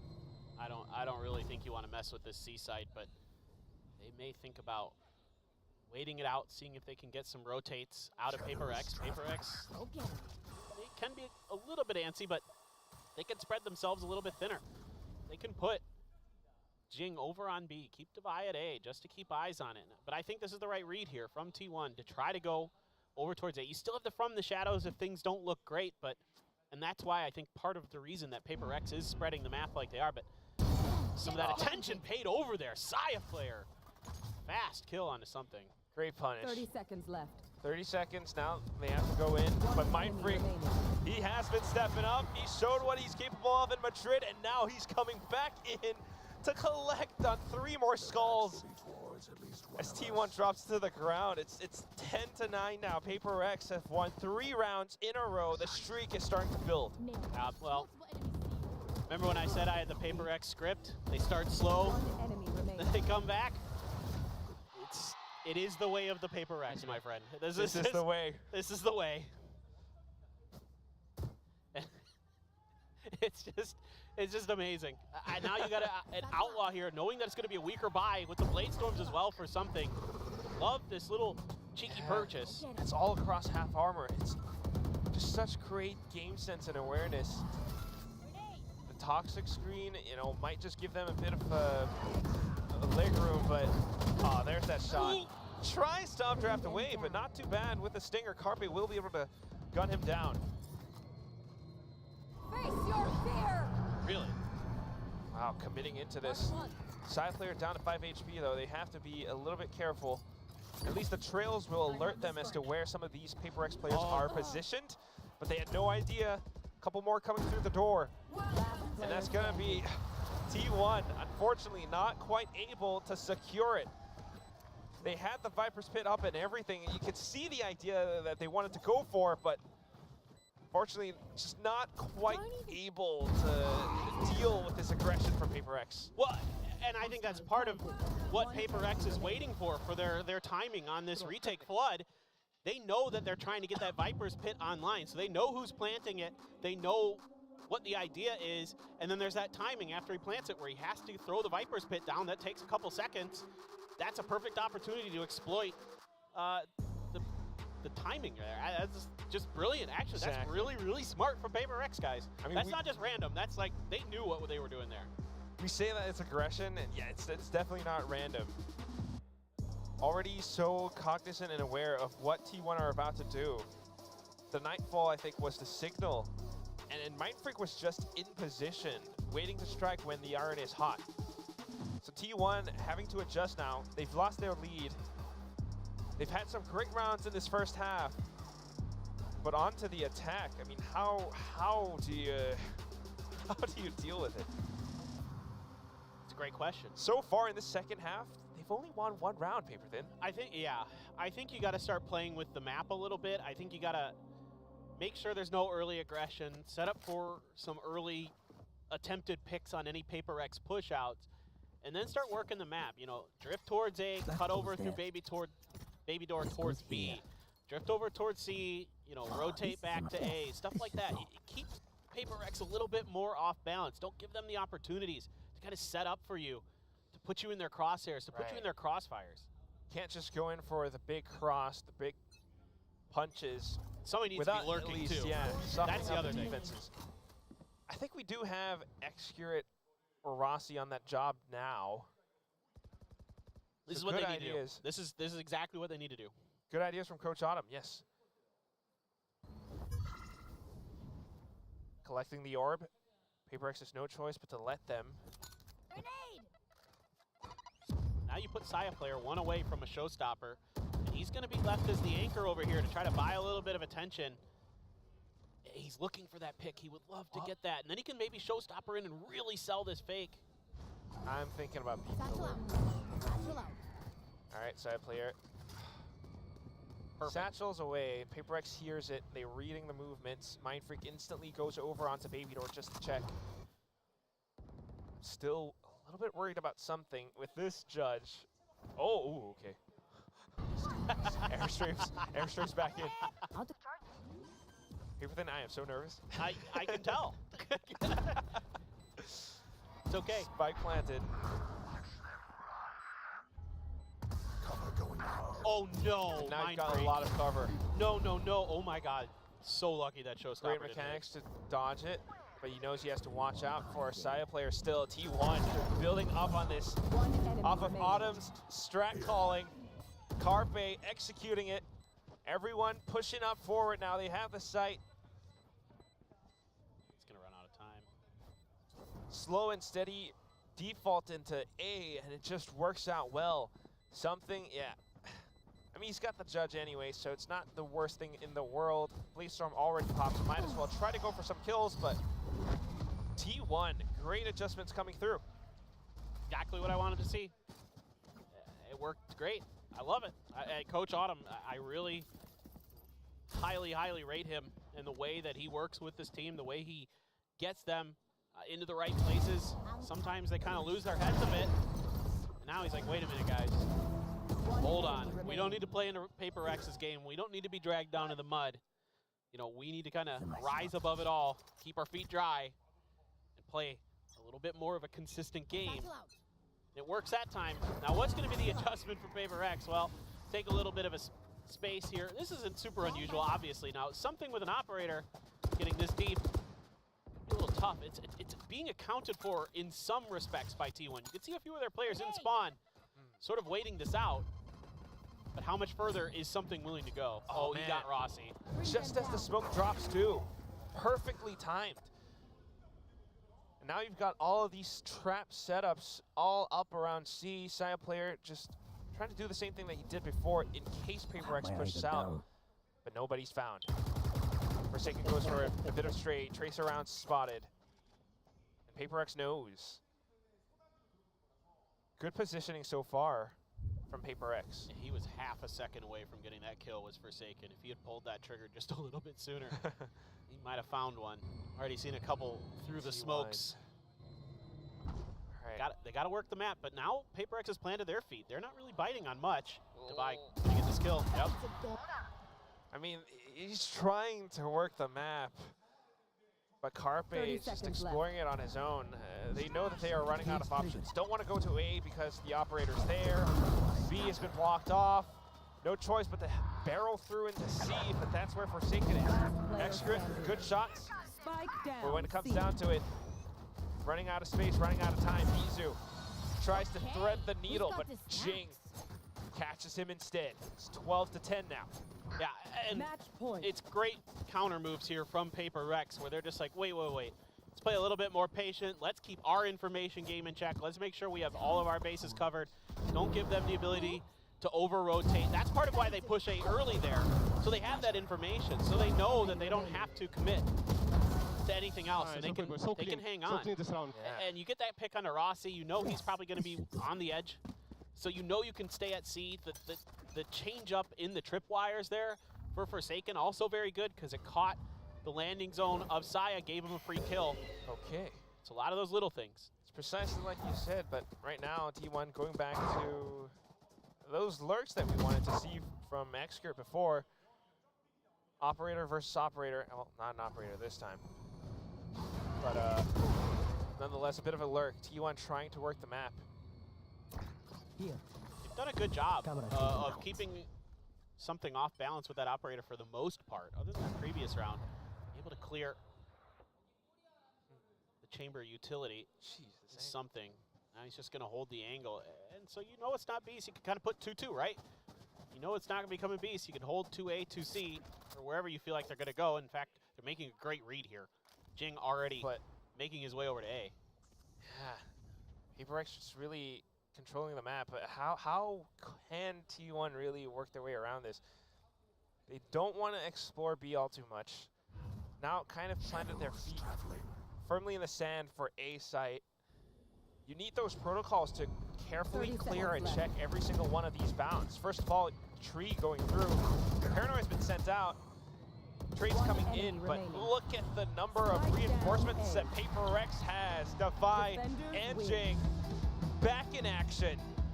Paper Rex ends out the first map. This was T1's map pick, but Paper Rex just shows exactly how strong they are. What do you do against this team, man? Well, they're so challenging to play against. Even when you feel like you've got them on the ropes, that you've got the read on them, they just can flip a switch, and they are a different team in a heartbeat. You see it time and time again. Go back and look at a bunch of Paper X games and look at their first maps, and look at how they start. So many times they're down pretty heavily early, and then just something, not the player, but the ideas in their head change, and they just turn it on. You know, it comes from Coach Alex after round 17 in his timeout. So our desk will break down all of that. What exactly happened? How did Alex write everything, and how did Paper X come back? Paper X once again remains unshaken as one of the dominant teams here. And continuing on Lotus, I know T1 has been working on Lotus so long against Paper Rex, and they came closer this time, but it still wasn't enough. Yeah, but this is a loss now on Lotus for the side of T1. I think that takes them to 66% winner. This is the third time they played it. Anyway, I'm not going to try to do maths. This was a good map here between both of these teams. Honestly, a bit of a refresher after a fairly rough opening series. This was very much back and forth. Great star-studded play, some fantastic clutches from both squads coming through there. Can we just go to blind now? I want to keep watching the game.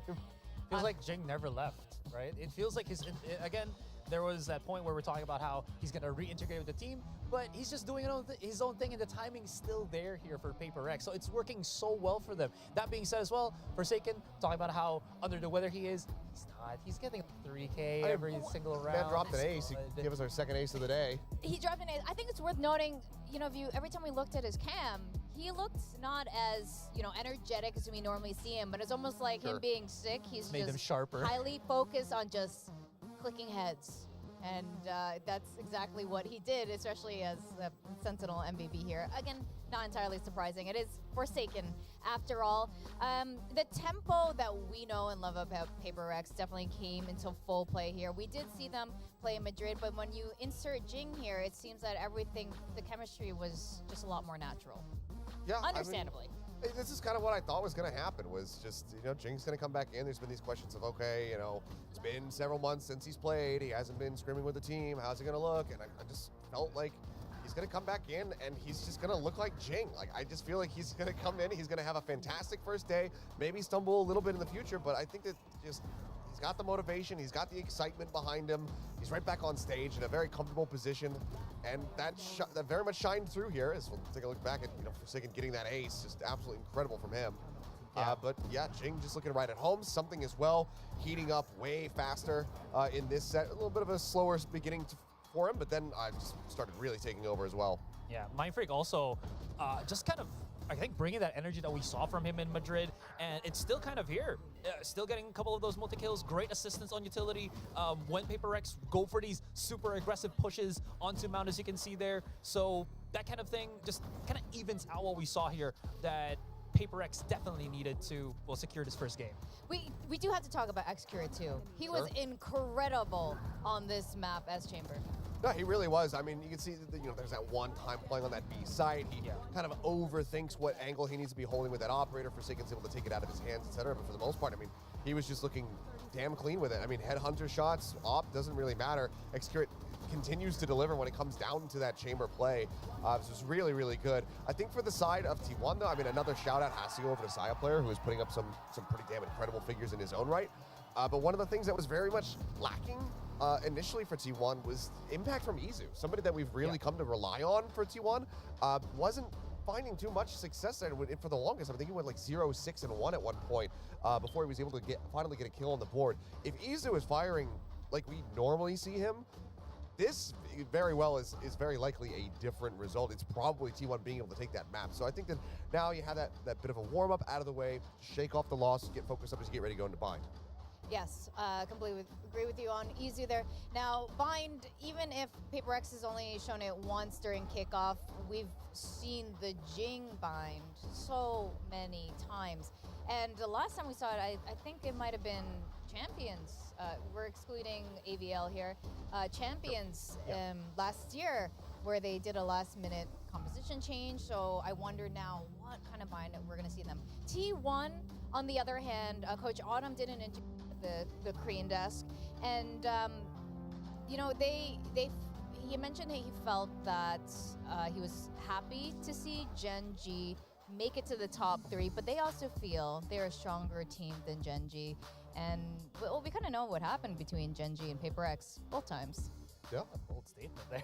I mean, it certainly is, but I mean, at the end of the day, I think you'd much rather see a team have confidence in themselves than to not. So Yeah. I'd say more props to them, and obviously we'll eventually have the opportunity to prove that exact thing and see whether or not T1 can take down Gen.G. But yeah, maybe feeling like, you know, they would have been able to finish off that grand finals had they been able to qualify. But for now, this is going to be their first hurdle.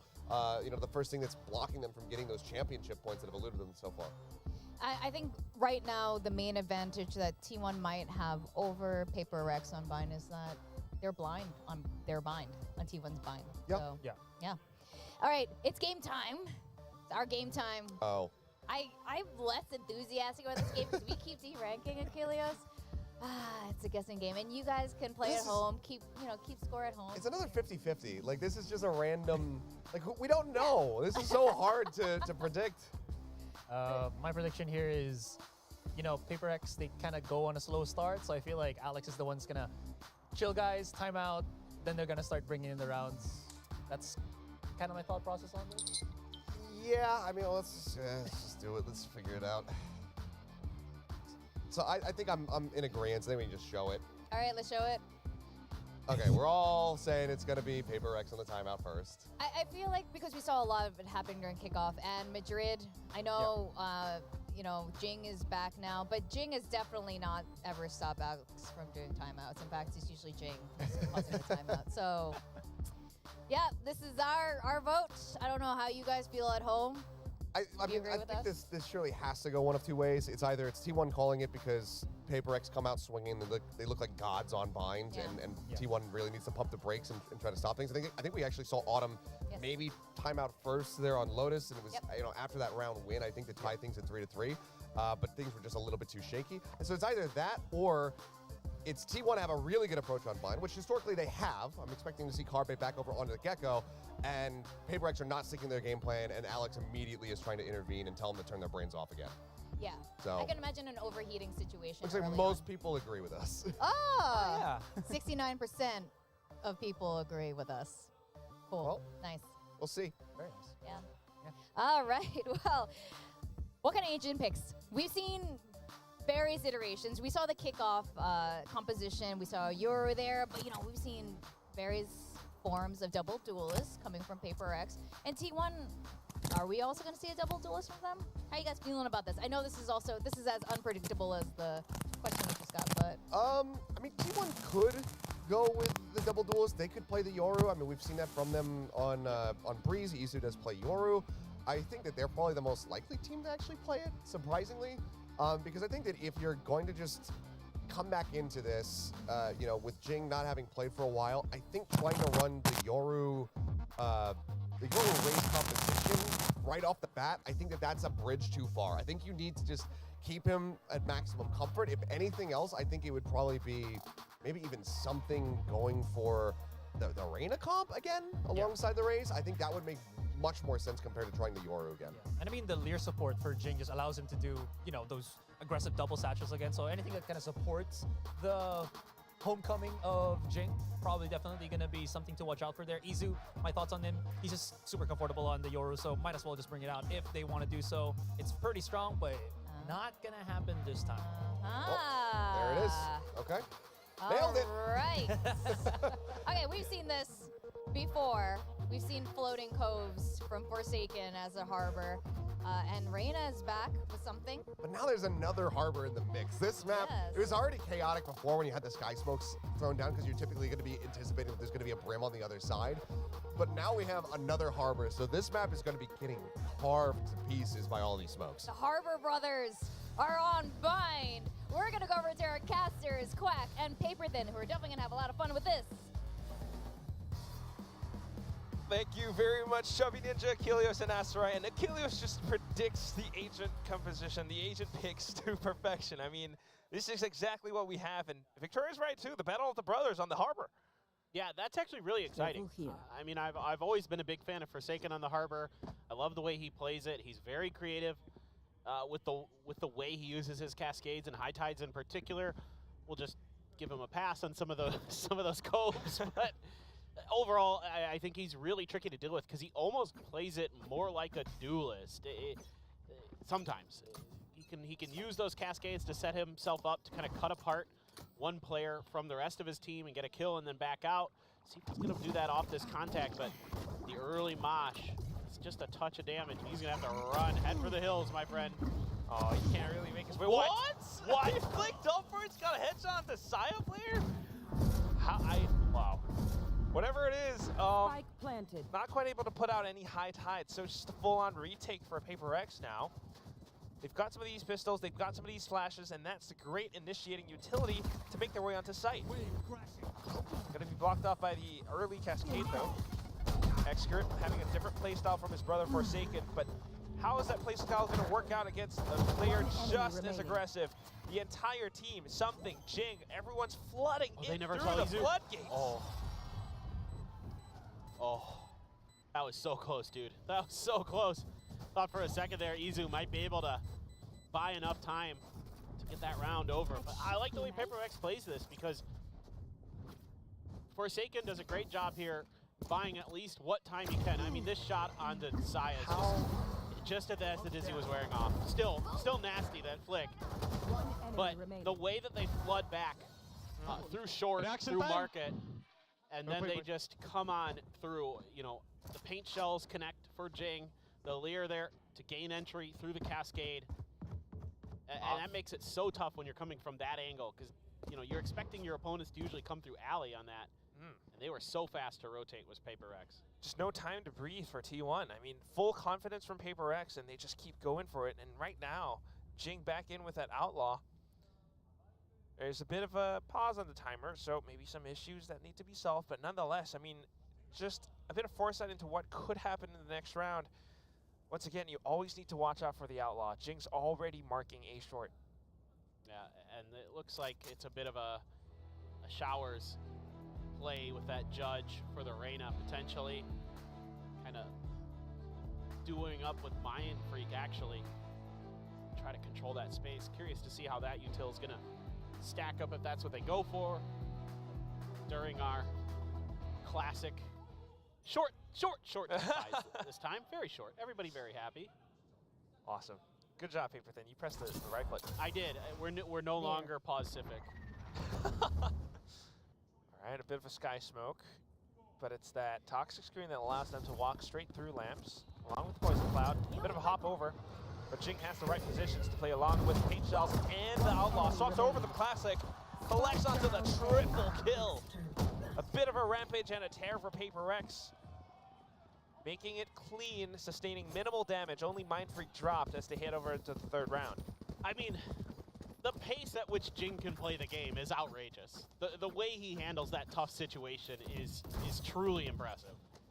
With an Outlaw as a raise, you know, he's so fast to react here. Knows there's another one coming, so he holds the angle, expecting this flood. It's all classics usually, you know, that you're going up against. So he has the wherewithal to realize that. Doesn't even think about it. Yeah, no, he doesn't need to. An escape route that he's already planned. He's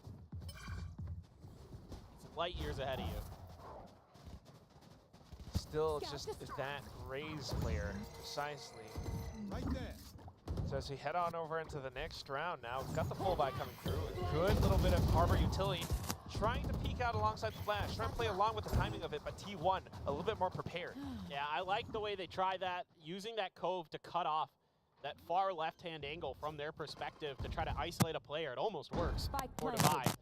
You know, trying to use, they got weaker guns, trying to see if they can at least get even trades out of it. But yeah, T1 not fooled.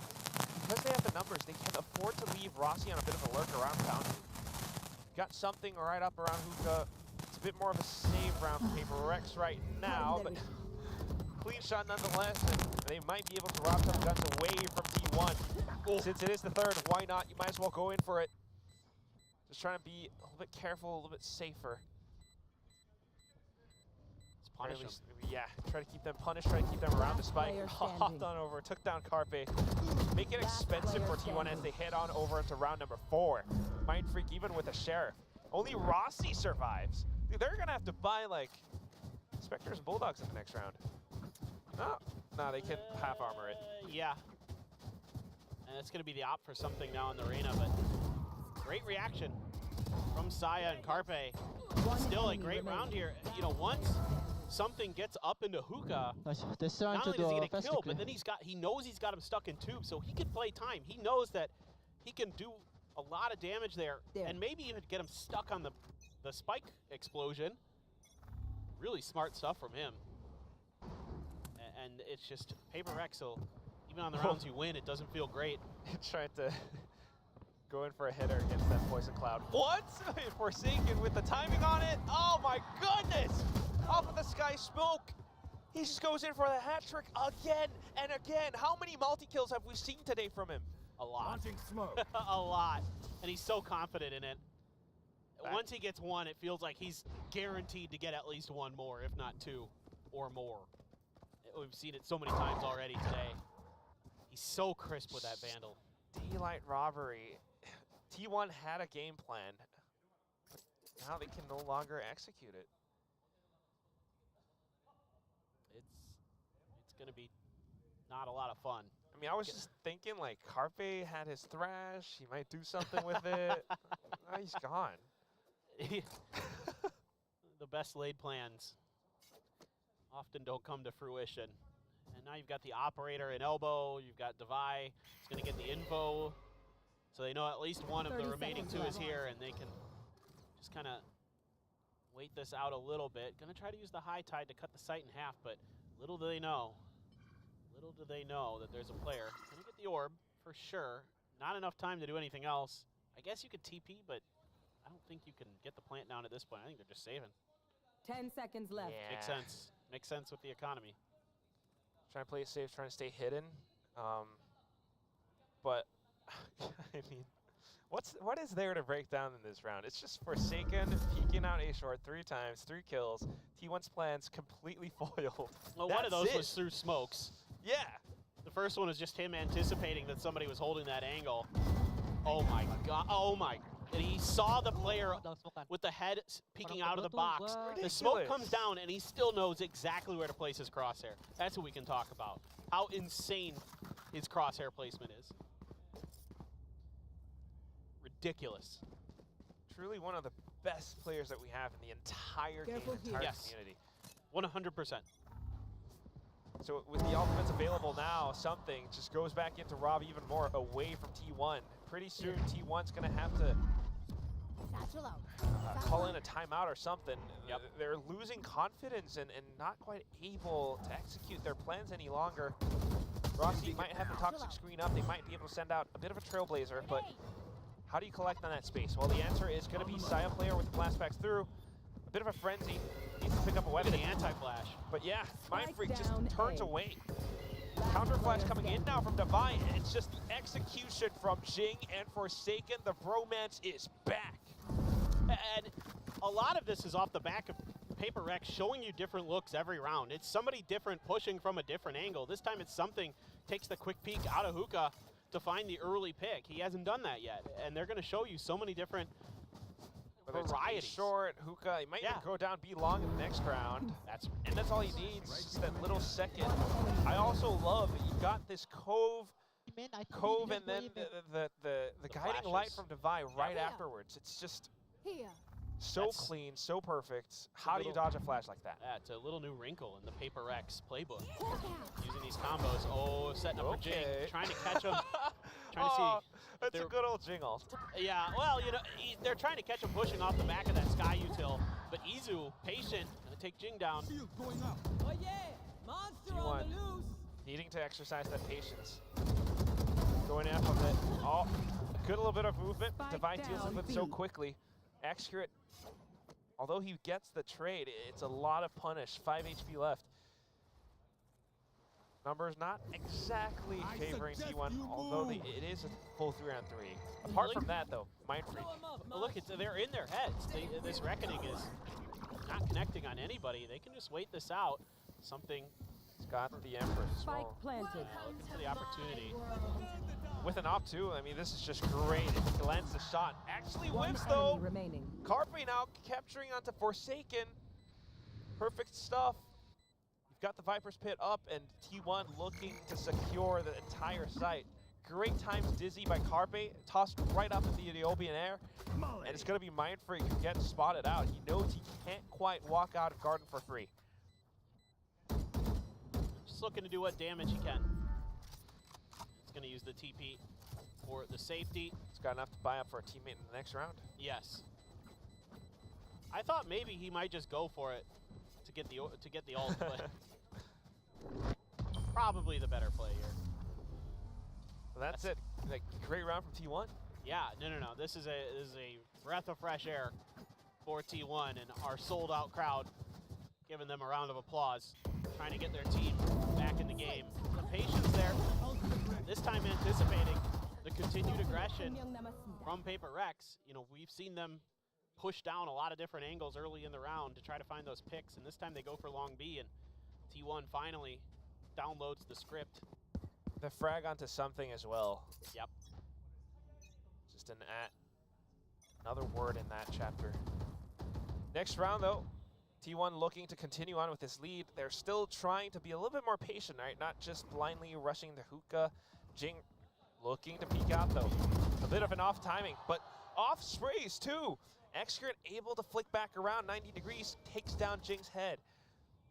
Something off of the other side with the operator still. Knows not to overpeak too much this time, but you've got that guiding light, you've got the Trailblazer. It's a little bit annoying, and he has to B-hop away. He's pretty lucky there. As a Reyna, you don't have the escape tool unless you get the kill. And he just barely gets out. Mind Freak, how? Jeez. Not quite sure. Playing good right now. He's smart. Reading the game, reading the timings of it, sensed that there were players up around B, given the information from something, so he just calls for the right time to push out, and now reaggressing back into A. Paper Rex is aware of it, but the orbital strike, it's not quite connecting. T1 manages to stick the spike plant, and now Saya player marking all of these corners. T1 going in with the rockets too, just to secure the round. Something's gonna try to make something happen, turn things back around, but it's an operator. He's gonna have to isolate the duels. He's gonna have to do it as carefully as he can. Wow. Great punch into Excurrent. Goes in for the spike tap. Has no idea that Izzu is right back around the corner through showers. Smart wrap. Turns back around now, but yeah, no time, not safe enough. Operator too valuable. Smart wrap here by Izzu. Don't want to play that longer angle to give that operator a chance. Try to catch him a little off guard. So if he does come back and tap again, you're able to swing out quick from showers. Yeah, really smart. It's just the rookie, and you know, that's why he's been picked up. He's got these strong fundamentals, good IQ, good ability to pull some rounds back into T1's favor. Just needs a little bit more of that, even though you don't always see like crazy impactful kills. Yeah, but it's good cover fire there as well. Whole team really working together as a unit for T1. Saya player still with an op. Guardian going to be the cut fund for Paper Rex. So now T1 is starting to really kind of understand the aggressive nature of Paper Rex on their defender side, able to continue to weather these storms. Diligent with the utility is Izzu, making sure that hookah's clear. They're going to send a cascade up there, make sure that it's a little bit more difficult for somebody to re-aggress into that angle. They're going to see him. Wasn't able to be cleared in time, so they know the op's here. And they're immediately going to rethink this hit. They're going to have to use the high tide to cut it off. If They're gonna push B. Interestingly, though, also the Trailblazer committed outside of hookah just to check if they are, looking to reaggress outside of hookah, or maybe try to catch them off of rotations. Regardless, it is still the call that it's very likely for T1 to push back into A. Paper X prepared for this hit now.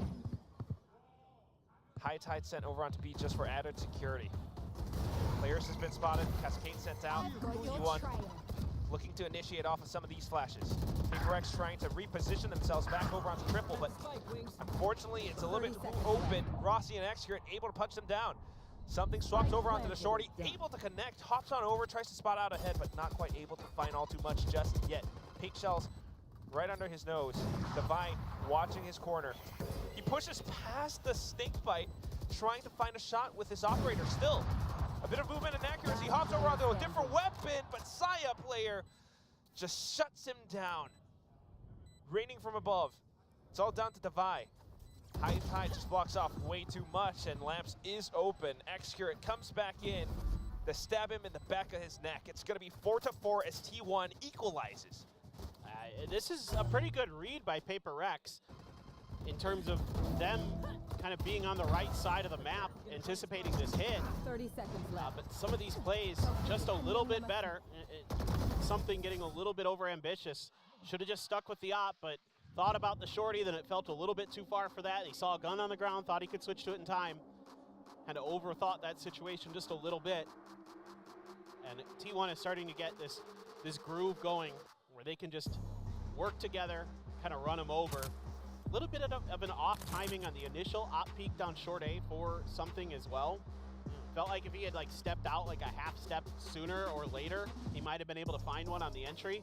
But then a Dizzy comes through and that backs Forsaken off. So all of a sudden, you've just off a little bit of utility and some good timing, they've got a site open for themselves as T1, and they're able to take full advantage of it. Once they get to that post plant, they're pretty solid. They've been looking pretty good.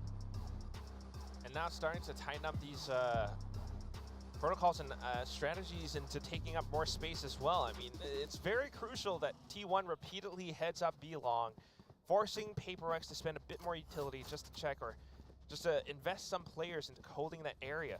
Now that they've done that for the past several rounds now, off of the timeout, it's a sudden decision to swap sides over onto A. T1 might be able to surprise Forsaken here.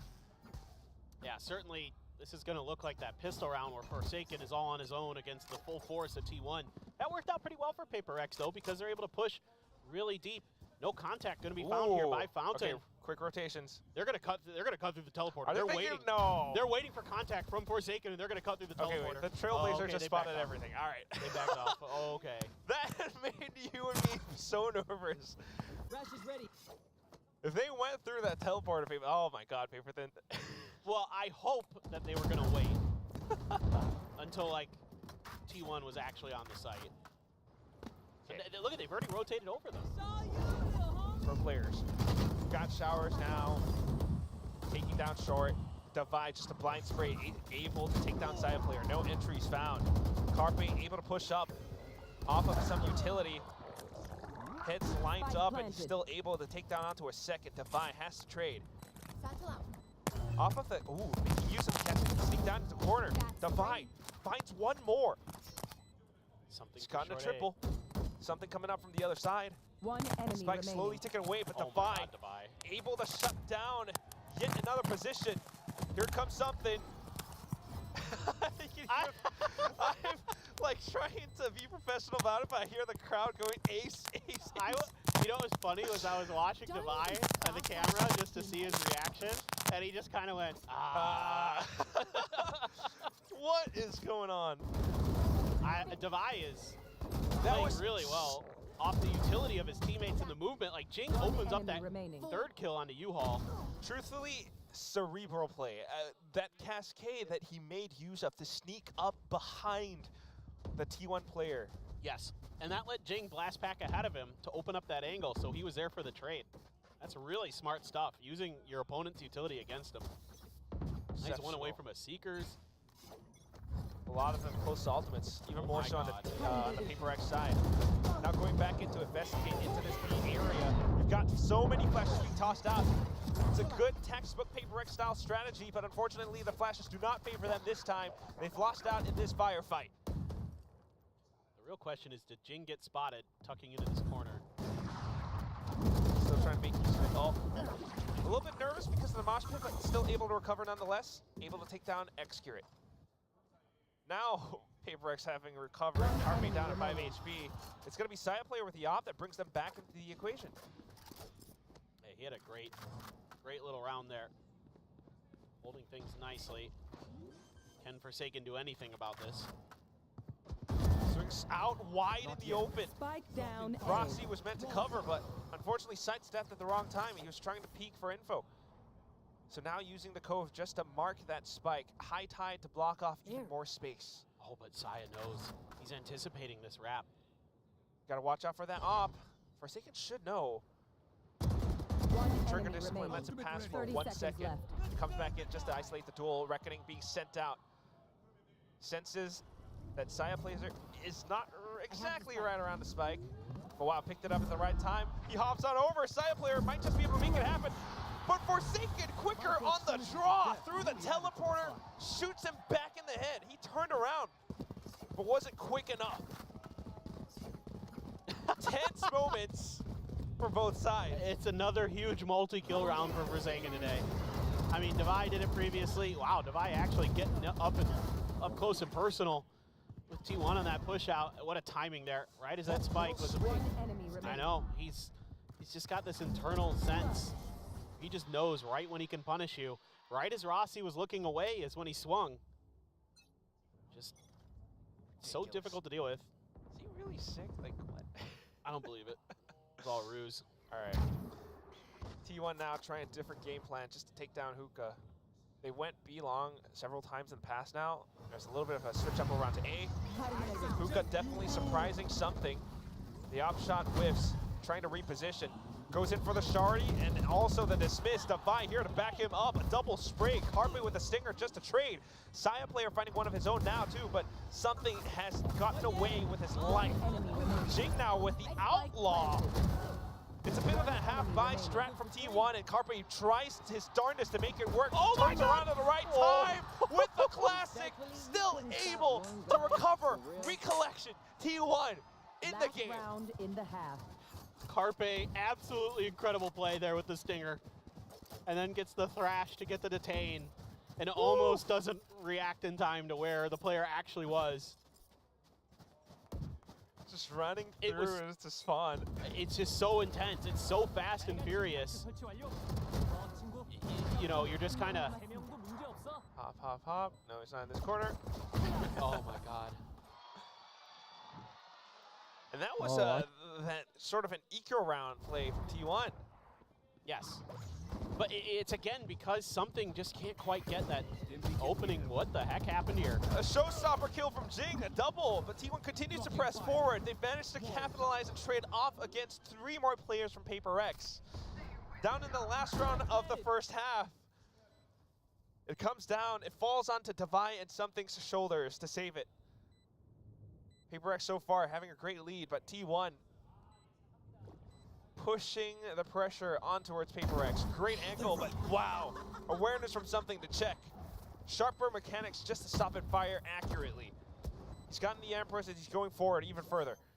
Taps onto the spike, anticipates the Showers play.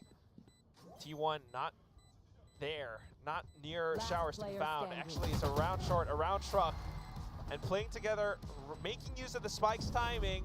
Excurate and Izu equalize the score. We end the first half 6-6. It's just the pace of play is just so insane. And I love that T1 turned it up with those stingers on to get that thrifty round win. But again, the early op miss 2 rounds ago, because we didn't get to talk about it because the next round just kicked off so quickly. That early op miss hurt so much. There are just so many targets. He just kind of, I think, kind of second guessed where he was going to be able to aim. Maybe thought, okay, I'm going for this player. Wait, there's so many, and then that causes your brain to sort of, you know what I mean? You sort of get that mirror image stuff going on, and But that hurts because then he doesn't find that opening kill, and that gives them the ability to get in there and get space so much easier. 2 rounds ago, this previous round, I don't know. Jing got 2, and then a bunch of people died on Paper X before we even saw what happened. So got knocked in for a bit of a loop, but definitely by the Paper X bundle, then the desk will survive. I'm not sure that's helping. They're already winning the bundle battle in Pacific. Not saving the desk, so. Yeah, I'm not sure the desk is receiving the benefits. All right, 6-6. T1 now swapped over onto the defense side. We've seen these great ideas as to how they can retake space, how they can hold spikes post-plant. Paper X needing to recover. I mean, you talked about the op shots, you talked about some of the timings. And Paper X has, are needing to win more pistol rounds. Yeah, and I think in general, just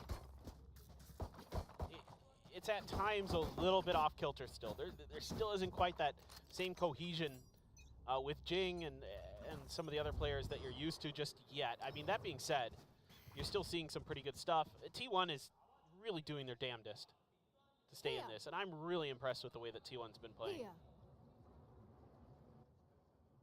Look at the set plan with the high tide, covering all exits of the smoke. The Wallace falls.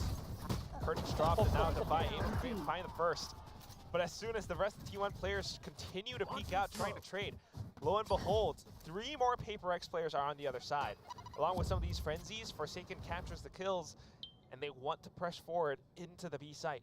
They've got a full minute to work with, though, so no real need to commit to it unless they spot more. Using the boom bot now, but Saya player lands a great shot. Jing recovering off of it. Rossi trying to do what he can too, but Jing just that much sharper. Yeah, I mean, this push out towards market for T1 almost works. That high tide to try to obscure it, but that gave Paper X enough time to set up kind of that crossfire from Fountain and from market. Finish the job. It almost worked for T1.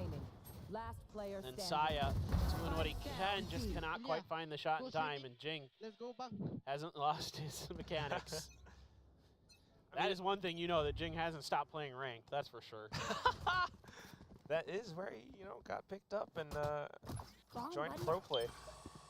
That's it, T1 making use of the same strategy. It is pistol after all for them, and they're trying to do what they can, but Paper X completely evading it. Forsaken very aware of what they're about to pull off. What's that high tide again? I mean, comes back in the check. Good little spray. That's the first head to fall.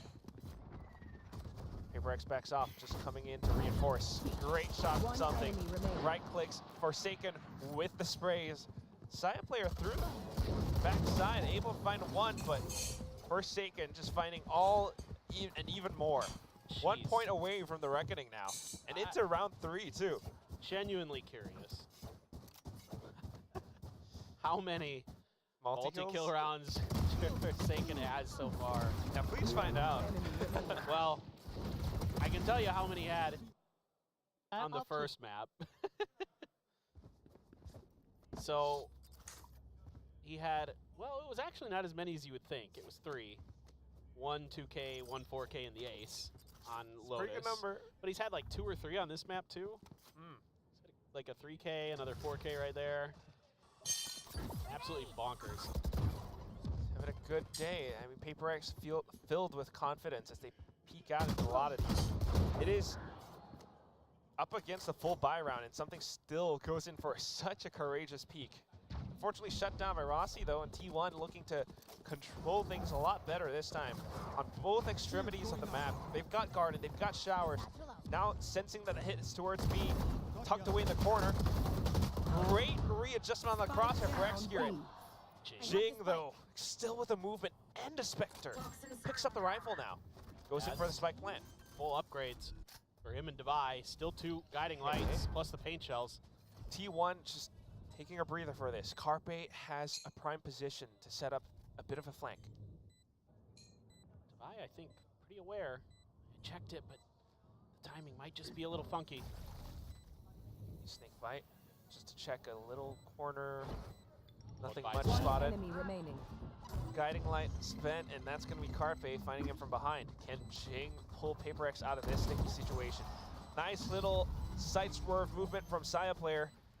Jing's not quite able to connect the shot. Saya player putting T1 back into the game after Paper X's great start in the second half. Yeah, and this is getting Saya player really close to his showstopper. Hey, really good stuff from T1 in this round. I mean, Rossi with the opener, X-Curate, phenomenal double. What a readjust back on a Mind Freak. Carpe finds the good timing. Guys, good retake. Saya player. Good fucking retake. It was a good retake. It was. They had a great anchor as well. I think Paper X definitely going to adjust to how they might want to waterfall off of Hookah afterwards. Yep, Jing one away from a showstopper, so let's see if the Showers play is to set him up to get the orb. Forsaken already has a Reckoning. So this is tricky for Forsaken, though. Now they're pushing out. They're not using the high tide the same way they have before, so it's a different look on a push. See if Forsaken can read it. They're going to go all the way to spawn. Forsaken's in trouble. Oh, trying to lurk. So that's what T1 does, you know, with the way that the game is shaping up. Starting things off, you've had that B outside Hookah control. He slipped the net, I think. Perfect. Still very much hidden inside that corner. Jing now trying to recapture in towards Showers, using the blast pack to satchel away, but X-Curate comes back through. Paper X needing to try to get control over a site real quick. They've got the spike. They're sending it over onto B. But T1, while pulling off the same maneuvers from the previous round. Instead of Carpe, it's going to be easier, though. I think he just spotted him. He saw him for sure. Did they see him is the question. They didn't see him. Right around it. I have no idea. Devi waiting for the curtain to fall. Last player standing. Mind Freak, unfortunately, suffering that first contact. Now they know. Rossi. What a read. Smart as ever. Devi just having to go for it regardless. And that's going to be T1 equalizing the score again. We have a game at our hands. Absolutely. These retakes have been really, really good for T1. Able to play patiently enough. Not falling for any of the traps, any of the trickery, using a little bit of their own. Saya staying hidden long enough. And that sends things into disarray for Paper X. Mind Freak there trying to take a high angle. See if he can find one, and then Devi can play off of it, but Devi's never able to find that comfort to push through the high tide like he wanted. Just never quite sure what's on the other side, and now T1 recovering, having the mindfulness to play around this map. Paper X wanting to deal with that B lobby push. Now just taking quick control over Hookah. You've got to check that corner. Saya player with the showstopper at the right time. Spike down B. Down to it. Still T1 winning out in the exchange. Paper X, the blind execute does not pay off. Trying to take a page out of T1's book. Saw that when there was a weaker buy for T1 where they kind of exploded onto the B site. Using that Reckoning to try to clear the space, and T1 just says, nah, we're going to hold. Good luck. We got better guns. And right now, they've got better gunplay as well. What a push out. What a timing through that TP to find that showstopper. I mean, just playing into T1's hands, because T1 has, in the past few rounds now controlled this B lobby, and then knowing that Paper X now maybe on a bit of an eco, this is probably what they'll do. Side player was prepared to full send it right past that teleporter. Absolutely. And that's so smart. And right now, T1's kind of starting to read the map really nicely, finding their own little trap plays and set plays that are coming through. I'm loving what I'm seeing from them. No give up. A heartbreaking loss onto Lotus, but that hasn't stopped T1 from giving it their all here on Bind. There's no mental let go. Doing a great job keeping them in the game with the coaches. I've really noticed X-Curate being really vocal over there. It's definitely starting to look really good for T1 on the defender side on Bind. After losing the pistol 3 in a row, close to some big ultimates, the Viper's Pit and the Thrash. Find the weak point. Do have device Seekers. This might be some kind of fast hit. Gotta be prepared for it. Don't know if the fast hit's gonna be good enough though. Nice little snake bite lineup from Rossi. Deters Paper X from further aggressing into hookah. The rest of them have already rotated onto A in case Paper X made the transition over. Interesting little high tide from Forsaken. He's given them the ability to take sort of the launching points to get onto the site. But nobody from T1 is going to do much, but there might be a quick TP play off of this, potentially. I'm curious. Yep, here they go. TP, Forsaken turns back around. The Seekers went out. Jing has stayed back. So a bit of an early trade now. Forsaken might have fallen, but that's still okay. Look at how Jing's perched up on top of this box. Spikes down, thrashes through, and Jing's still pretty much okay. Even has time and space to go further in through halls. Might be able to wrap back around against Side Player and Rossi. The rest of the Paper X squad still very much alive though. Jing up around elbow, peeks back out again. Wants to take down the wingman, but oh my goodness, little homie has gotten the spike defuse. Great awareness there from T1. It looked like maybe Paper X is going to be able to hold on, but knowing that they needed to play, protect the VIP there. In this case, it is the wingman who is our VIP, and they're able to get it done. Jing seeing if he can help. Forsaken doing what he could, but that flash caught him. And he just held it down. Saya so good with the op right now.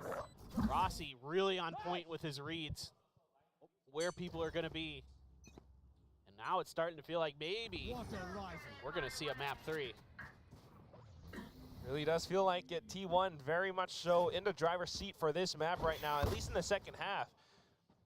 The way that they're just swapping sides back and forth, making use of the teleporters in their retake process, catching Paper X on the timings of things. Again, that launching pad right now, Paper X looking to take over Garden, the Empress, oh but my everyone's God. been blinded by Carpe's. At the same time, Izu's guiding light as well. Just utility for utility and 2 for 2. I thought maybe Carpe was going to knock down a few more there. He went for it. Just Valoranted upside of V-Long. Straight into B site. Got the high tide now for a bit more cover just to cut the side in half. Paper X setting up for a bit of a quick peek. More lurks. Look at Rossi. A little bit afraid of hookah, yeah, and Rossi as well. Got to deal with the site first though. Side player is still very much tucked away and hidden. Something coming back in for the trade. Side steps out. Online for the quad. Has to pick up the spike, but he has no idea that Rossi's right here. T1 breaking it past 10.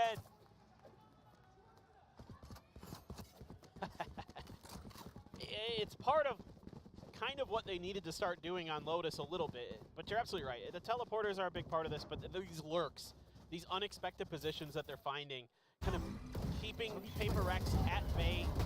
You know, they can scrap with them, that's great, they'll get the even trades, but able to hide in positions like Saya player right there. Rossi's done it a bunch of times where he's kind of slipped around. Him and Saya both, frankly, have been doing a great job with it, and that's really keeping Paper X off balance, keeping them from storming away with this match. It's one of those times where Forsaken's high tide works against him, but now just full send into the A side. Jing, classic with the judge. He goes in, nails down Execute, picks up the rifle, but Carpe answers right back in kind. Just as quick. Dizzy sent up, Trailblazer trying to find him, but not found just yet. Spike is not planted because it's not safe enough. Izu right around the corner. Device hopped off it for a second. Forsaken trying to trade right back. It's going to be Mindfreak committing the orbital strike just to give them a little bit more security. Rossi, the last one left, trying to wrap back around from Lamps. Does he know, though? Something does know. I was thinking more about Mindfreak watching the angle. Paper X keeping things competitive as we near the end of this map. There's that explosive Jing entry that you love to see.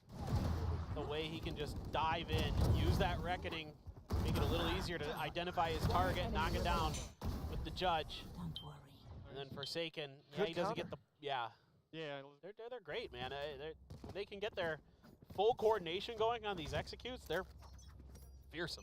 They can take their licks and punches. They know that, yeah, you know, T1 trying to play around these teleporters, so Paper X just comes right back in around to catch them with a quick and fast and heavy hit. T1 adjusting right back though. Now trying to play around the teleport towards B. Look towards Carpe as well as Excurit. Saya player with the op as well. Oh my God. Paper X playing their own teleporter plays. And Wow. Izzu, unfortunately, not quite able to land the shot. Mind Freak on a bit of a lurk for himself. Catches onto the first player. Wingman throws off his crosshair. Great plays from Carpe as he tries to even out the numbers. Spike, however, will still be planted for Paper X. Carpe's Gecko play is so good, man. He's so confident on this agent. Even though they're going to lose this round, they're going to have to cede it over because of their economy. Need to save these guns. I mean, the way he's so tricky with his utility, his wingman's got it defused, so many impactful dizzies, a great thrash earlier. You know, they were one of the first teams. People don't remember this, but T1 was one of the first teams to start running Gecko on this map. Anywhere, really. And it was Carpe who kind of pioneered this style.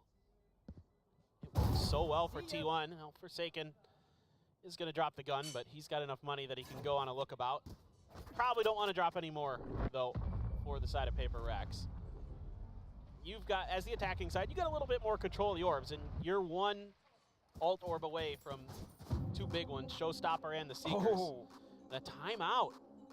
This, I think... Things are heating up. I think this could be interesting. I mean, you're giving Alex a chance here to kind of get into his team's mind, and he's really good during these timeouts. I mean, I like what T1 is doing because it's so close and they want to try to reassess. I'm curious what Autumn noticed. Maybe they need to kind of play a little bit further back, play like they were during that time where they ran a bunch of rounds together. Don't get too scrappy, but rather, unless you get them like right at the point of attack. Like, that's yeah. okay. But if they're going to arrive, let them play for some retakes. Go off the teleporter or just... yeah, use the teleporters. It's go for also a full-on retake play. I mean, I'm thinking like they might not even work around the teleporter this round anymore. So No. Alex has to kind of anticipate a lot of these. I think Alex needs to make sure that they're getting at least the Showstopper from the orbs early. Right. And that's why I'm saying that. I think as Autumn, you have to be recognizing that situation and then also calling for the Take a look at the ultimate economy right now, and you're absolutely right, Paper Thin, because so many of them are close to their ultimates. Execute, silent player as well. There's going to be a big contest for some of these spots on the map. And I'm taking a look at, you know, right outside B Long, B Garden, as well as Showers, the pings across the map. Rossi is prepared to market. Economy not the greatest for T1 though, so Paper X stands a chance at turning this on its head. There it is. Showstopper picked back. up. They're getting him set up for the entry, I think. There we go. Carpe with the Thrash just to hold them as long as the timer allows. I think he's anticipating the Showstopper there. Right. Dives right back into himself. Divide trying to keep them at bay. High Tide as well, just for added cover.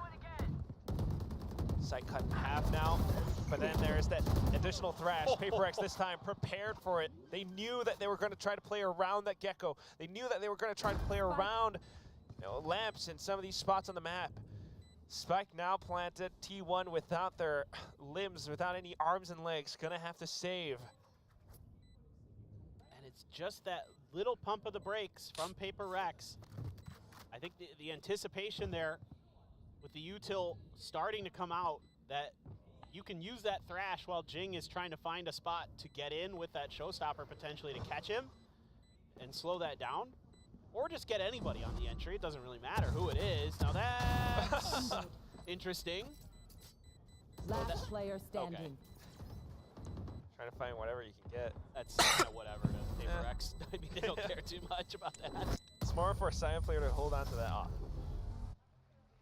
I mean, Izzu gets, yeah, and also Izzu gets a little closer to his ult. He might have it, I'm not sure. He's 2 away, okay. No, he has it, okay. Overtime is possibly on the cards here, Paper Thin. Well, I mean, our seems first to one. be, yeah, and it seems to be kind of a. Yeah, no need to go shower already. Just use my cabbage for the. Good ideas. But what was I gonna say? Oh, overtime. Yeah. Well, they had an overtime the last time they played. That's what I was thinking about. That's true. That's true on Split. Yeah. Why not? Let's do it again. So timeout again. Both spent back to back. Autumn trying to call for it. Once more, like you mentioned, paper thin, Alex gets to discuss something. I'm not sure what more is needed, but they are definitely aware of Jing's potential to use the rockets. Excurrent has his Reckoning available as well. Does T1 want to take the lead off of this and just kind of get ahead of everything that Paper X is about to throw at them? Or are they going to delay back, step back, let Paper X in, and then go in for more of that retake game? Yeah, you kind of have two options in a way. It's exactly as you I feel like said. the better call might to actually Just try to be to hang back. Or hang back. I could see either. Here. I think because it's a rifle buy, because you're able to get all of your rifles up, yeah, I'm with you. I'd like to see a hang back. Because it's Jing's showstopper. I feel like that's exactly. That's the catalyst right now. I got the spot. Right, all it takes is Jing finding one off the back of these I've got your Seekers. trail. Look at them, they're scattering. They are just Go. going to the wind. Jing going to set up for it. But he's hanging on to it. We've got showers control too. Here goes. It connects onto Rossi. Carpe though swings out at the right time. There's a bit of a trade. Something along with the Empress too. Stays alive. Saya player still into the fray though. Along with its operator. Does not expect Forsaken from behind. There's that additional layer. Paper X dominating this exchange, this firefight. The crowd starting to chant for the team. Paper X as they approach match point. Excurrent, he's not out yet though. I don't want to count him out. Slowly approaching out, throws to front, anticipates the angle, flicks on towards his brother. Now on towards the Reckoning. That will give him a lot of information. Spots out Divide, tosses in the cove, creates a little bit more space for himself. Has to swing out the sides. Spots out another player, but oh, not quite able to land the duel. He knew that his back was exposed. The nerves feeling a little bit all too much. One more. And it allows for Paper Rex 4 rounds in a row towards match point. I thought he might just try to save, but I guess just enough left in the economy that they can squeeze out. Gun Saya player had no idea. You're absolutely right. There's a few extra wrinkles here. And again, it's a slight pause for Paper Rex where they set up and execute, and it looks like there's going to be a showstopper coming with it, but they hesitate. Jing takes his time. He gets on top of the box at short A, and then goes up and over when they're just not quite ready for the timing. The Reckoning to try to clear space, but it's all a fake. Excurrent. Oh my gosh, so close. Now just continuing to back off. Paper X trying to stay themselves alive, but T1 want overtime so bad. They've managed to deal with the initial onslaught. Paper X hanging back. Because Excurrent gets out of there with his life, then he could use the high tide to keep Paper X from pressing forward onto B. They will continue to slide over in this direction, but he's moved in. All ultimates are spent now. Side player marking Hookah. Lands the first shot. Excurrent with the off angle. Mind Freak in for the trade. But now, the entire T1 army, all of the archers, all of the cavalry have arrived.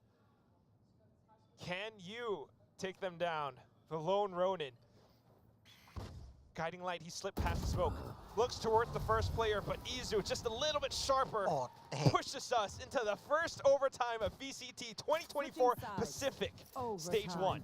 Yeah, I mean, it's unbelievable what Excurrent gets away with. I mean, Forsaken trying to do everything he can, but again, because his brother able to slip past the initial aggression, he's able to buy enough time, use his own utility to keep Paper Rex from pushing forward.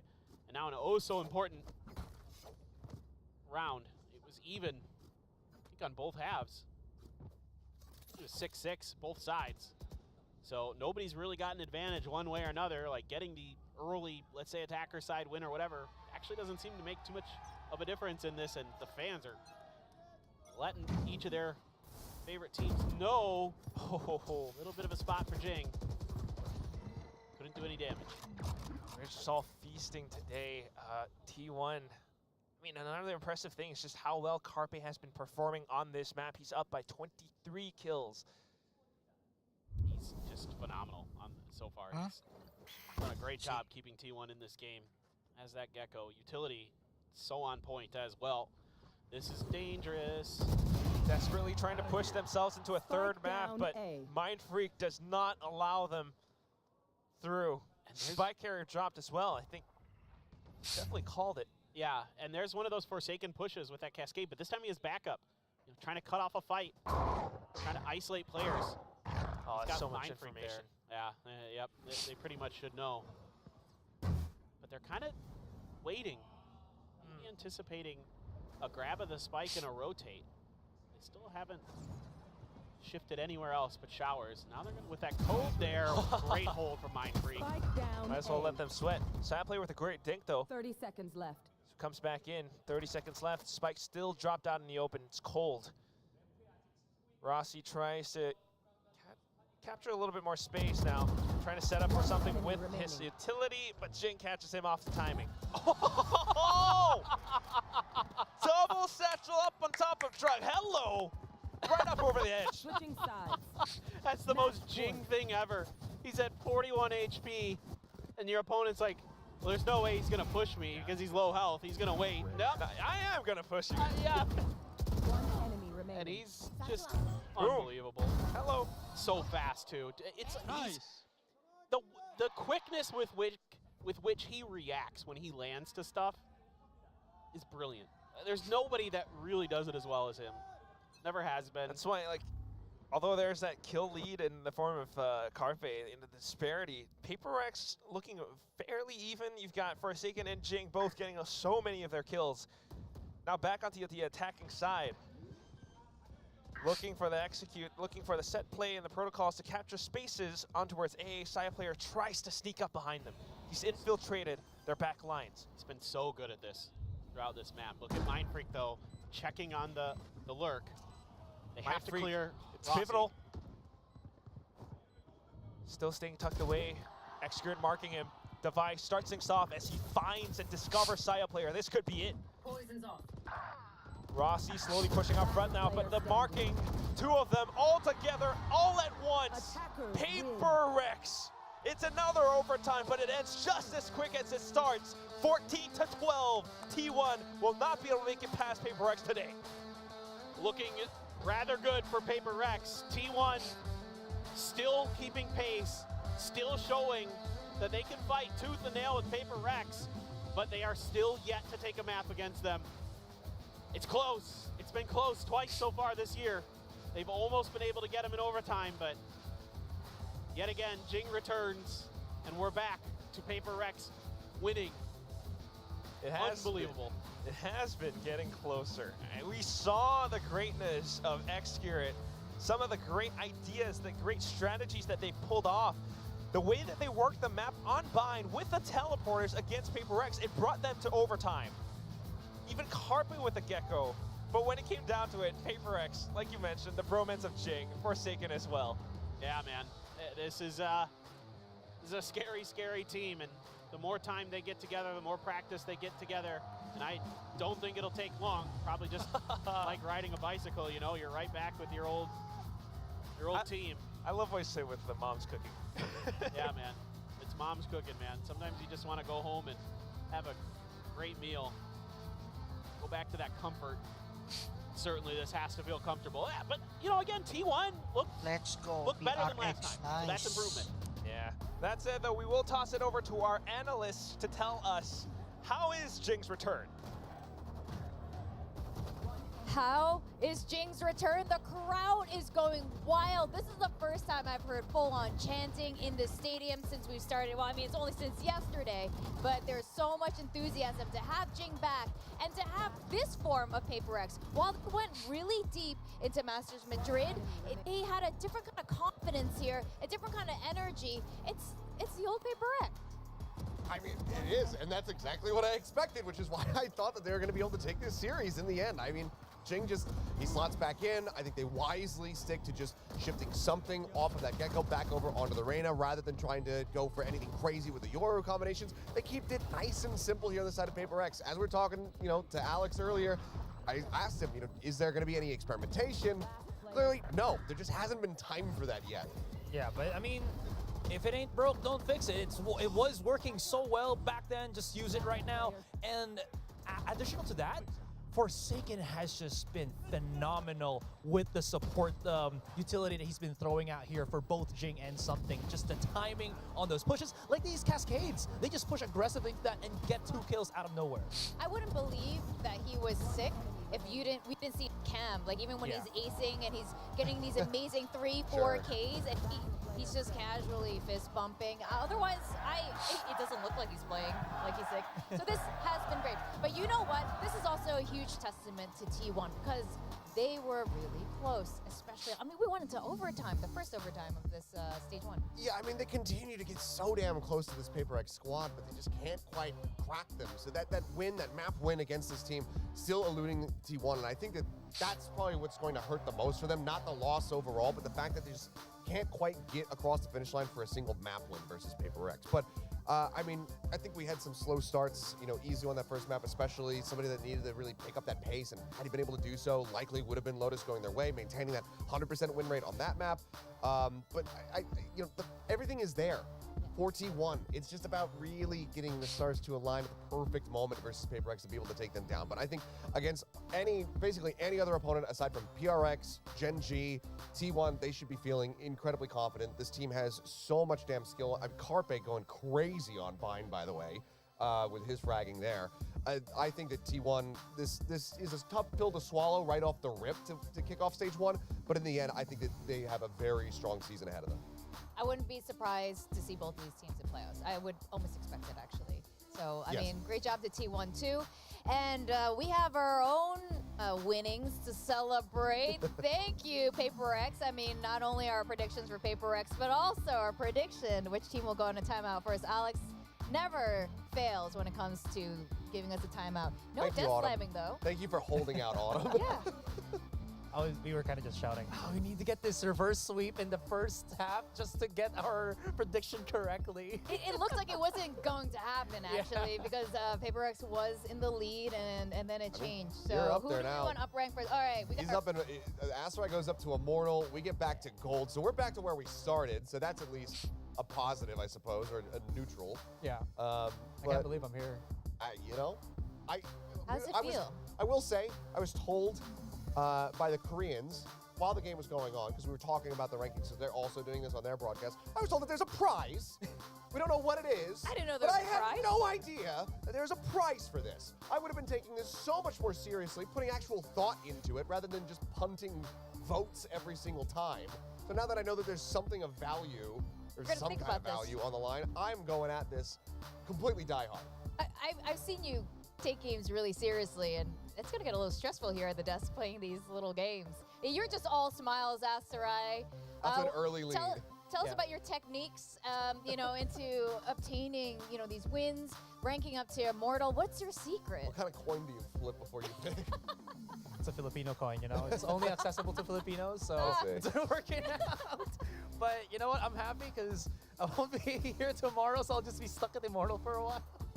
There you go. That's the strategy. Get in, get up early, and then just dip. Yeah, there's no rank decay here, so he gets to sit there until he comes back. We are going to go to an interview. I'm not sure who we're interviewing, but I do know that our MVP definitely has to be Forsaken. Yeah, I mean, just across the maps that we saw, I mean, hell, he started things off on Lotus so incredibly well. He had the ace there, and to be in the form that he's in right now, even while being a bit under the weather, I think that you do have to give it to Forsaken. You could go for a storyline MVP, give it to Jing so we could hear from him on stage, after his first day back, but ultimately Forsaken was just the linchpin in this victory. Yeah, it just feels like there's that duality here for Forsaken, that he can be incredibly hype and then performing, and here he just looks like he's stone cold deadly and just still also perform, which is insane. Yeah, I mean, he's just the most valuable player in the world, I think, at this point. I don't think that is at all ridiculous to say. I think this guy is just absolutely nuts. Oh, 100%. I mean, the kind of focus he had, he just knew he had a job to get done here. He knew he had to be a team player. And you know, we saw this coming from Gen G when they won during kickoff and the semis.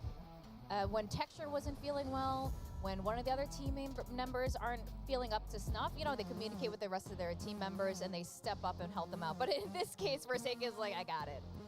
Here, Jing had Jing moments. I was so happy to see it. I know we were all waiting for those satchel moments where he just kills people in super unorthodox ways. Like, why, you know, Ferrari peak when you can just satchel up onto I mean, that Trelk last and- one, that last one to take down Saya player, just, it was so low HP, nearly getting traded out by Rossi, just pops him over the top, instant headshots him. I mean, he plus ones Forsaken to get the highest ACS in the lobby.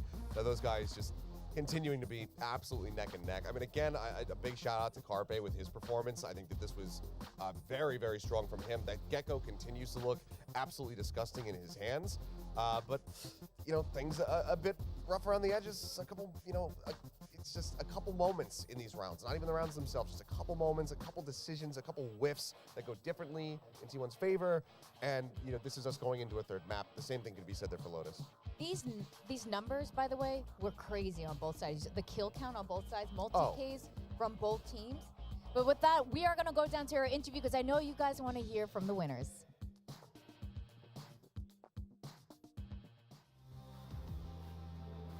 Hey guys, I'm standing here with Forsaken after Paper Rex take away that 2-0 win against T1. Now Forsaken, I know you're not feeling too well, so I'm not going to keep you here for so long. But so how are you feeling today? Are you feeling better? I mean, today is feeling better, yeah. All right. Now, with the return of Jing, I know you guys had less than a week to practice, but it felt like he just never left for us. So, you know, did it feel that way for you as well? Yeah, definitely, yeah. I mean, even though like last time he watched from behind screen, but we felt the way that he really support our team and watching from behind, you know, so yeah. And I feel like your brother, Kevin, he improved so much since the kickoff as well. So any thoughts on how much he's grown? Yeah, I mean, you guys can see he's trying to like, I would say try to believe flex as well. He tries like a lot of agents, but definitely is really improving. Right, last but not least, you guys are going up against Gen G next Saturday with Jing this time. So how's it going to be different? I think it's gonna be different now because now we have really like five power. It's like I think Peprex, the old one is back, but I think we maybe need more time. I hope we can adjust fast and win against Genji. All right, thank you so much for Forsaken. Thank I you. really appreciate it. Go get some rest. You can go now. And I'm gonna toss it over to you guys on the desk.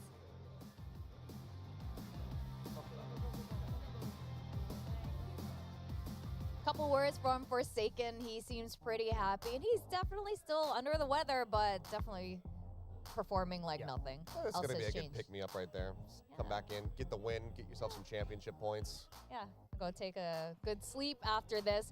And, you know, shout out to and kudos to Excurit as well. Definitely outperformed himself this time around. Now, here we are, Alpha Group and Omega Group. Omega Group. Oke guys, now, sampai sini you know, match continuing kita with PCT Pacific hari ini. What happens if Insya Allah kita ketemu two lagi twin things happen, or besok doesn't happen di for jam Alpha yang Group? sama, I mean, insya if Allah. somehow no Tim teams Secret in Alpha menghadapi Group can get RRQ themselves to match dan victories, juga then we'll be just seeing Global Esport the top menghadapi squads from Omega Group DRX ya just going into guys. the playoffs, basically. But again, I think, So thank you buat especially for teman-teman T1's semua yang sake, udah nemenin no gua concerns whatsoever. di Gen G, pertandingan hari they're gonna be ini. there, pretty much no matter what. Sampai I jumpa think it's a matter di of live which stream other teams are berikutnya. going in alongside them. Thank I you, think that we're gonna be seeing Deza, some like Toiti, Secret. Awesome, I think, again, Belesbu, T1 going up against Apis, pretty much any Daisan, other opponents Vesel, other than Leonardo, Paper Rex in Jo, Omega Group, they're gonna be in Prodigy, with a Yura, really good chance to Kaira, get this. Aset, Nana, I think Yos, likewise for Lil, Global Esports and Nathan, Bleed. I Theo think they've had some Gamalil, interesting Aset, showings Lagi, yesterday and Mo today, Ashraf so Naim, I'm dan expecting teman-teman better semua yang ada performance from di them, and as you mentioned, di of course, YouTube with maupun Gen G and T1 and Discord. Secret.